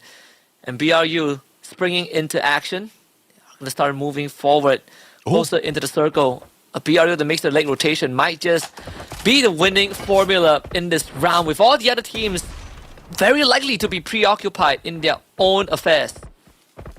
Let's see though. I mean, we've seen Clear Vision as well jump into Sunside, and PE Sports is occupying the area. A little bit of a healing has been done by Clear Vision, probably being gunned down by PE Sports as they jump in. But I love this position as well, because there's a lot of cover that can be used. You can save up on your glue walls if you're on Sunside. The only difference though is once someone or some other team jumps on you, there's a maze that you need to work on before you can fight through. So let's see on how that plan will be put into fruition, as the Bangladeshi team as well is tanking the blue, cautious of anyone who might be gatekeeping them.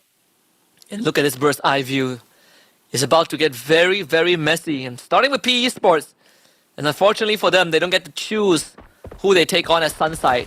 It's BRU on one end, Clear Vision from the north. Red Hawks also slowly approaching. It's about to get very messy. You see the engine roll up. And Red Hawks take the attention of BRU first. That should give some information to PE Sports, who are waiting with bated breath. Red Hawks will fall victim one by one to BRU, who picked up a couple of eliminations along the way. Blade can only survive for so long as Red Hawks are out BRU with 6 eliminations.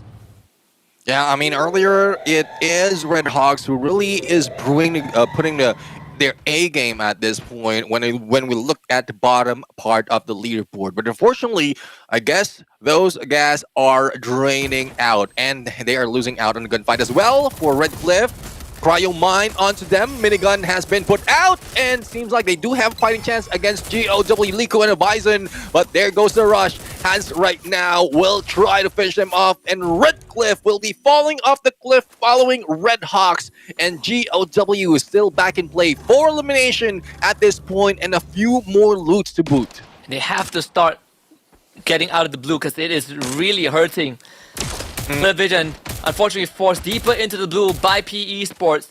BRU decides to not intervene in this one, as PE Sports, they force Clear Vision away, and now they make contact with RRQ. They want to hold this circle around Sunside, but it's going to be a tall task. Clear Vision with the launch pad right into the circle away from the blue, but PE Sports now will have to make an executive decision on who to gatekeep first. GOW is about to join the conversation. Placido, who's going to survive this battle because the lighting zone is also on. RRQ putting all the nades in there, spite of that Steffi being pulled in. It seems like EVOS Divine will still go in for a spree right now in terms of elimination. Now, for elimination at this point, they are trying to chase down on hot shots, and Leo will be spotted, Anas will be spotted. Another one is left as Action would be stuck in a corner, and EVOS Divine are the ones eliminating them. Those gunshot though will pull in Team Falcons from the right, as well as Booyah United on the left, so EVOS Divine might be pinched in a bit, but let's focus on Team Solid. There goes Cryo Mine onto RRQ, and nades being lobbed. Dutch being taken down by Hack with a Winchester. And a Hack converts this to Guaksha. Also pulls his away. Zach from Clear Vision steals a buy away, and Guaksha is not going to let that go easily. Thieves do not have happy endings, and Team Solid will make that statement clear. Clear Vision now in a very rough spot as Guaksha takes them down. Yunus with a double nade onto PE Sports. Collateral damage all around this final battle as Jonah takes out 2 from EVOS. BRU rocking 10 eliminations and counting. Yeah, RRQ eliminated already by Team Solid, and Booyah United with 10 might be able to follow through if this hits EVOS Divine, but they need to move because that blue is going to hurt. Plus the lightning zone is also activated. Wasana for the rush, Valiant dash, and Ray would be going down. 11 elimination already. Kochi will not be chilling anymore. He would be the villain in this fight, and the hero would be Booyah United. 5 team remain in this battle, and BRU is still a full squad. And Sunside turns into a war zone too. Guaksha getting knocked down. Jonah with the Winchester fights Keroro. It is just pandemonium in this final zone. Down to 5 teams and a couple of members bleeding out and just trying to stay clear of trouble, but On Fire will be blasted by LBT. PE Sports having the best round they've had so far. LBT with the finisher, and Falcons are out. BRU decides to pull back and play with the circle instead. Yeah, well, speaking of circle, it will be shifting, and it is Booyah United who has that opportunity to shift with it. PE Sports right now being rushed, and Jono would be taken out with a VSK coming from Lauho. Here comes a pickup as well as recovery. PE Sports is still on their heels. LBT and Jonah, but LBT will need to back away because there's HP being gunned down, being chipped away by BRU. Not only that, BZP-10 hiding out, glue wall in there, fortified, and no one can knock against him. Clear Vision, though, also have one player, but it would be taken out by Lao Ho, and Sharon would be out. 3 teams remain, and BRU might be looking for a back-to-back again. CD, Cryo Mine 2 splitting LBT from the rest of his team. Team Solid out. BRU having the man advantage and 14 eliminations. Will try to win this with 17 if they can take out PE Sports. It's an uphill battle. PE Sports having the best round they had so far, but BRU might just be their undoing as Jonah starts it off with a bomb on the LBT. He's going to be made into a sandwich by the end of this. Lao Ho gun down. BRU on the board with their own back-to-back Booyah. And again, the tie domination continues. After 4 matches, 2 teams managed to get a back-to-back Booyah. And we are talking about teams that are no joke. Team Falcons started it off from Solara to Kalahari, and Booyah United from Nextera down to Alpine. And we called it. Alpine is one of the best map of Booyah United. It might not have shown from Southeast Asia fall qualifiers into the global finals, but now they are showing the dominance. But one question though is, if they show the strength right now, would they be targeted later on the same spots? I mean, you call one of their star players overrated, he's gonna give it to you tenfold. Another Booyah for BRU. We even got a glimpse. Team Solid starting to really feel the sweat drip down their foreheads because they've come so close so many times. They just could not close out a round. But for BRU, it's a chain reaction of just being dominant and playing that late game. You said they are the best on Alpine, but not only that, they have one of the best statistical records. When the game goes past 10 minutes and BRU were uncontested, they are going to have a very high chance of winning the round with the amount of resources that they have amounted up to the very end. Yeah, definitely. I mean, it seems like the late game is working for Booyah United right now compared to what we've seen before, because most of the time in the late game, that also cost them a lot. No elimination and then being taken out by a team. But I guess this grouping of A and B is what Booyah United is taking advantage of. I did mention Fluxo earlier because most of the time they were the ones gunning them down, and also that includes Movistar R7. So there's a lot of potential for Booyah United that they can get another Booyah onto the next map because of how dominant Thailand is showing this time around. And hopefully it continues though, but it's just unfortunate that those trying to catch up into the points will not be able to do so if Thailand continues this. 29 massive points for BRU off of this round. PE Sports getting 15 for themselves. And all things considered, it's a very respectable scoreline. Another 14 for Team Solid.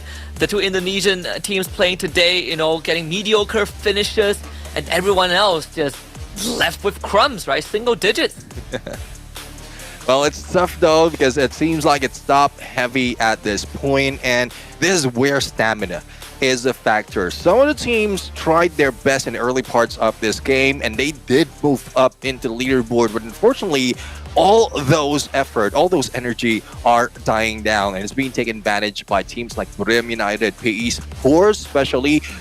Despite of them failing, they have a plan right now to get themselves back into the board. But for Team Solid, they're also a team that consistency-wise is up bar 50% of each game. They are in the top 3, and it still continues even more than Booyah United has done.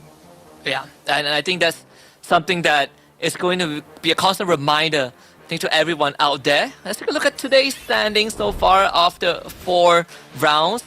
The team in first, of course, BRU, really pulling ahead of the competition for now. 89 points in total, 2 Booyahs. Team Solid, even without a single Booyah, still came in second with 68. Falcons come in third. And then we start to see the great divide. EVOS Divine 4th, RQ Kazu in 5th spot. And PE Sports, they move up the rankings a little bit. 22 points for them, and the majority of those points from Alpine. Yeah, well, so far for some teams who have the target of achieving, it seems like Booyah United and Team Solid, Team Falcons are very close to getting there. But the focus now would be those who are who will be resting it out for tomorrow's game. So yesterday we have Group A and B. Now we have B and Yesterday was A and C. Now we have A and B. So those on Group A will need to hustle. And that's one reason why Booyah United and Team Solid is doing this much. For PE Sports, they were given an opportunity. They're still top 3 in overall, but they would need to hold on a little bit to be able to get that threshold of 270 that we talked about earlier. And I think that is that's going to be the constant topic, right? As we progress through the rest of the final 2 rounds. I think even from the highlights, we can sort of see how today's the kind of the discussion we had about how the teams are approaching day 2 still remains a constant.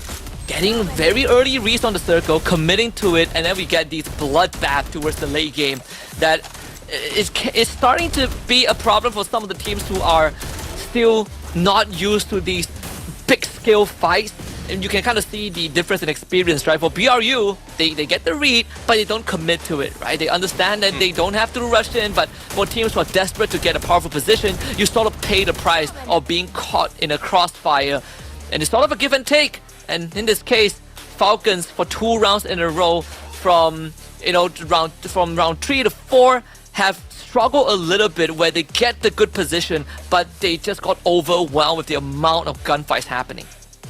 Yeah, I mean, I do agree, especially on that map, because a lot of teams has been surviving in the final moment of that game. But, well, let's see though if some other team will be taking that board on the Booyah takers, because so far it's just Thailand on a spree. And it's pretty much similar on how AG is reigning. Not in the Booyah, but it's more of the points that they've gathered. And it seems like from the past, some of the teams, especially regions from Indonesia, from Brazil, are doing their best to pull down Thailand out of that throne, out of that pedestal. But Team Falcons, Booyah United would want that prestige back. And that's also one thing that they can carry onto grand finals, to be able to show that they are not easy to beat. But let's see on how difficult they are to beat as we look at the skills of the team. Would there be any changes? Seems like there are none. It seems like Moshi still have that Nero, A124 for Jonah, Oscar for Wasana, and Get High with that Steffi. And I'm really liking how they adapt in the current meta of the skills right now. Yeah, I think it's, if you want to find a team that has a very good grasp on how meta shifts and come up with sort of a all-rounded team, that's gonna be BRU. Jonah, 8 eliminations, another MVP, award granted to him. I think BRU, there was a period of time when when Coach Namo departed from the team and Dek Long had to take over. Obviously, there were some questions asked, how is BRU going to move on forward? Is it going to affect the performance? But I think BRU, even when you leave the coaching staff out of the conversation, you have multi-World Series winners, right? Wasana being the exception, but he is already off that caliber to take that trophy. BRU showing again that those experience that they gotten over the years is something that cannot be replaced by all the other teams out there. Well, speaking of experience, this is our MVP right now, Captain Booyah United Jonah. 8 elimination, 3,791 in damage and 4 assists, bringing that thrill of battle. And I love the combination of A124 as well as that Cryo Mine. So it's more of a disabler. One disables the skill, another one disables the glue wall that is needed by the rusher of the team to be able to clean house. And the adaptation of Booyah United out of the meta right now, they might have delayed it, but here we can see that they're slowly perfecting this game when it comes to active skill. And on top of that, you also have one of the newly added utilities, right? The team booster. So talk about trying to take out a already bad and hardened team. Now they get to pick themselves back up. They get to assist each other even more efficiently. That is going to complicate matters when the going gets tough. Again, BRU with that back-to-back Booyah kind of taking over what Falcons had set off in the start. It's going to be hard to stop them, right? Maybe a third party is what's needed, but they have been very intelligently avoiding these third party situations. Okay, let's see though. Now we have the weapon progression at this point from Booyah United and Alpine. And we can see in the beginning of the game, we have Wasana with a Mag 7, P90 from Jonah, as well as a Charge Buster from Moshi, which is surprising. But if that is what you have right now in the beginning of the game, knowing that there's not so much of contention and snowfall, then so be it. But as you can see, this is where the late game play usually happens. Circle 2, Circle 3, they didn't get any of those elimination.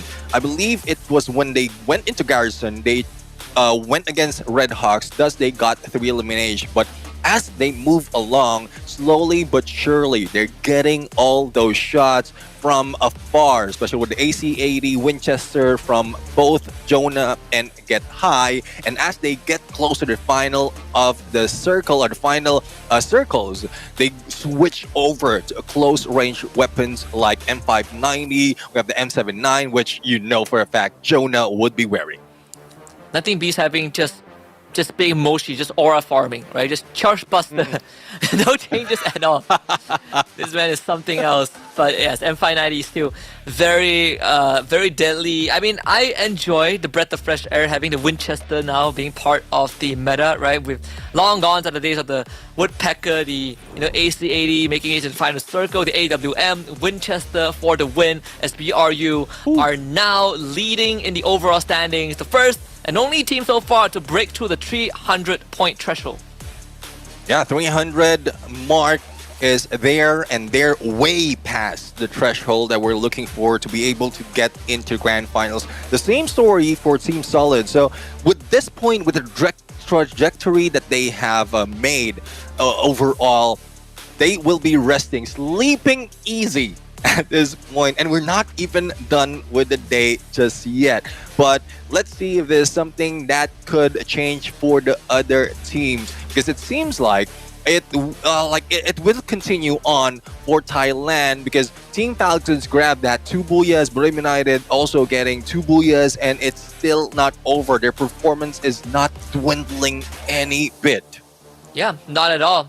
And that's momentum in a nutshell, right? BRU actually now is also leading in terms of the Booyah, right? Four Booyahs in total, the highest elimination so far in the competition. Just classic BRU stuff. The night still is quite far from being over, so this team needs to start locking. This is where we go into how the exhaustion is going to start kicking in. And if you are the teams that are really struggling, still trying to fight for the top 12 spot like EVOS in this matter, you have to keep on pumping out the heat. And for me, I personally feel like it's harder to keep on going aggressive and snowballing than it is to just play slow and, fall back to a safe spot, because there's less sense of urgency playing safe than telling a team that we have to keep on going. And it does wear on you. Yeah, definitely. And, I mean, good to see that EVOS is trying to keep that up. Exactly. I mean, EVOS will try their best to keep up with what is happening, because we also featured earlier that there's a lot that they really need to bring into the table right now. And hopefully into next set of games, next set of map, we'll be able to see them really pop off. Because as we go into the game schedule, we're going to witness as well as to where the teams will be dropping in. We're going into the OG map, the green grass of Bermuda, and the last game for today would be happening in Purgatory. Both are similar in aspects that teams will need to be cautious of. And you can be sure that wherever you're going to Bermuda, steer clear of peak. That's rule number one, because that's where BRU is going to set up base camp, just like how they did on Alpine. And we have seen teams start to navigate the area of peak. I think it's a very interesting compound to play around, whether you want to play in the Garden of Maze or inside the building. A lot of close quarter combat. One of the few spots in Bermuda that really offers you that luxury if you are into getting jump scare in battle. But for teams that like to play from afar, then they probably would consider places like Clock Tower. Yeah, and it's one thing that surprised me though. I mean, Peak is dead smack in the middle of Bermuda, and that's where Booyah United is really dominating, or dropping most of the time. I couldn't say dominating because it just is a contrast to their usual approach. You know how it is? They go stay away from all engagement. But if you're in the middle, you really couldn't go away from that much engagement. At some point, someone will be crossing you. Someone would be seeing you as a whale. But the saving grace, though, of where Peak is, there's a lot of zipline that they can use to move out and stay onto the edge.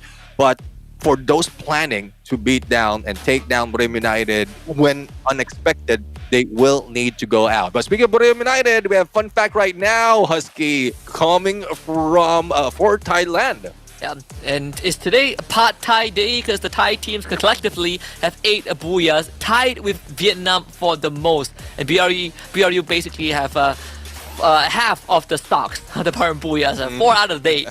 And doesn't seem like it's going to be stopping anytime soon. Who knows? They might go on to get another 2 Booyahs and close out the day with 4. And I love to see instead of just only Indonesia competing with Thailand, Vietnam now is the one that's taking second spot.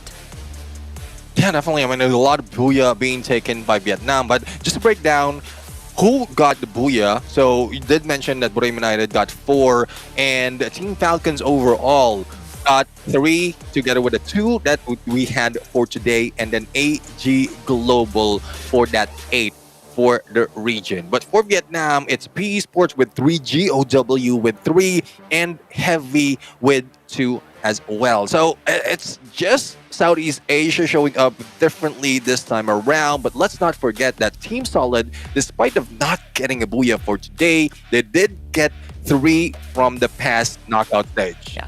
The biggest shocker for me is just WAG really falling off a cliff so far since the fall season. And we'll get our chance to watch them tomorrow when they play their final 6 rounds. For now, let's turn our attention back as we fly back to the El Clasico of Bermuda. It's game number 5 of the day, the second last of the evening. And let's see if BRU will continue the Thai domination streak.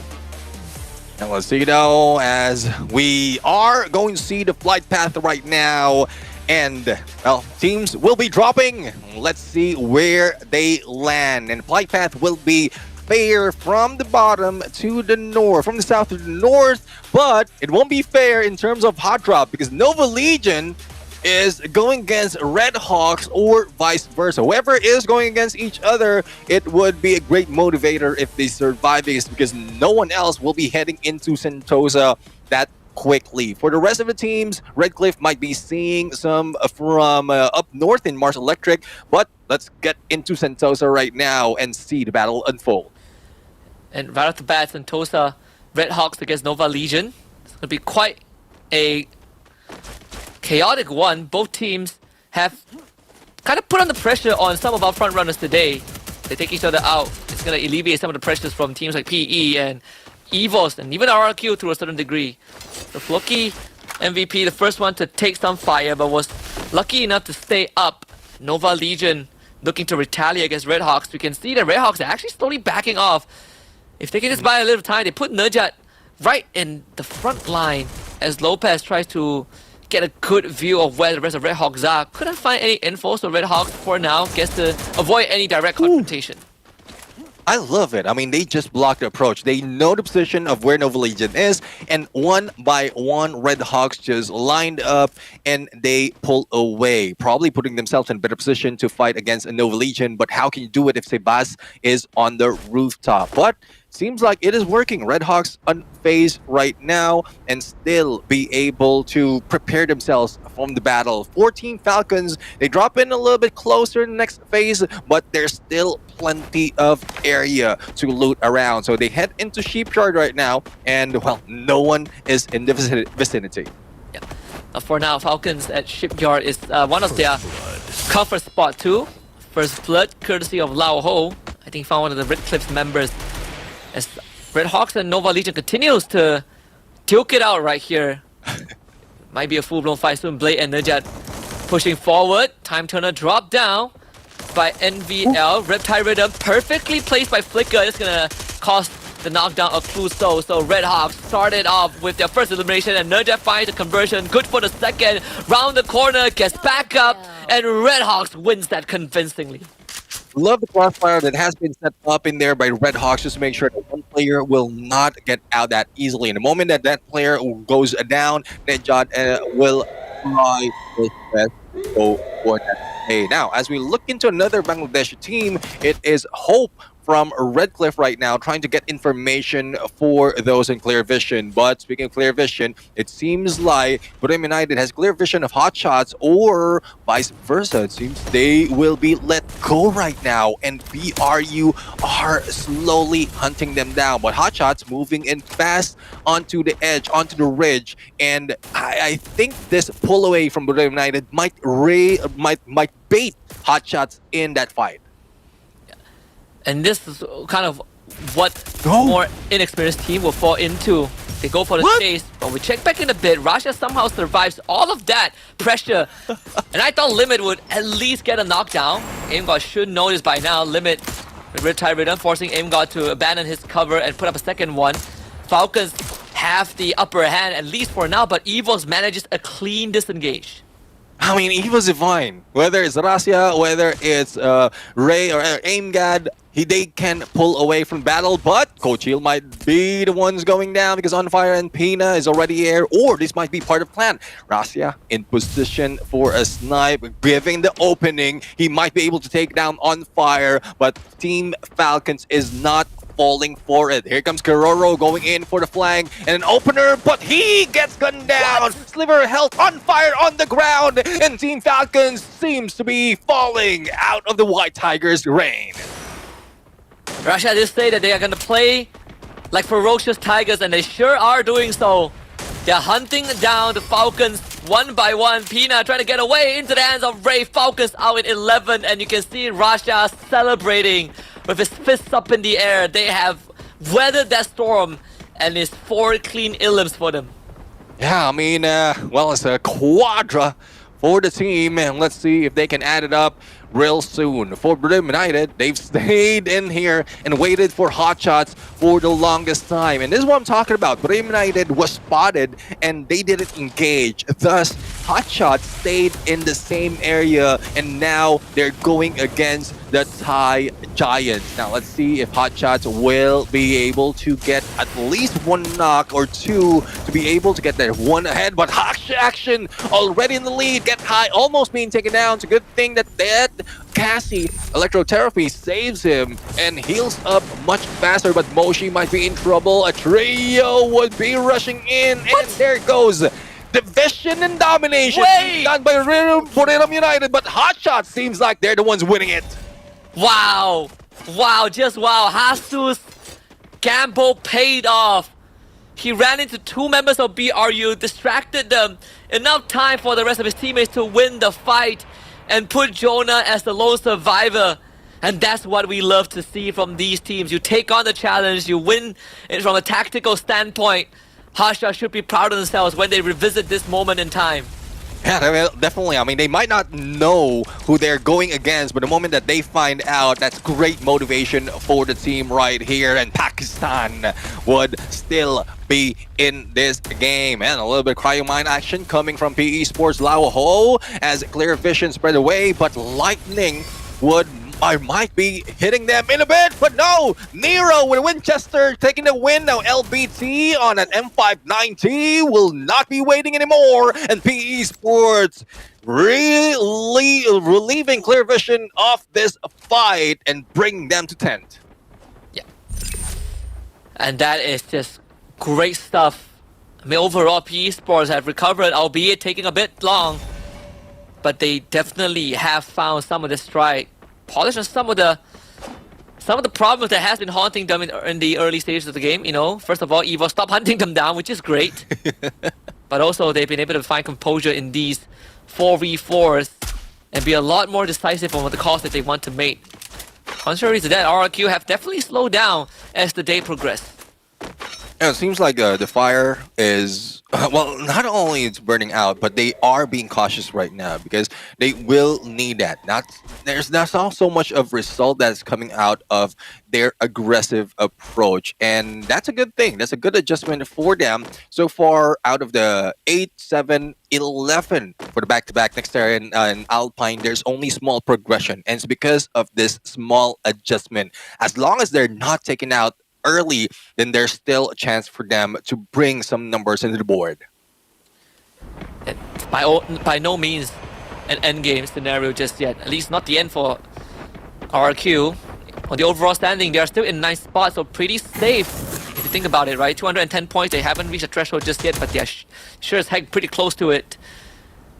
Contrary to that, EVOS still have a long way to go, but they are making good strides. There's something that can continue keeping an eye out for. It is, I mean, both of them still have one more play day tomorrow, right? So the pressure is definitely not as heavy just yet if they can keep on just getting points. Yep, definitely. I mean, for EVOS Divine, they only need 26 points to be able to go against PE Sports, or rather Nova Legion, who's currently on the 12th spot. So let's see if there's something they can do, or even more, because Nova Legion's already out of this game. So EVOS Divine, easily, if they get 26, they might, or even more, they might be able to get the 12th spot by the end of this game, and there's another one that will be following. For RQ, they're on the 9th spot, and there's plenty of leeway for them. But I don't think they will be giving up that leeway, despite of them still playing tomorrow. It's more of those coming from Group B that would need to be cautious. So let's see if there's something or rather Group A that needs to be cautious, and that is Red Hawks, who is in the current standing 46 points away from Nova Legion. Yeah, the only team from Group A who basically at the end of yesterday already had no more chance of qualifying, but are still putting up a show. He's trying to show us why they deserve to be here. Not their first time, at least on the international stage. We have seen them before at EWC, and they did show us some promises. EVOS Divine looking for more points this time on a hot shot, picking their targets cautiously. The dome goes down, and AimGod finds his 7th point for the team. You can see the tenure of a player right there, similar to what we've seen in AimGod. Time Turner is there. All he had to do is wait for the opponent to move in instead of him going for the chase. But Coach Hill right now seeing Liku and 3 on him.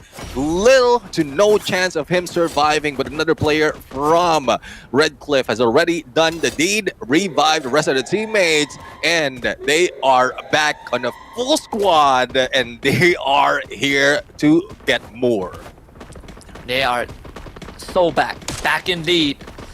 All the prayers and wishes and the faith that the fans have given them, even in the chat itself, definitely boosted that resolve. Russia finding another one on the action. I believe that's point number 9 this game. And hot shot getting wiped out. Lao Ho on the feed. Did find Ma'ao as RRQ. They've been playing cautiously for majority of the game. Now they'll be forced to take action with PE Sports encroaching.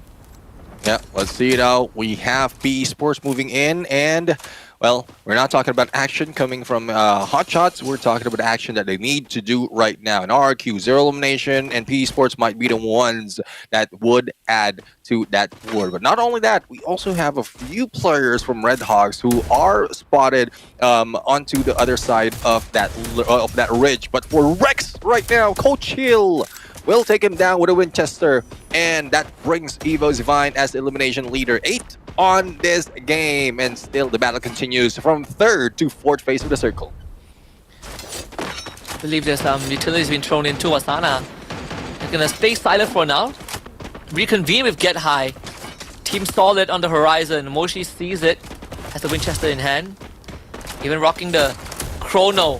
So Shaft has a way to protect himself. Asana did get tagged a little bit, but was able to slip into safety. And when you look at the state of the circle, of course, the BRU is the one that needs to move in a little bit.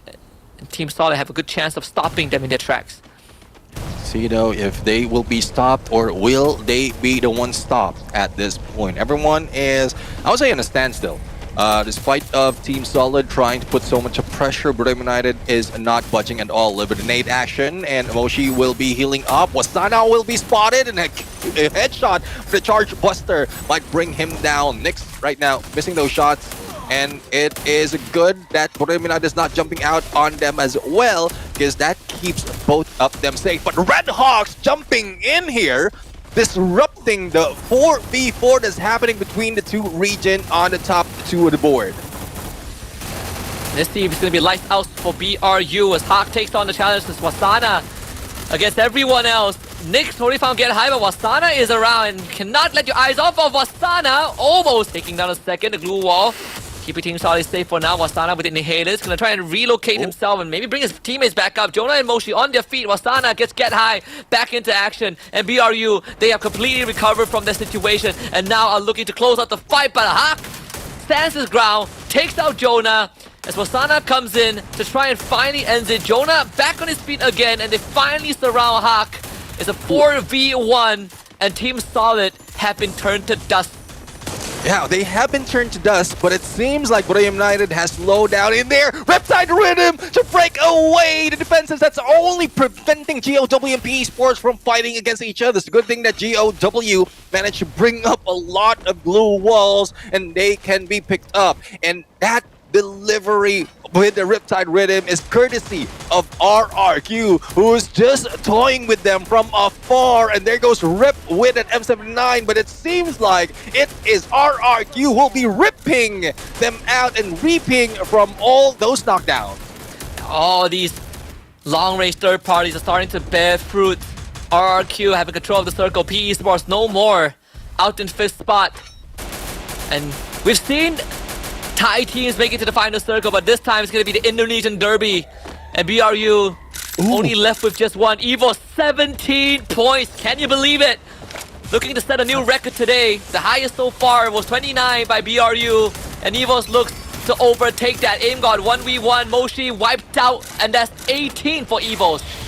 And Thailand has been eliminated when being taken down off that spree. Now Indonesia will be here on a roll. Either way, it would be the Kingdom who will be getting that Booyah. EVOS or RQ, the only question is who gets it best. Ignis being used right now to clear it out, and a lot of glue walls in here, and no one is breaking them down. But unfortunately, the freeze will take down Aim God. That would disrupt the balance between these two teams, and EVOS Divine might be losing it out, and RRQ is looking at their Booyah for today. And only one remains, and RRQ is not slowing down. The Wonder Kid has nowhere to go.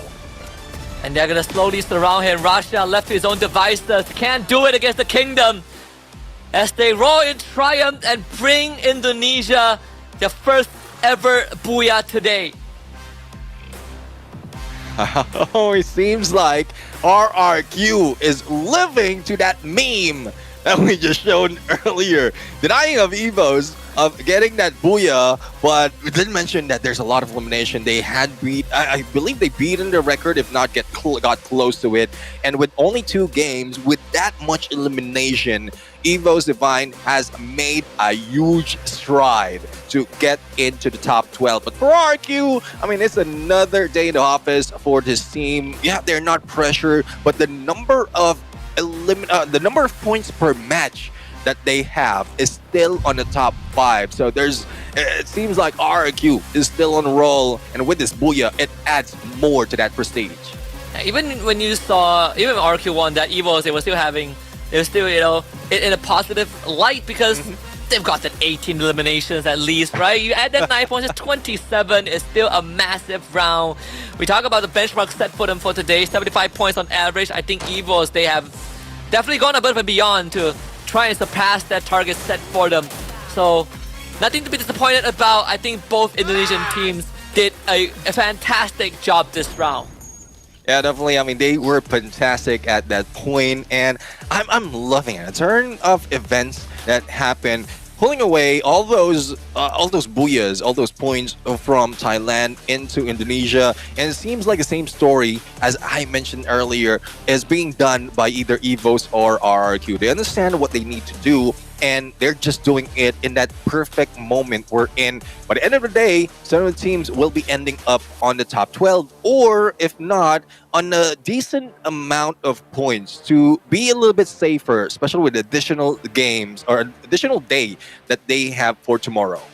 Yeah, and I gotta say, prior to this, I think we saw the overall standings, and BRU are the first and only team so far to break it into the 300-point mark. I think it's fair to say that BRU is most likely into the top 12, right? They've most likely qualified to the grand finals. I think Team Solid has as well. So, just based off of that, we have 10 more slots left for the top 12. It is still anyone's game. Let's take a look at the game standings. First, again, EVOS Divine didn't get the Booyah. Doesn't matter. Still the most points. 27 for them. RQ Kazu with 23. P Sports racking out some good 13 points. And guess who is there with them? Is Red Hawks again. Yeah, Red Hawks managed to get 7 placements, 6 elimination, and I love the determination of this team right here. They're playing it to their best right now to survive and fight back. And that, again, I'm imploring for Red Hawks to rewind, watch that match, identify which team they were almost eliminated in that game, in that first engagement, and then thank everyone who will be able to support them even more in the next battle, onto the next tournament that they will be joining. Because it seems like if they put this mindset all throughout, from the beginning up until, let's say, their road, they're qualifying in any grand finals, then they might be able to do it next time around. And I think it's just a very good showing of what a team can do, right? And coming in from a region like Bangladesh, it's not very easy to kind of adapt to that global stage. But I think Red Hawks, if they've shown us anything back in Riyadh, is that they have that caliber, right? They're the best team in the region for a reason. I think even if they don't make it to the grand finals, unfortunately for the global finals, they have given some of our teams a run for their money. And current day standings, BRU, 100 points in the day, and there's still one more round to go. Yeah, and for Team Solid as well as EVOS Divine, they have breached that 70 mark. And I guess it's very close right now. If I'm not mistaken, it is how many points that we have seen that EVOS needs to catch up on for day. It seems like it's very, very close for EVOS to be able to continue their reign. And I would believe that if it's not RRQ, EVOS can get that Booyah into next game. But for Red Hawks, once again, great performance for today. GOW, though, is not showing up as strongly, similar to what we've seen with PE Sports as well. But let's take a look at the highlights onto who's going against who into those engagements. Right off the bat, we saw EVOS Divine again going in for this engagement, picking the right fights and basically winning it cleanly, right? So they don't really have to expend too much. RQ also was forced to fight when the game went late, but becoming the third party and surviving that really gave them a leg up. And not to mention that in this final circle, they were already up by 1 man. Rasha was trying to play support fire from afar, but unfortunately the front line got dismantled and Rasha couldn't really do enough. So RQ playing a very textbook late game that we are very used to seeing them do to win that. This was when EVOS got their first team wipe, and you can see the celebration there. But it's not all smiles and laughter. The other teams who are struggling, you can definitely see the tension. Yeah, and going back to my point, for EVOS Divine, they need to secure 75 points per day to be able to secure to qualify in the grand finals, at least 80 points for comfort. So it seems like despite of the early losses, they did manage to catch up, and they're very close to achieving that goal. But for RRQ, let's not take it away from them that they did grab that Booyah, and RRQ struggled as well in this game. And you can see the determination on how they can set their mind into not falter, not really let go of that winning condition just yet, and just manage on how they can get the Booyah. But let's take a look at the skills right now, and it seems like they're also bringing that Nero from Doots, a little bit of Time Turner from Abe, well, Tatsuya from 18 Deer, which is surprising, and the Skylar from Maal. Tatsuya has fallen down on one of the most use active skill, but 18 Deer probably got used to it, and it's a good thing that he is back in the board. Yeah, absolutely. It's good to see that some teams the meta is a lot more versatile now, right? It's not mandatory to take a Tatsuya or an Oscar, and it really helps us get a good look at the team identity and play style. And in this game, 18 Deer and Abai really putting up a good show. Especially there's been this debate between 18 Deer or Ikao, right? I think the audience is pretty divided on who should be kind of fielded. We saw Ikao in the earlier few rounds and didn't really turn out well, and maybe 18 Deer was sort of like the missing piece of the puzzle, at least for today. And that sort of kind of plugged some of the holes, which I think I can agree with what the general consensus is, whereas that 18 Deer is just a lot more used to playing with RRQ since he has been there slightly longer. Maybe that's kind of what RRQ needs at this point of time. If this is something that RRQ can continue right now, but let's bring in focus to RRQ as well as their MVP, 18 Deer, the clutch kid that managed to get that 1v3 on the biggest stage of EWC 24, being acquired by RRQ now with 4 elimination, 1786 on the damage, and 4 assists. Him coming back in here in the second half of our knockout stage for RRQ brings a lot more of, I would say, light into what RRQ can achieve as a team. Oh yeah, just very composed in terms of being the rusher and kind of getting into the thick of the battle. And not only that, you also take away some of the weight from Abai's shoulder. He doesn't have to be the only one that does it, because back then it's either Abai or no one, and that helps, I think, RRQ really set up for that mid to late phase, because you already have a great support system in Dus and Ma'ao, but you need someone to be able to hold that front. I think 18 Deer is sort of what helps Abai alleviate that pressure. Yeah, let's see if that continues on. And well, there's just so much that we can see right now. Earlier it was Thailand, now it is Indonesia, but we're still missing a lot of regions, a lot of teams. Though we've put a little bit of highlight as well onto Red Hawks, but we want to see those who are in contention of being relegated. One of which is, GOW. GOW currently is in 8, but once they are resting, there might be a risk of them being pushed down if they don't put so much point onto the next game. And you know this, the last game would be in purgatory, and it seems like for the other teams, this is how they feel. They are in the limbo right now. Yeah, and it's sort of where suffering feels the most painful, right? When you are in a rough spot, purgatory does make you feel even worse.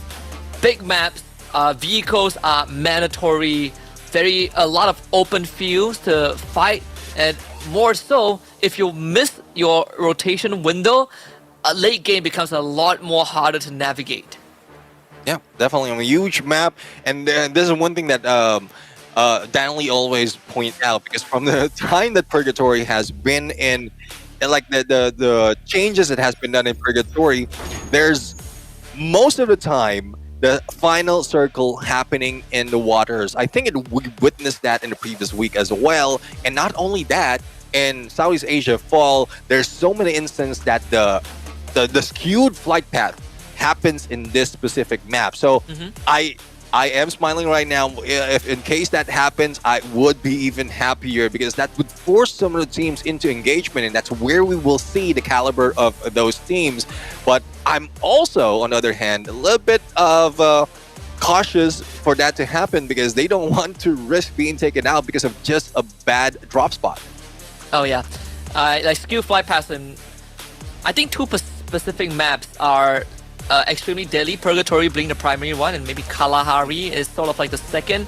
But in Purgatory, water circles are extremely complicated to navigate, because if you are on the wrong side of the map, you're on like the circle goes north and you're on the south island, but it ends in the water, you are most likely going to lose that round, because swimming is not really an option, right? Like you could swim, but we haven't seen teams really found too much success with it, just because you are essentially vulnerable. And the introduction of the launch pad as well has changed that game because like swimming back then, you will be targeted so much, and that's where they break off into two groups. If not, everyone would go one at a time. But the launch pad, though, there's a huge risk involved right here. But before we go any further, let's take a look at the point check right now. And EVOS Divine really needs the point. They are desperate for that with 167 points. And, well, they have overtaken Nova Legions that has 166. But they need to reach a safe line, which is 145. And I did mention that the 245 rather, that 245 is just the minimum that they need to achieve. So, or rather, the maximum that they need to achieve to be able to cross over, and it might change over time. Yeah, we also did say that if they reach 80 and above, then they can get a bit more comfortable for tomorrow. Right, but it's about putting in laying the foundations first, right? Putting in the hard work early on, so you have slightly more leeway to fall back on.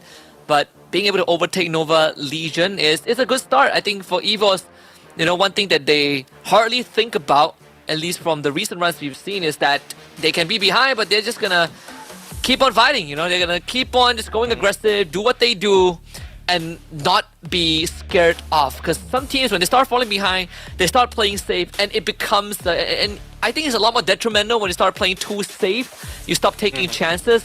But for EVOS, the confidence that they have is what separates them from a lot of other teams out there.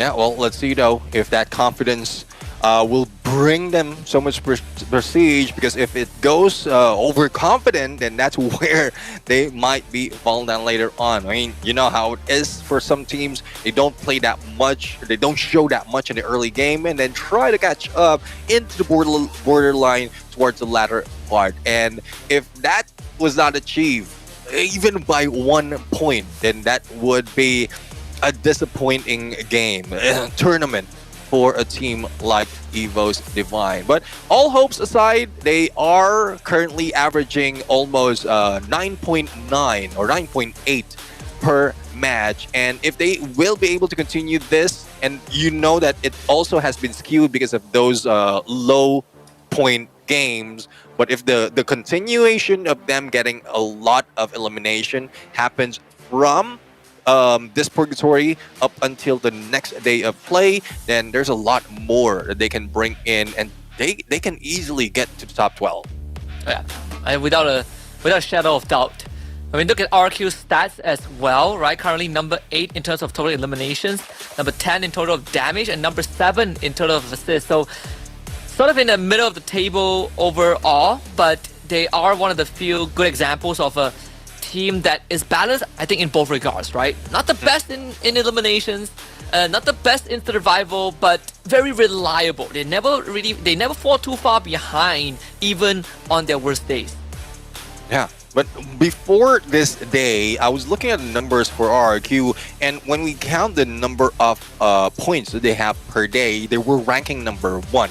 So it seems like with the few games that they play before being introduced into day 2 of week 2, they have a great potential to take in the lead. It just so happens that they did falter, and we know for a fact that RRQ is one of the teams who struggles, especially if those misses are like unexpected. It's not the top dogs taking them down, but it's more of the unfortunate events that's happening all throughout that map, on those rotation, on those engagement, that brings them down. And they've taken so much already. But let's take a look right now onto Brim United team that grabbed 2 Booyahs, 174 elimination, 121,125 on the damage. That's for everyone all throughout the knockout stage, and 217 on assist. Buriram United across the board, number 1. Why am I surprised? Or why am I not surprised? That's such a BRU thing. Gotta be first in everything. Even when we last checked in BRU, they have, I think, like, compared to the team in second place in terms of elimination, they have at least 20 or 30 extra eliminations. That's how dominant they are. And that's not even like BRU that's not even like BRU at their most aggressive. I remember when BRU was still playing the run and gun style, they have basically double eliminations compared to placement points. That's how crazy they are. So they have toned down and they are still first. Yeah, exactly. And I love the movement of the points as well coming from Booyah United. But we're going to get into the next match right now. And as I often says, neither heaven nor hell can save the team that will not be shining bright at this point, because they might be crashing and burning after this game. This is the last game for today and last game for some of the teams that will be taking a rest for the final day of the knockout stage. Yeah. Especially for Group A, again, most of them are in the safe zone and en route to qualify for the grand finals, at least, you know, based on the total score and the cut-off points, that the benchmark that we set. Let's see if Red Hawks can go out with a bang, right? The final round in the knockout stage, we've seen them really, you know, light some fires, see if they can blow it up one last time and really make life hard for the rest of our contenders. Yeah, a little bit of my own fun fact. The second day of each week that Red Hawks has been playing, they are playing even better, because every time Group A and B is happening, they're reaching that 40-point mark. And I guess it's a grouping and rotation as well that they were working on and identifying not so much of a heavy team to contend. So let's see if that will continue on for the final game. For RQ though, they might be meeting up with Team Falcons in a bit. But on the other side, Nero receives a little bit of damage from Hot Shots. And let's see if he'll be able to get away. Should be fine. Hotshot not going on the chase at all. We saw the WAVs. PE Sports actually are all in the vicinity, just spread out to cover more ground in the early game. Hotshot really not really the team that chases. So PE Sports basically feeling very safe. We did talk about teams that like to take the southern side of the map. Dong Falcons is one of them. They love Fire Brigade. Central for RRQ as always. More the isolated area on the map. But we gotta see the first circle first.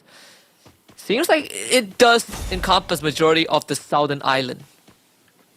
Let's see if Southern Island, as well as southern part of the circle, would be safe compared to what we've seen in the first game of this day. But last game, it might be slow for some of the teams, but we are seeing that Trap 7 is already hunting clear vision, and as elimination leader, they will be taking 1 point. But for Guaxa, I see, it seems like they have pulled in a few of Red Cliff right here, but Fahim is trying to fight back, but not so much of cover compared to what Guaxa is having right now. Plus that plushie being thrown onto him, chipping off a little bit of damage for Red Cliff's sniper.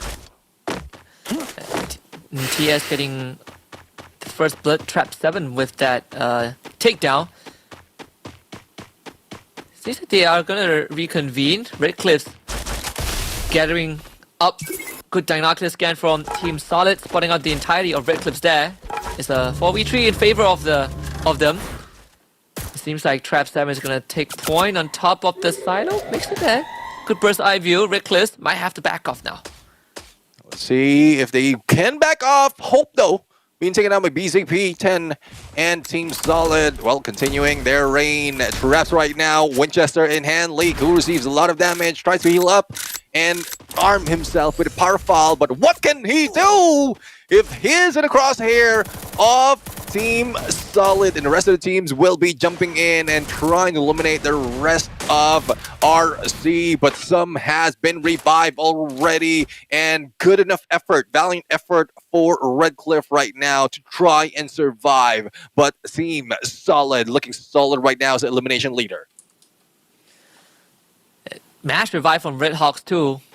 We saw Hot Shots getting into a skirmish with them early on. Nova Legion has a kill order out for Floki, but Nova Legion continues to skirt around Moat House.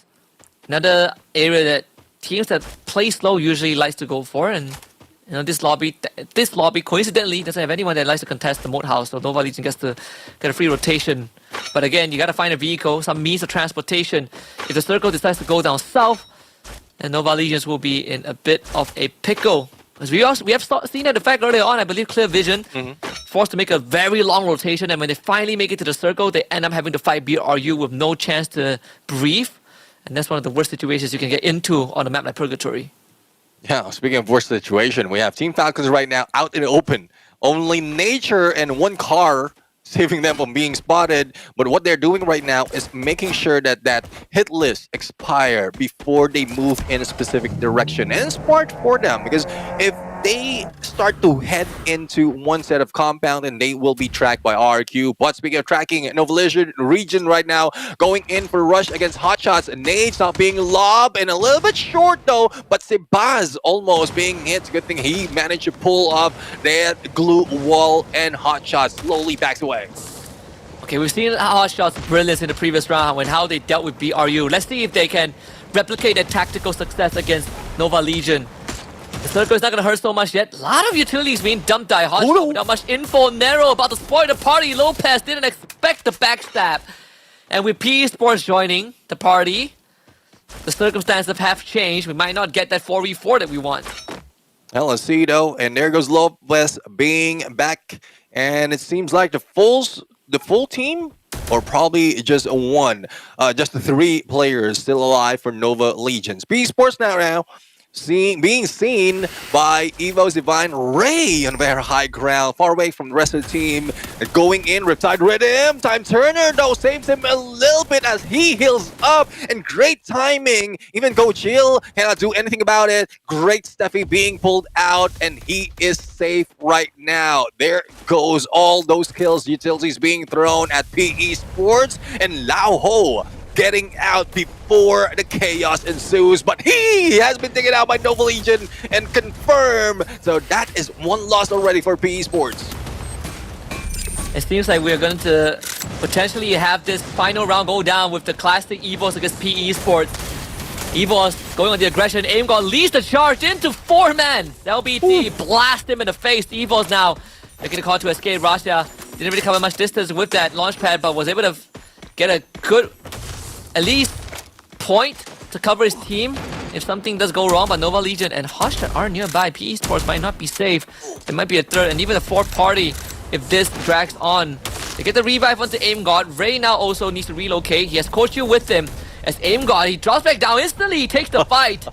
PE Sports just not catching a break. A little bit too aggressive though for AimGod, knowing for a fact that he just came back from a revive. But, well, at least the full team's back from the ashes. Let's see on how they're going to fight. And Jonah's already down. M79 coming from EVOS Divine. And here comes AimGod with Bison in hand. But unfortunate, he's not prepared. And he goes down. Even Coach Hill will not be chilling at this point. It's a good thing that Ray is in there, who can manage to go for a pickup. But he needs to recover as well, because here comes Nova Legion going in for the rush. Nero, Jonah, Jonah and LBT all huddled together. Kochu actually getting some time to heal back up. They're gonna hunt for him. Kochu, good for 1! And that's not good for either of these teams, as Nova Legion finally shows up on the 2nd floor and say, what's up? We're here to clean up 4 good points, and again PE Sports falls victim to EVOS' devilish plans. Well, one team's gone. Looks like their flame snuff out. And there goes PE Sports out of the picture. And that is courtesy of Nova Legion. Now, 6 elimination already being taken by Team Solid, and they're still in a roll. There goes that Cryo Mine, and Rex cannot do anything, especially with a shot being pointed at him. And despite of being outside, tanking the blue, Team Solid still looking rock solid in that fight. Now, Brave United right now being hunted by Hotshots, or I don't know if that is the plan, but I think they know that happened earlier and they want to try their best to do it once again. Yeah, we can see that revive for EVOS Divine, so they are right back in the game. Nova Legion. What's the contest here at Moat House between Russia and Sabas? See this 1v1. Russia has a Winchester in hand. Makes contact. Just double shot right to face Sabas. Can he win this out? As Russia moves on to the 2nd floor. And Sabas will now have to really figure out outmaneuver Russia. Jumps back down and surprises him. Gives him a good old knuckle sandwich. But contestant number 2 is in the building. Is Lopez. Russia half health will not do it. A 1-for-1 exchange. Well, he inserted a coin, and he's the new challenger in that fight. Now let's see on what Lopez and Floki can do to revive teammates. There is a revive platform in here, and he might be able to bring that. But Sivaz already beat him to it for 1. And Booyah United, on the other hand, is moving in onto next phase of the circle. A little bit of pressure, though, because of the hit list that would expire in 10 seconds. The only question, though, is who has put up that hit list, because they are still in a target and not so much of room to wiggle, because there's GOW, EVOS, and then behind them is Hotshots. So BRU is going to rotate south side. It's EVOS, you see that recovery. Nova Legend, they should take some time to slow down a little bit as BRU speeds up. There is GOW right in front, and BRU, they want to take the the area, rip instantly, gets blown up. They're not even prepared for that. GOW not given any space and time to adjust. See if they will be able to live for that fight and then adjust later on. But Booyah United, good spot to take. They are on the edge of the next phase of the circle as well as in the compound. But EVOS Divine also in this corner. I'm loving the position that Booyah United is taking right now. I mean, if one of that guy will be able to go in a triple stack, then they will still be in a good angle to go for a shot against EVOS Divine. But going in onto bird's eye view, we're seeing Clear Vision right now taking a few shots, and one has been picked up. But we still have 11 teams in this fight right now, and Red Cliff, despite of needing to bring back one of their teammates, will be stuck outside and being pressured by Nova Legion. EVOS sees Red Cliff getting that launchpad rotation. This might be dangerous for Red Cliff, but EVOS decides to not pursue. They gotta prioritize getting into the circle first, so good call from EVOS. Meanwhile, Nova Legion runs into the team Solid. Sabas right in the thick of it. Good glue wall there. Broken down by Team Solid themselves as Sabas gets taken now. Good valiant dash. Floki tries to back up his teammate, but it might be a bit too late. Harsha eliminated. Tricks on the ground as Team Solid now regroups. Nova Legion gets wiped out. 8 teams remain at this point, and apologies, I was referring to EVOS Divine earlier when I said Nova Legion, but, well, Nova Legion would be eliminated at this point now. RQ right now in the middle of this phase of the circle, still anticipating the next one, but as we look into Team Solid, seems like they are back from the ashes and they're ready to fight back. For Booyah United, they might need to move a little bit faster. I'm quite sure what's happening with Jonah right now running into the wall, but there's not so much of breathing space for them because they are surrounded. As mentioned earlier, GOW on the right, EVOS on the left, and one player from Red Cliff from behind who is losing HP, and there you go, one team out, and their flames once again has been snuffed out. And BRU now rotates. This could be a dangerous situation. Wasana just so quick on the trigger. Goodbye, Wonder Kid. You're gonna sleep tight tonight. Moshi with a big explosion on array. EVOS Divine seemingly standing no chance. Coach Yu wants to help his team, but gets gunned down by Jonah. Everyone from BRU gets a piece of the pie. And Imgal left to his own devices. Moshi says good night, adios, goodbye. And EVOS are out in 7th. Well, unfortunately for them, there's still a goal that they need to achieve right now, and that has been cut short. But Booyah United is not out of the woods yet. We have GOW and those glue walls being taken out right now. GOW, though, receiving a lot of glue wall melters. Steffi has been pulled out in the perfect timing. It doesn't phase them at all. Illumination already being taken by the Brew team. And let's see if they can rotate out from GOW's way. But on the left-hand side, they do have Clear Vision, who have or might have Clear Vision on them, but as we look, we can see RRQ is focusing on Team Solid as well as Team Falcons right now, slowly moving up. Yeah, Falcons basically completely avoid the plushie, the cryo mine from Team Solid. They turn their attention to focus onto RRQ with just a bigger problem now. 18 gear getting ran at, falls back to a secondary layer of glue wall, and Juice able to take down Limit. Pina goes out to Eunice.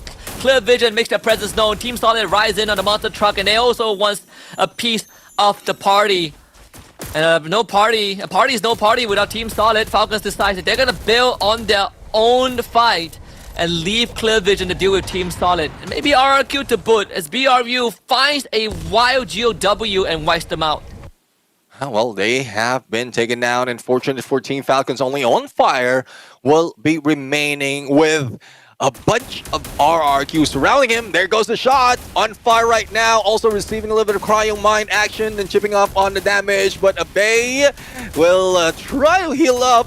Very close to On Fire, but it would end here. Specialist, full squad is raining fire on him. Now, 4 teams remain, and it seems like Booyah United has a chance to grab another Booyah. Same goes for RQ, but they will need to deal with Clear Vision first, and they don't have that much. Oh, Wasana with a valiant dash, with a follow through on taking 2 down, but Noshi needs to be picked up, and the rest of the teams backs away.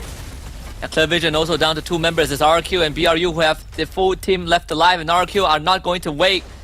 Team Solid, you have 2 members left, hiding right behind the boulder. RQ have no idea, preoccupied by BRU. It's an effective chance. It seems like that window has passed as the Kingdom strikes. This time when the iron is piping hot on the BRU to send them on the truck over Jonah's head. They wipe out BRU. And Guaksha and BZP10 finally show their faces. 3v2 in favor of the Kingdom. They also won their back-to-back. It seems to be a twofer galore today in terms of Booyah. And RQ Kazu have a dang good chance of making that a reality. Let's see, Flaming Glory awaits. Who's going to bring home this Booyah? There goes the rush from 18 Deer and takedown onto BZP. Only Guaksha remains, and 18 Deer is still rushing on. Tatsuya in hand, and Maal beats him to it. There goes RRQ for a back-to-back, and 3 back-to-backs in one day is something else. As Abai stretches his arms for a day well concluded, RQ Kazu closes Day 2 of Week 2 of the knockout stage with a back-to-back Booyah of their own. And right in the home soil of Jakarta, you could not have asked for a better good night's sleep for our Indonesian reps. Definitely having great night's sleep for these teams. But I'm really excited to see that some teams that we were expecting to really rock it on in the early parts of the knockout stage are slowly building up.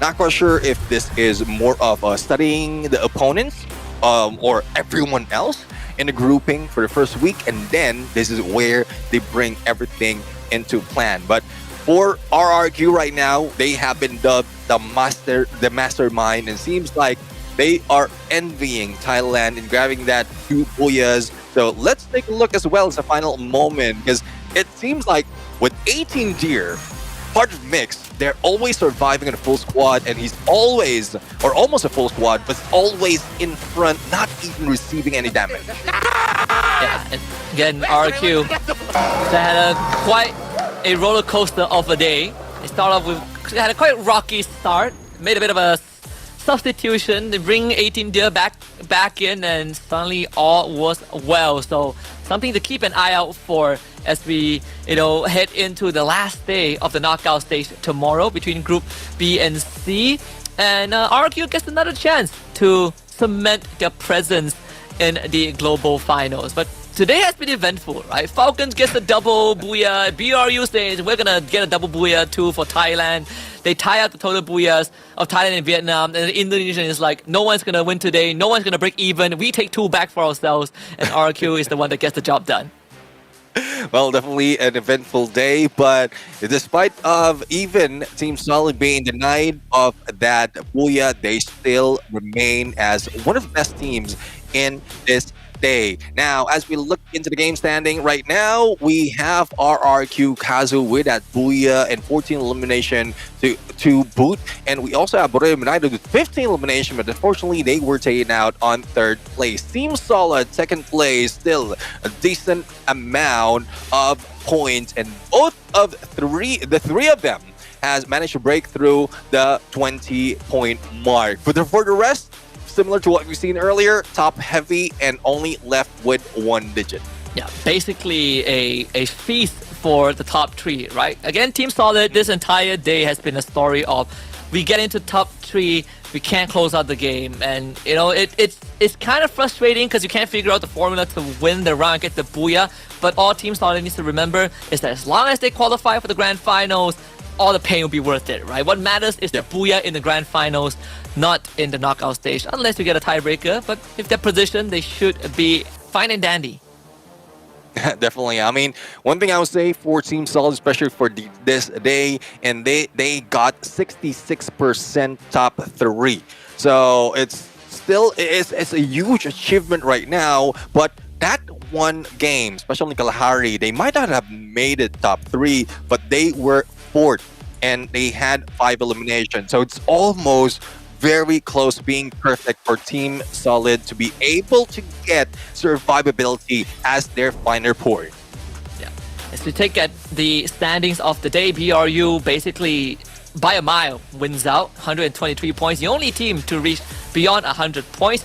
We said that EVOS Divine needed 75 on 75 as a baseline, 80 and above to be comfortable. They got 80, right? Right on the dot, 80 points. RQ Kazu 86, Solid with 94 points, and even Team Falcon stepped up with 69 points. And you know, unfortunately, they did slow down a little bit after getting their second Booyah. But overall, I think it's quite a day for these teams. Although PE Sports, though, this is their last round, last day of the knockout stage, and closing it out on a whimper with 39 points. Well, let's see though if the points that they've gathered so far will keep them safe to be able to get into the grand final, in spite of not playing for tomorrow. But we're taking a look at the highlights right now. But I want to point out as well that for PE Sports, they did as much as possible that they can do for the final 2 games to put themselves afloat. So I guess there's nothing really to worry for PE Sports. But as we look into the game earlier, a few contenders like Red Hawks and Red Cliff has been eliminated a little bit early, which is unfortunate because they were on a roll in the beginning of the day. Yeah, they truly were. In the last moments, I think Team Solid, they weren't really sure if they wanted to be a part of that that 4v4, and when they finally took the chances, it was slightly too late, right? Because RQ, they made quick work of BRU, but either way, it was a fight well fought by all of our contenders. Look at RQ Kazu's, the lineup that they run. Instead of the A124 like we saw from BRU, they have the Skylar for Ma'ao for ease of destruction of these fortified glue walls. Yeah, I mean, imagine a Skylar plus a Nero. It's just making sure that no one would be putting up any glue walls or putting it up for long. And it's just surprising that 18-0 didn't switch to an Oscar, making it a triple threat against a glue wall. But it is what it is right now. He's just going in for his comfort pick in terms of active skill, but it's more of the balance as well as the loadout. But when we look into the elimination, assist, as well as damage, it's 18-0 once again taking, or rather, Sma'al taking the lead, but 18-0 still on 4 spree. Same goes for Toots. And a sniper, most of the time, you've seen him from a distance, but he can also play up close and personal. And when the team is regrouped, seems like that's where 18-0 is providing so much cover for Ma'al at that point.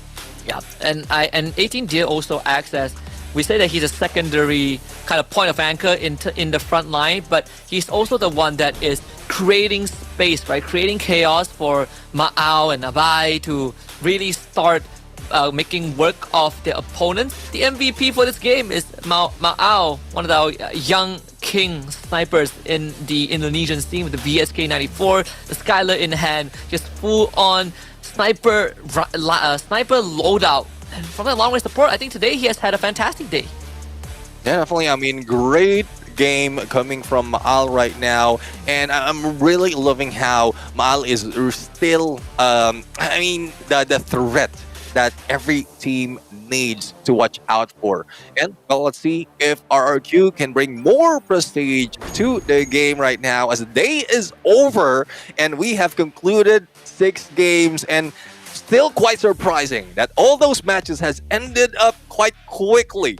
And I didn't expect that it's already the end of the day. Yeah, it's today flew by pretty fast, but all the games, incredibly high octane. Teams were really going for hard reads while getting so many, 4 or 5 team in an all-out war that kind of, I think, is setting us up for pretty good grand finals next weekend. I want to see if this trend carries on into tomorrow, right? When B and C faces off, is this going to be the thing, or is this just a Group A versus Group B thing? Because we do have some heavy hitters, some aggressive teams from Group A. It would be tough though. It would be tough if it would continue on, because some of the teams would really need to catch up in points. And if the quickness of the game happen, we might see more of the top heavy game standings at this point, leaving the rest just getting in for the chip of those points. But we're going to go in for a room of pressure interview, and let's see what they have to say right now. I'm really looking forward to this. So we'll be right back. Don't go away.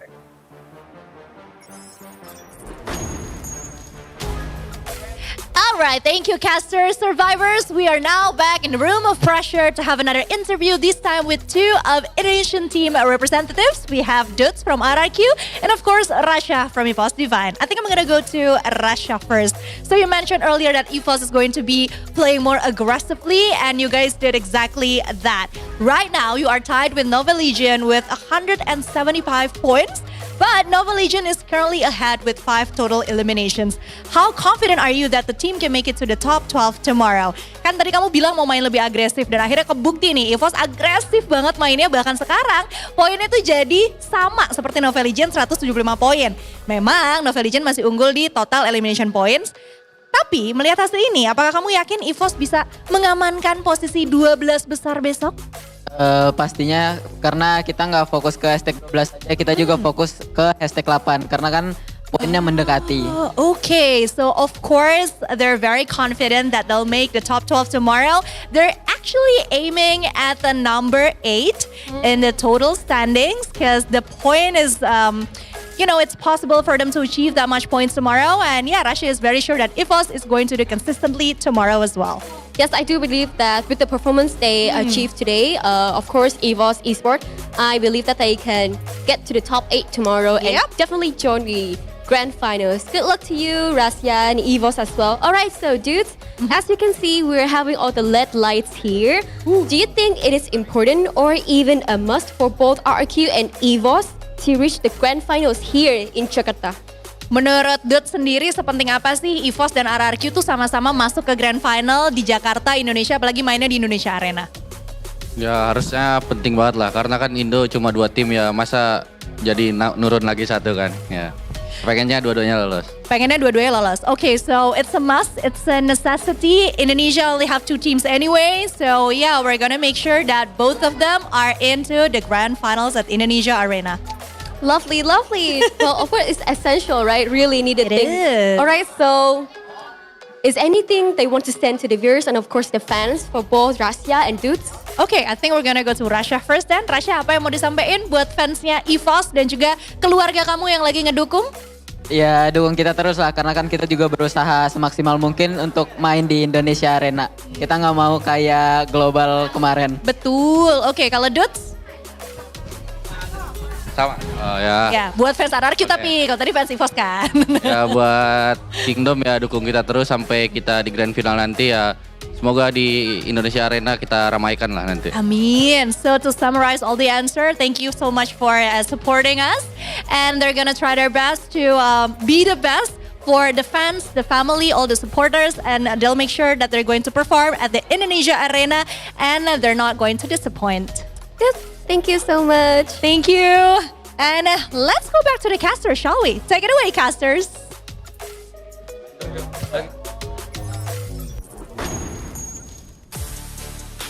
Thank you very much, Yunsu Conchita. There you have it, folks. It's Dudes and Rasha, both giving their views on how Indonesia is looking on the global stage. We only have 2 representatives out of the 4 that we had from the fall season, and they obviously want to make it to the grand finals at the Indonesia Arena next weekend in front of the home crowd. But more importantly, Rasha are confident that they will at least make it to the top 8 spot to qualify for next weekend.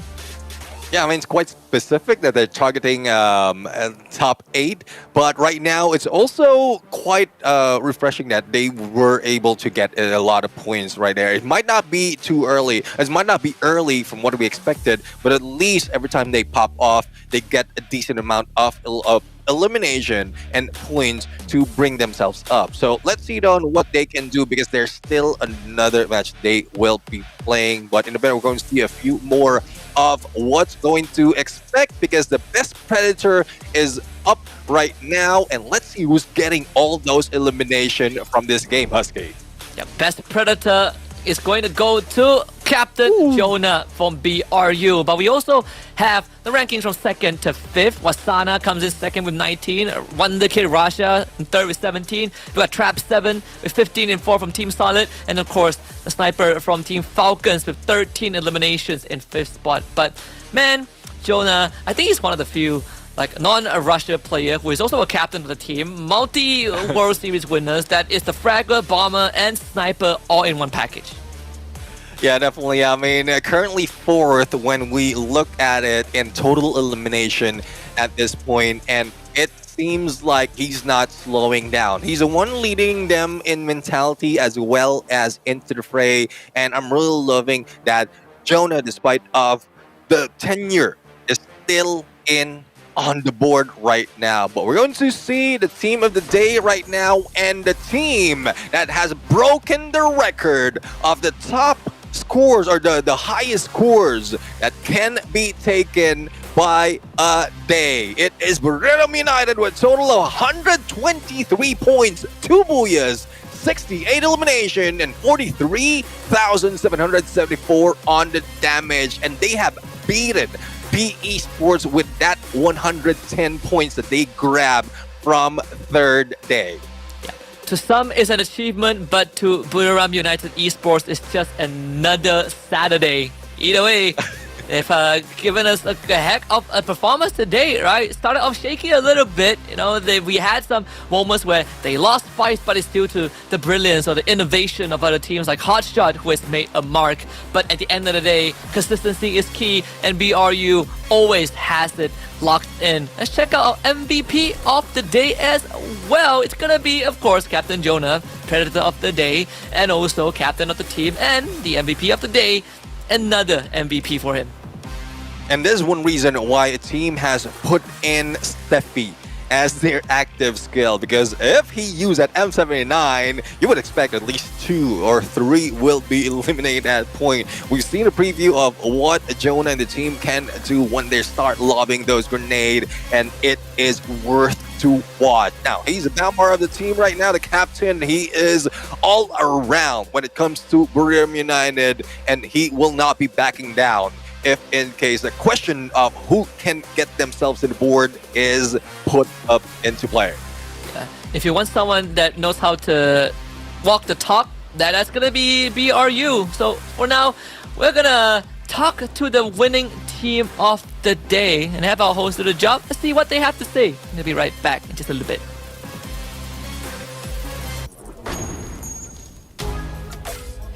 Okay, thank you, casters. We're back on stage with our team of the day, Booyah Sports. Congratulations, you guys. It is such an honor for us to interview you. We have Jonah here as well as Wasana. I think we're gonna just go straight into the questions then. So the first one goes to Jonah. So you guys currently sits first in the overall standings and looks very set to advance to the grand finals. But other interesting statistic is that you are currently the player with the most FFWS Global Finals appearances, 6 in total. What does that mean to Jonah?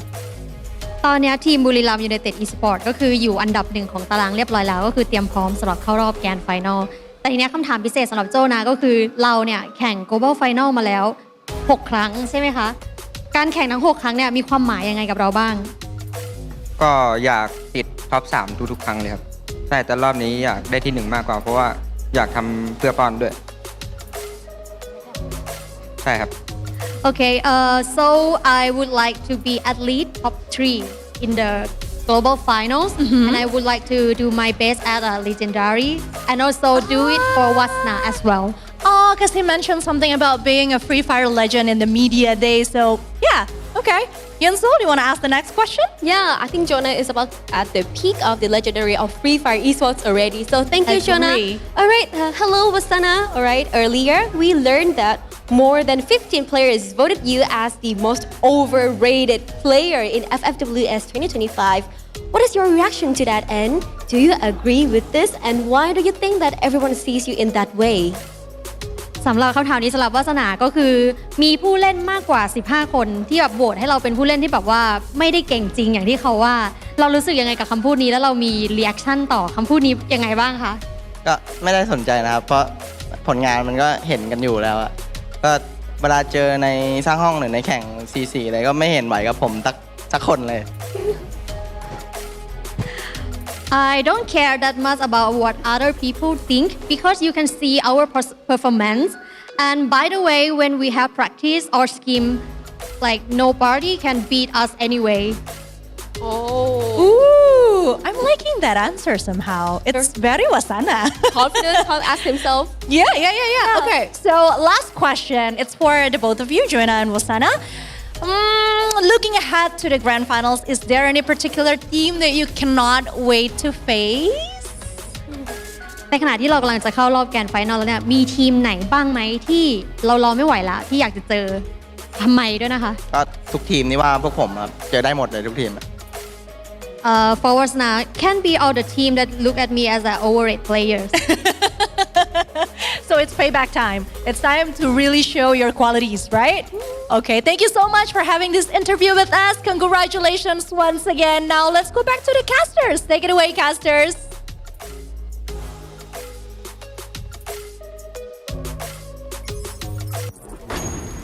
And there you have it.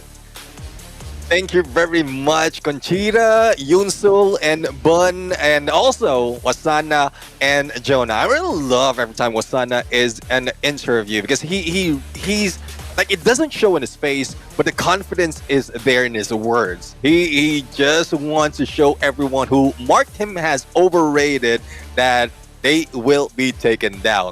Mark his words.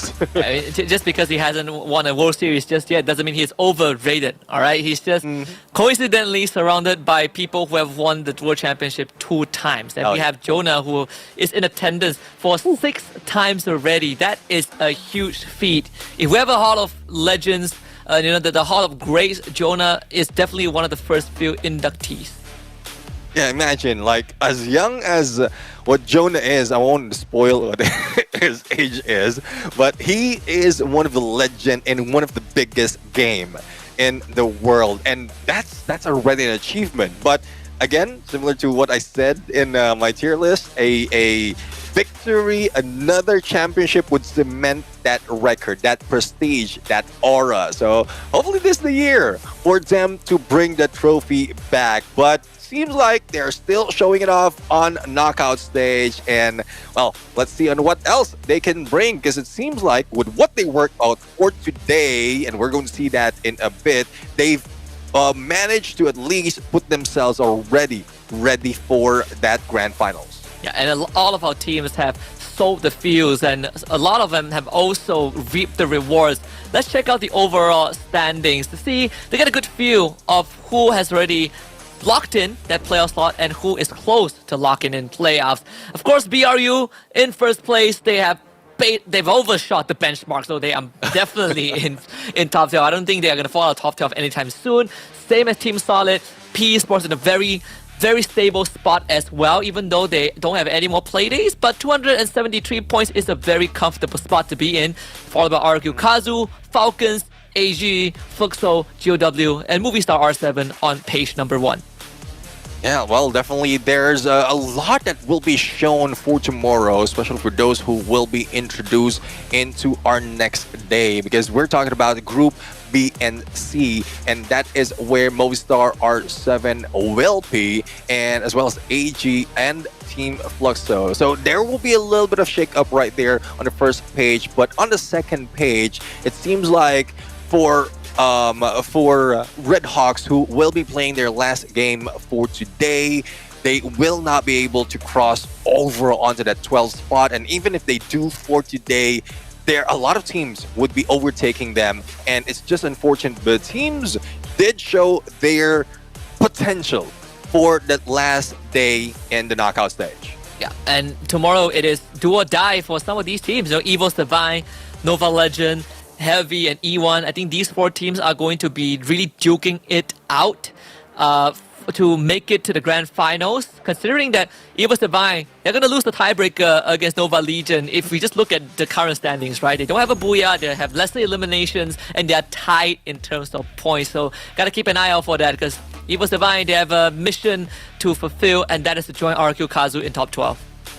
And let's see if they'll be able to do so, because it seems like from how they started the knockout stage, it is a slow run. But I couldn't say the same for today, because right now it was, I was not expecting it to end that quickly, but I guess everyone else is so heated up to get that much point. And I'm really excited on how tomorrow is going to start as well as end, because that would be the conclusion of the knockout stage, and also a determining factor of who's getting into the grand finals.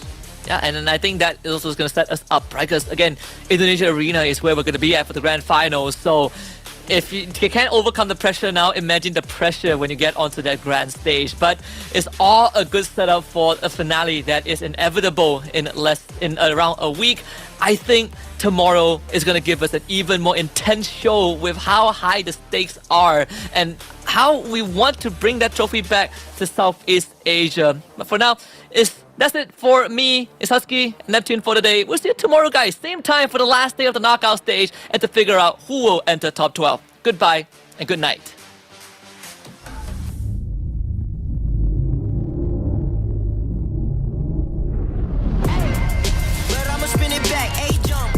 To the crowd, throwing their hands, bass jump. I'ma hit the finish line no matter what. They front, first place, you a runner-up, dominant, but the red and the blues going ruthless. 10 out of 10, 11, I don't snooze. I pursue, don't push it, put me in game that I don't lose. I stay cool, depending on my pen and pennants I choose. Ayy, I'ma show you high.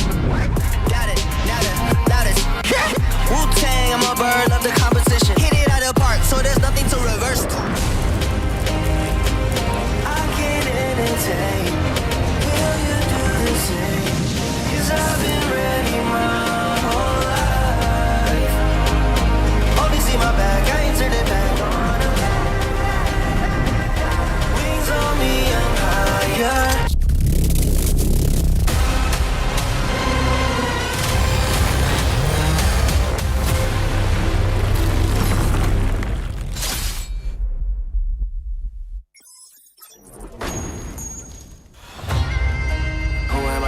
Now, burn bright, I don't burn out. Crushed out, look at me now, huh? I can never go reverse now. But I'ma spin it back, A jump. Went from nada to the crowd, throwing their hands, bass jump. I'ma hit the finish line no matter what. They front, first place, you a runner-up, dominant, but the red and the blues going ruthless. 10 out of 10, 11, I don't snooze. I pursue, don't push it, put me in game that I don't lose. I stay cool, depending on my pen and pennants I choose. Ayy, I'ma show you high. Got it, now that is Wu-Tang, I'm a bird, love the competition. Told you only way is up, I don't go reverse. I can't entertain. Will you do the same? Cause I've been ready my whole life. Only see my back, I ain't turning back on them. Wings on me, I'm higher.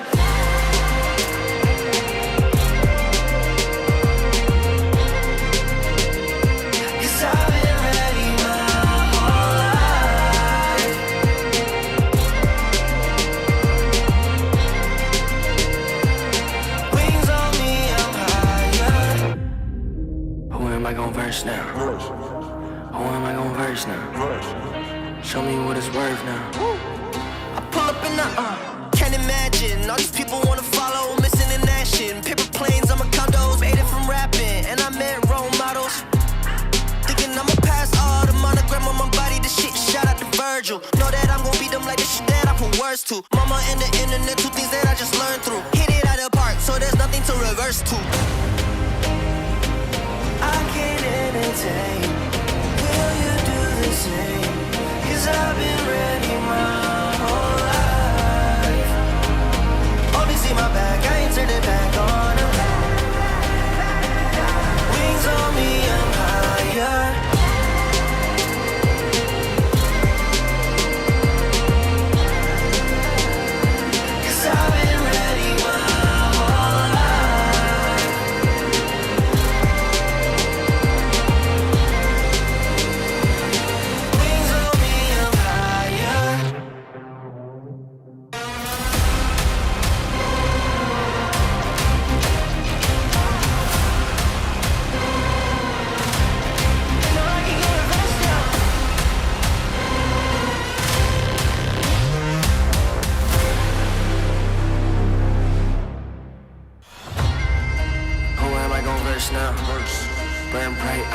burn out.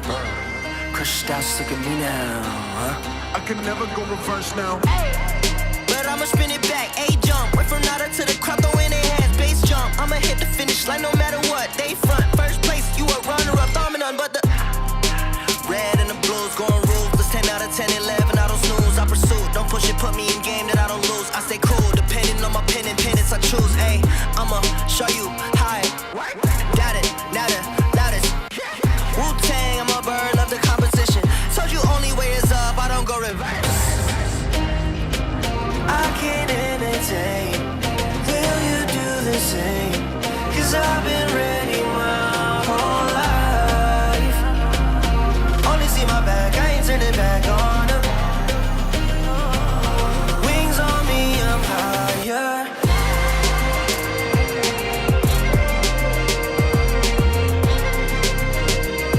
Cause I've been ready my whole life.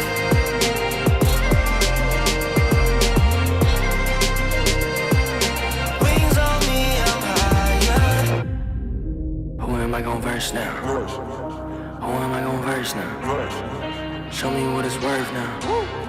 I pull up in the can't imagine. All these people wanna follow, missing in action. Paper planes, I'm a condos, made it from rapping. And I met role models. Thinking I'ma pass all the monogram on my body. This shit, shout out to Virgil. Know that I'm gon' beat them like this shit that I put words to. Mama and the internet, two things that I just learned through. Hit it out of the park, so there's nothing to reverse to. I can't entertain.